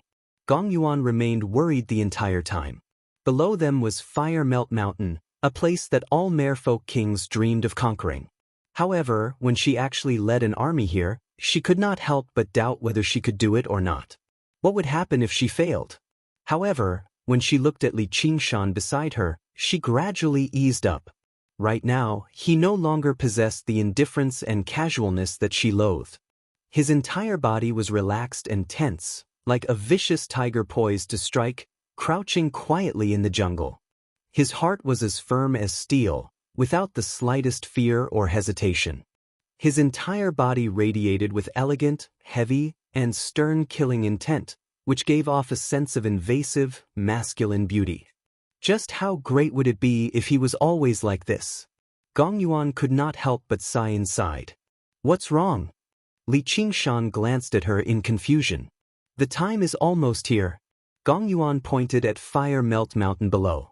The outermost protective formation is about to collapse. Under the constant invasion of the torrent, the light of the mountain guarding formation was constantly weakening, becoming dimmer. The attacks launched by the three merfolk kings and several thousand merfolk warriors were far too vicious, and 400 kilometers was still far too large after all. Although the fire devourers had managed this place for many years, the defensive power of the outermost protective formation was still extremely limited. If it were not for Zhu Zai holding the fire tablet of earth and presiding over it, it would have collapsed a long time ago. It's all thanks to this storm. Fire Melt Mountain really is a piece of bone that's even tougher than I imagined it to be. Li Qingshan nodded in agreement. The storm had played a crucial role, or just breaching the outermost protective formation would have been extremely difficult. It would be even more impossible for Ji Changfeng to fend off Zhu Fan's meteors alone. The power of the formation originated from the flames of the earth, and the flames of the earth burned fiercely, never going out and never running out. No matter how powerful a cultivator was, they could not afford to run out. Only the great powers of the world could fend off the great powers of the world. The five elements reinforced and countered one another, and water countered fire. Merfolk were not as skilled in battle as the fire devourers, but water did indeed possess a natural restraining effect against fire. It's just a test. Don't let your guard down. Gong Yuan warned. The three fire-devouring kings had yet to unleash their true strength. In particular, the giant god of fire that stood still with a furious expression was even more alarming. She had no idea what kind of terrifying existence it would be. Of course, if this is all the fire devourers are capable of, then it'd be far too disappointing. Before she had even finished speaking, a sense of warning suddenly rose up in Li Qingshan's heart. The meteors suddenly stopped falling. Do it! Zhu Fan bellowed out. A spark rose up from the tip of the fire tablet of heaven, growing larger and larger and brighter, like a scarlet sun. Fire dragon of the land, lightning and fire devastation. Zhu Zai barked. The black pillars of smoke from thousands of volcanoes suddenly twisted and gathered above Fire Melt Mountain, turning into a huge dragon of black smoke that was tens of thousand meters long. It opened its lava-like eyes and extended its claws. Bolts of lightning crisscrossed through its body like a creature from a nightmare. The giant god of fire leapt up and landed on the dragon's back. It raised the spear of fire high into the air and pointed it at the people in the sky. A scarlet sun fell from the sky, illuminating the surroundings and serving as the backdrop. Chapter 9:16. It's coming. Li Qingshan's eyes narrowed. He had personally experienced the power of the spear of fire in the past, and the giant god of fire right now was more than twice as powerful as before. Just how powerful would the spear be? And the timing of their attack was extremely ingenious. The surging flood was about to breach the protective formation on the outermost layer. The three merfolk kings were all focused on destroying the formation, so they were unable to spare any time to attack the giant god of fire. It was impossible for them to spare any time either, or they might just leave if the formation stabilized and lasted a little longer. In other words, the only ones who could fend off the giant god of fire right now were Li Qingshan, Gong Yuan, Yi Duanhai, the divine nun of the South Sea, and Ji Changfeng. Ji Changfeng was already utterly exhausted from fending off the meteors. The divine nun of the South Sea guarded the back of the battle formation from afar with little n. No one was certain how much effort she would put in, or perhaps she would directly leave when she saw that the situation was not right. The issue was they were not just dealing with the giant god of fire. The fire dragon of the land wrapped in lightning and spewing fire definitely was not easy to deal with. The scarlet sun pressed down slowly. It seemed slow, but it was actually fast, falling towards the merfolk battle formation like it could destroy everything. However, no one could stop the attack, so they were immediately wiped out. 8 supreme experts had worked together and arrived with a great storm, yet when they truly clashed with the fire devourers, they actually faced great danger. Probably no one had imagined this. In the heart of the giant god of fire, Zhu Yan stared at Li Qingshan beside Gong Yuan with bone-deep hatred. His hatred for him was even deeper than his hatred for Gong Yuan. If it were not for his interference, they would have killed Gong Yuan twice already. Why would they have ended up like this? She was clearly just a piece of trash who had not even undergone the third heavenly tribulation. The giant god of fire threw it as hard as it could. The spear of fire tore through the sky and shot towards the horizon. Li Qingshan gripped Gong Yuan's hand firmly. Gong Yuan had already taken out the heart of the abyss and powered the power of Ruin's End, ready to fend off the enemy together. But in the next moment, their sense of danger suddenly eased up. A streak of scarlet light flew over their heads. Surprisingly, the target of the flaming spear wasn't them, but Ji Changfeng, who was waving the Fylian flag with all his might in an attempt to stop the descending scarlet sun. It is better to break one finger than to injure 10 fingers. Zhu Yan understood that principle very well. Back then, even the divine sun ray had failed to kill Li Qingshan. The might of this spear of flames was slightly weaker, so he had even less confidence in killing Li Qingshan.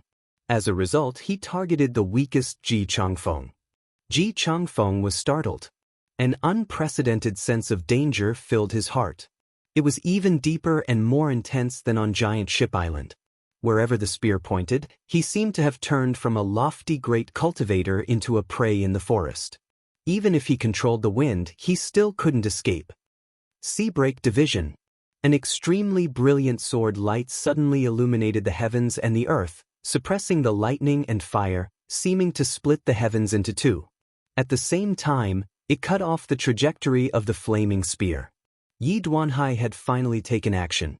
His cloak drifted in the wind as he gripped the sea-splitting sword in his hand.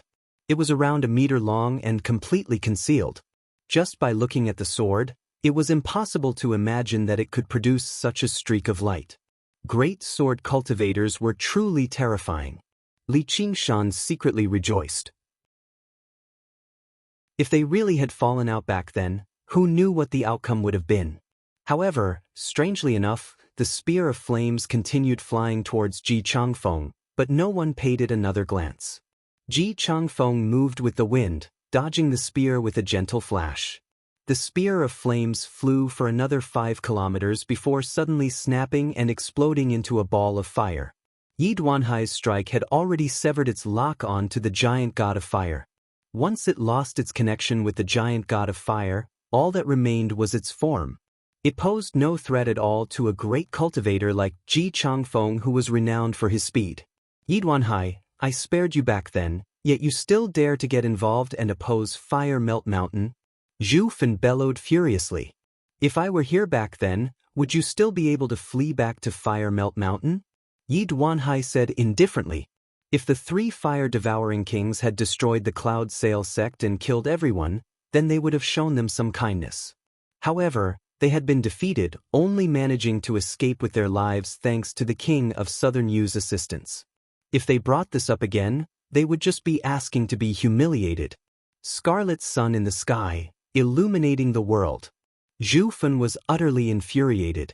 He swung the fire tablet of heaven as hard as he could, and the scarlet sun produced 1,000 streaks of scarlet light, shooting towards the merfolk battle formation below. Despite his fury, he still maintained his sharp senses for battle. As long as he wanted to kill a great sword cultivator like Yi Duanhai, it would not be easy. However, as long as he ended the battle of the merfolk, Fire Melt Mountain would immediately turn the tables and become invincible. 3,000 swords. Yi Duanhai tossed out the sea-splitting sword. It split into 2, 2 into 4, 4 into 8. This was a sword technique that all sword cultivators practiced. It demonstrated startling power in his hands. The 3,000 sea-splitting swords turned into 3,000 streaks of light, crisscrossing through the air and colliding with the scarlet light. However, the red sun quickly pressed down, the heat it emitted dispersing the thick layers of clouds and the cloud mountains, leaving only the cloud that the mermaids and mermen stood on. They felt the roaring wind turn into waves of heat that blew towards them. Ji Changfeng was already powerless to stop it. Yi Duanhai had to deal with the scarlet light with his full strength, or most of the merfolk would be dead before the scarlet sun even fell. Li Qingshan and Gong Yuan wanted to take action, but the giant god of fire had already stood on the huge dragon and charged over with Huofan in hand. The fire dragon of the land shrank its head slightly, and lightning and fire surged out. There was a flash of light in the flames, and the tip of the spear of fire immediately filled their eyes. This time, Zhu Yan did not attack anyone else. He poured all of his hatred and fury into the spear. Li Qingshan wanted to draw his blade, but Gong Yuan's voice rang out in his head, "Work together. Now is not the time for you to play the hero." "Yes, your majesty." All water to ruin's end, black water as deep as the abyss. Gong Yuan raised the heart of the abyss high up, and surging black water surged out. Although it was not as violent as the flood below, it possessed an even deeper and colder feeling. It silently swallowed the fire dragon of the land's lightning and fire, pressing towards it. The spear of fire paused, and it was also covered in a layer of water. The giant god of fire let out a furious roar. The spear went against the flow, stabbing towards Li Qingshan as if it could still pierce through everything. Gong Yuan was about to cast another technique when Li Qingshan suddenly pulled her towards him. He said, "Hold on to me tightly." Gripping the blade with both hands, he leapt up and drew Tiger's Fong from its sheath. Blood-red light surged into the air as he slashed towards the tip of the spear. Gong Yuan shot him a glare, but all she could do was hug him tightly from behind. She chanted, "All water to ruin's end, droplets of water turn to ice." The difference between a blade and a spear of fire was like the difference between a toothpick and a spear.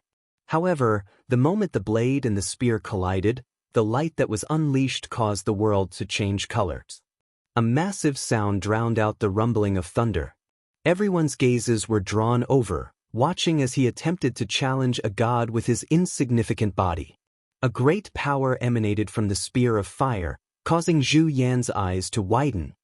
How can he be so strong? He had never seen Li Qingshan fight against the giant god of fire in the Azura field. Although they had clashed once on the ocean, Li Qingshan had just taken a blow from the divine ray of the sun and his flesh had been stripped away, leaving behind only tiger bones. He had not been able to unleash much of the strength of the ox demon. Now, not only was he full of vigor, he had even combined the power of the ox demon and tiger demon. When Brother Ox had first taught him these two transformations, he had not taught him the 9 transformations of the demonic and divine, but the strength of 9 oxen and 2 tigers. Although the strength of the tiger demon could not compare to that of the ox demon, it was still extremely powerful. Individually, it was stronger than the average demon king. Now that Li Qingshan had 5 layers of the ox demon and 5 layers of the tiger demon, his strength was terrifying. So what if he was a god? Under everyone's incredulous gazes, the spear of fire's attack was thwarted and stopped. With a roar, Li Qingshan swung his blade with all his might, and the spear was actually deflected. Even Gong Yuan, who was closest to Li Qingshan, did not expect him to be able to do this. However, she felt that it was only right.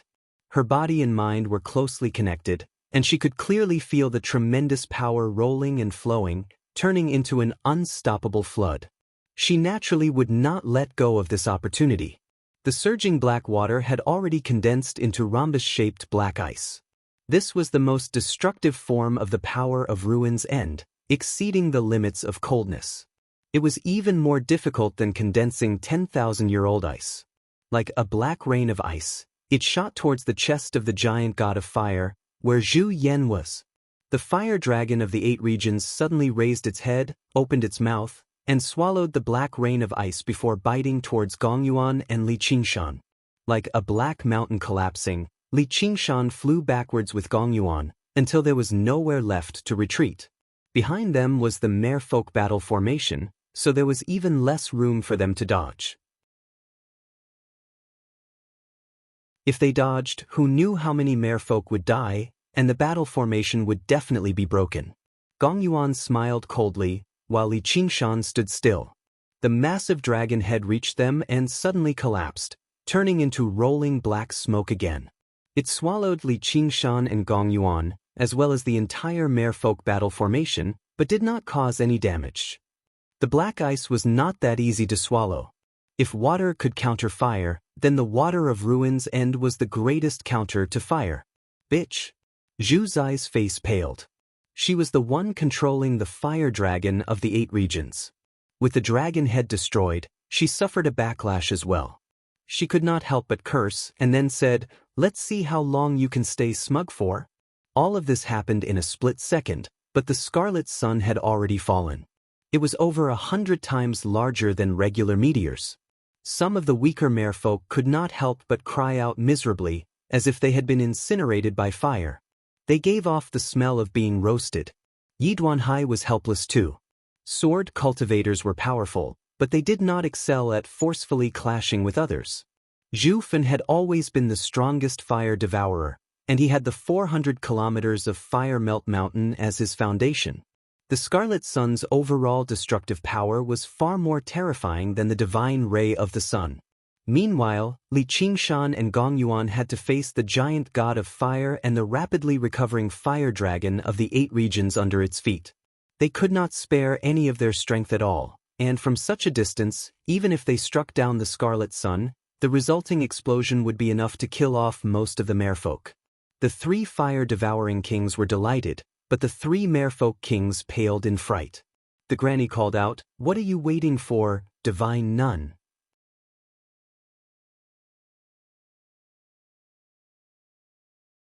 Chapter 9:17.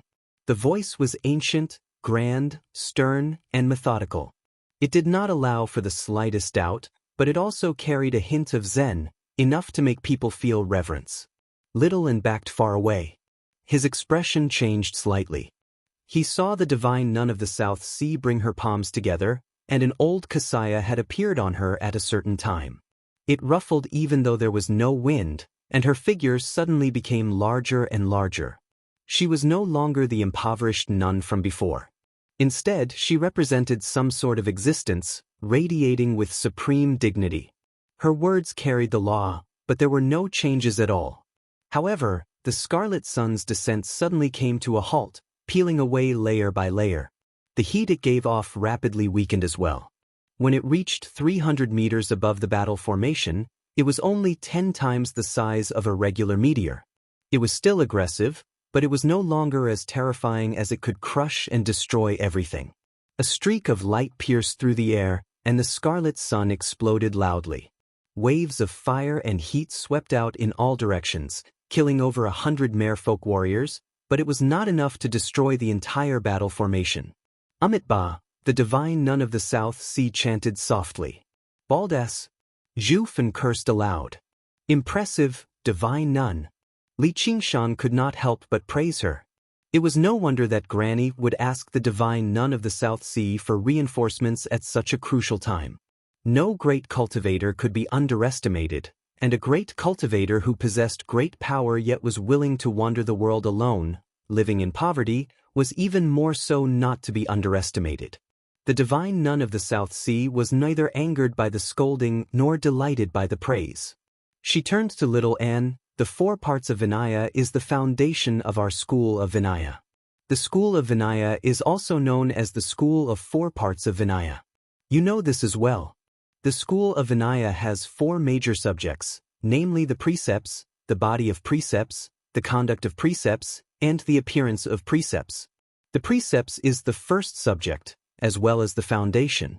As long as you practice this scripture diligently and practice the precepts to the limit, you can put an end to conflict and become impervious to all techniques. This disciple understands. Little Anne put his palms together and bowed. Although disciple was not a master disciple title, but just a humble title she used when she received guidance from a senior master, the divine nun of the South Sea still enjoyed it very much. She did not continue with her attacks. Instead, she retreated a little further with little Anne. The strength of the fire devourers had completely exceeded her expectations. She was not afraid, but she was afraid that little Anne would be injured.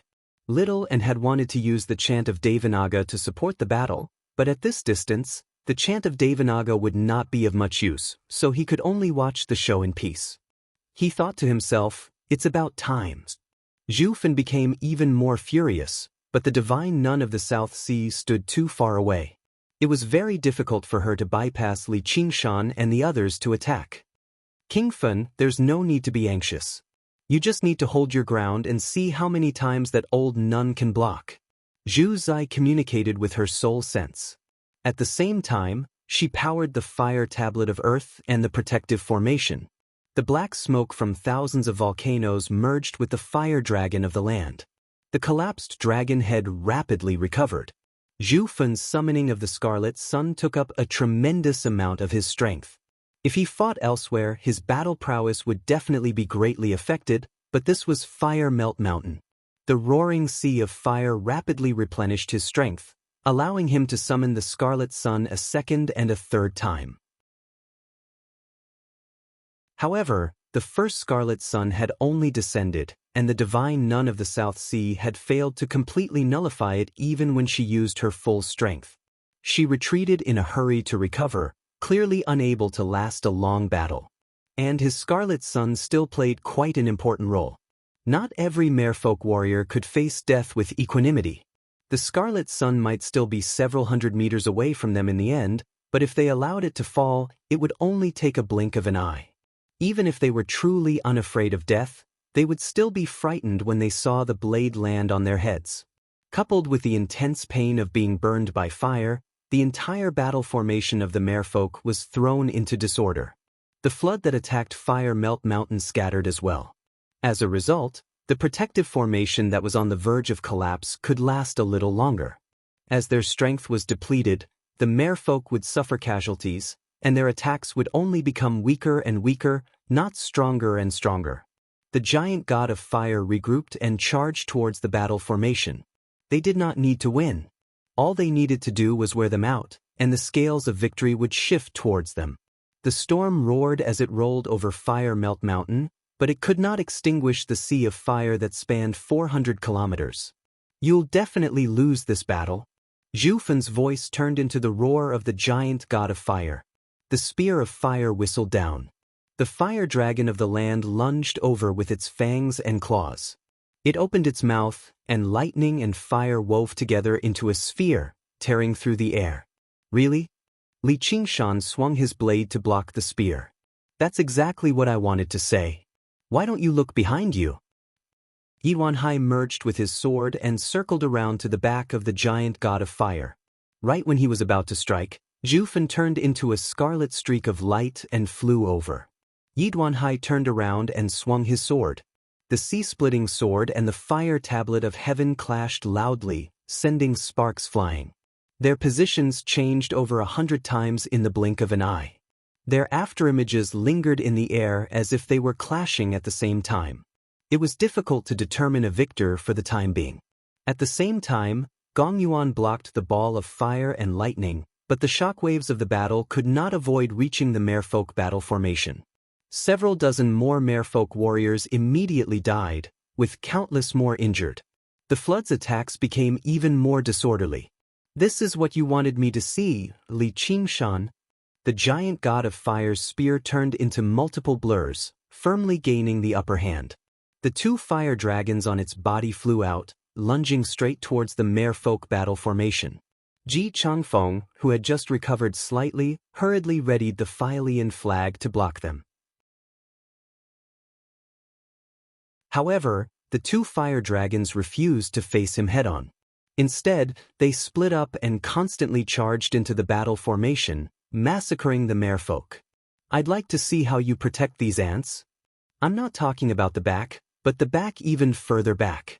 The demonic armor on Li Qingshan disintegrated in the shockwaves of the battle, revealing his enchanting, handsome face with a wanton smile. Directly north of Fire Melt Mountain, a strange, green cloud appeared in the thick layer of clouds, rapidly moving against the wind. A huge, vicious ghost stood in the green cloud. It happened to be the poison-assimilating ghost king that the myriad poison ancestor had transformed into. He clenched his fists and slammed them against the protective formation violently. The formation shook and hissed as it was corroded. Yu Wufeng, who had vanished since the beginning of the battle, also appeared to the north of Fire Melt Mountain. Beside him were the 9 cave masters of Savage Mountain. Several hundred cannons were arrayed before them. The pitch-black cannons were all pointed at Fire Melt Mountain, lighting up with light.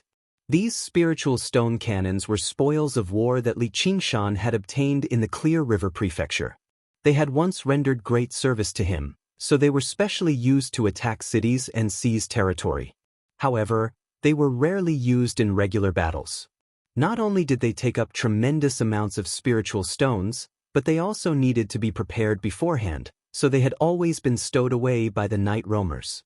Today, they had finally seen the light of day again. Swinging the fogbow sword down, Yu Wufeng ordered, "Fire." Under the combined control of the 10 cave masters, several hundred streaks of light whistled out, landing on the protective formation and kicking up rings of light. Afterwards, they immediately threw in new spiritual stones. They were all high-grade or even supreme-grade spiritual stones. At a time like this, no one found it a pity. If they could not win this battle, Li Qingshan and Gong Yuan would still have the opportunity to escape, while they would definitely be dead. Being able to use these spiritual stone cannons to attack could be regarded as a fortunate thing. Only by preserving their own strength as much as possible could they increase their chances of survival. Myriad poison ancestor? Zhu Yan was both surprised and furious. Far too many unexpected enemies had come today. We're both honored guests of the king's estate, so why have you come to attack us? Why? The myriad poison ancestor did not answer him at all. He focused on attacking the protective formation, which was like the final straw that broke the camel's back. Under the constant attacks of the poison-assimilating ghost king and the spiritual stone cannons, the protective formation that had already been teetering on the verge of collapse finally reached its limit. There was a faint crack, which rapidly turned into an earth-shattering rumble, unleashing dazzling light. The light dispersed, and the 400 kilometers of Fire Melt Mountain was finally laid bare before the storm. Torrential rain poured down, landing on the Sea of Fire and landing on the Fire Devourers. The protective formation had lasted until now not because of Zhu Zai's power alone. Instead, it had gathered the entire Fire Devourers to fend off the Mere people. But now, what they had been supporting the entire time had suddenly vanished. Their fervent expressions froze. Under the fierce wind, the sea of fire suddenly flared up, but that was only the final radiance of the setting sun. The surging flood swept over, rushing into the sea of fire like a hot knife through butter. Water and fire met, kicking up surging white mist that permeated the surroundings. For a moment, even the storm was unable to disperse it. The three merfolk kings led by Granny were all overjoyed. They had no idea why the myriad poison ancestor had suddenly assisted them, but they would never let this opportunity slip by. They called out, "Fire Melt Mountain has been destroyed. Now is the time to avenge our clansmen." The morale of the merfolk warriors was roused. No matter how the fire dragon constantly lunged over, none of them wavered anymore. They only hoped to provide as much power as possible before they were killed. Li Qingshan sensed something. Not only had he been roused with hatred, but Granny's voice was also extremely bewitching. She had taken advantage of the moment when the merpeople's minds were wavering and completely unleashed their potential. Before he could even lament over her viciousness, the giant god of fire launched a furious attack. The blood-red light on Tiger's Fang had already dispersed. It was no longer enough for him to face the spear of fire head-on. If it were not for the protection of the power of Ruin's End, his flesh and blood probably would have been burnt to a crisp again. However, this was only his final bout of madness. In the sky, the torn clouds rapidly closed up. The storm was far too great. Without the obstruction of the formation, it unleashed the tremendous power of the world freely, suppressing the sea of fire. On the ground, the flood swallowed the volcanoes one by one. The black smoke was severed, and with each pillar of smoke that was severed, the fire dragon of the land shrank slightly and let out reluctant roars, but it no longer gave off a feeling of arrogance and might. Li Qingshan. Zhu Fan let out a hysterical roar. He had a feeling that all of this was because of Li Qingshan. These various disasters had begun ever since he first met him. The giant god of fire faced the storm and lunged towards Li Qingshan furiously. "Oh no, this guy wants to perish together with me." Li Qingshan's heart sank. He sensed life-threatening danger. He never thought Zhu Yan would actually be so resolute with his identity and cultivation. You're tuning in to the Passion Pages YouTube channel. We're so grateful for your support, and don't forget to subscribe to join us on this incredible journey through captivating stories. Your generosity through donations truly makes a world of difference, as it's the primary source of revenue that allows me to expand and enhance this channel for you. Thank you from the bottom of my heart for being a part of this adventure.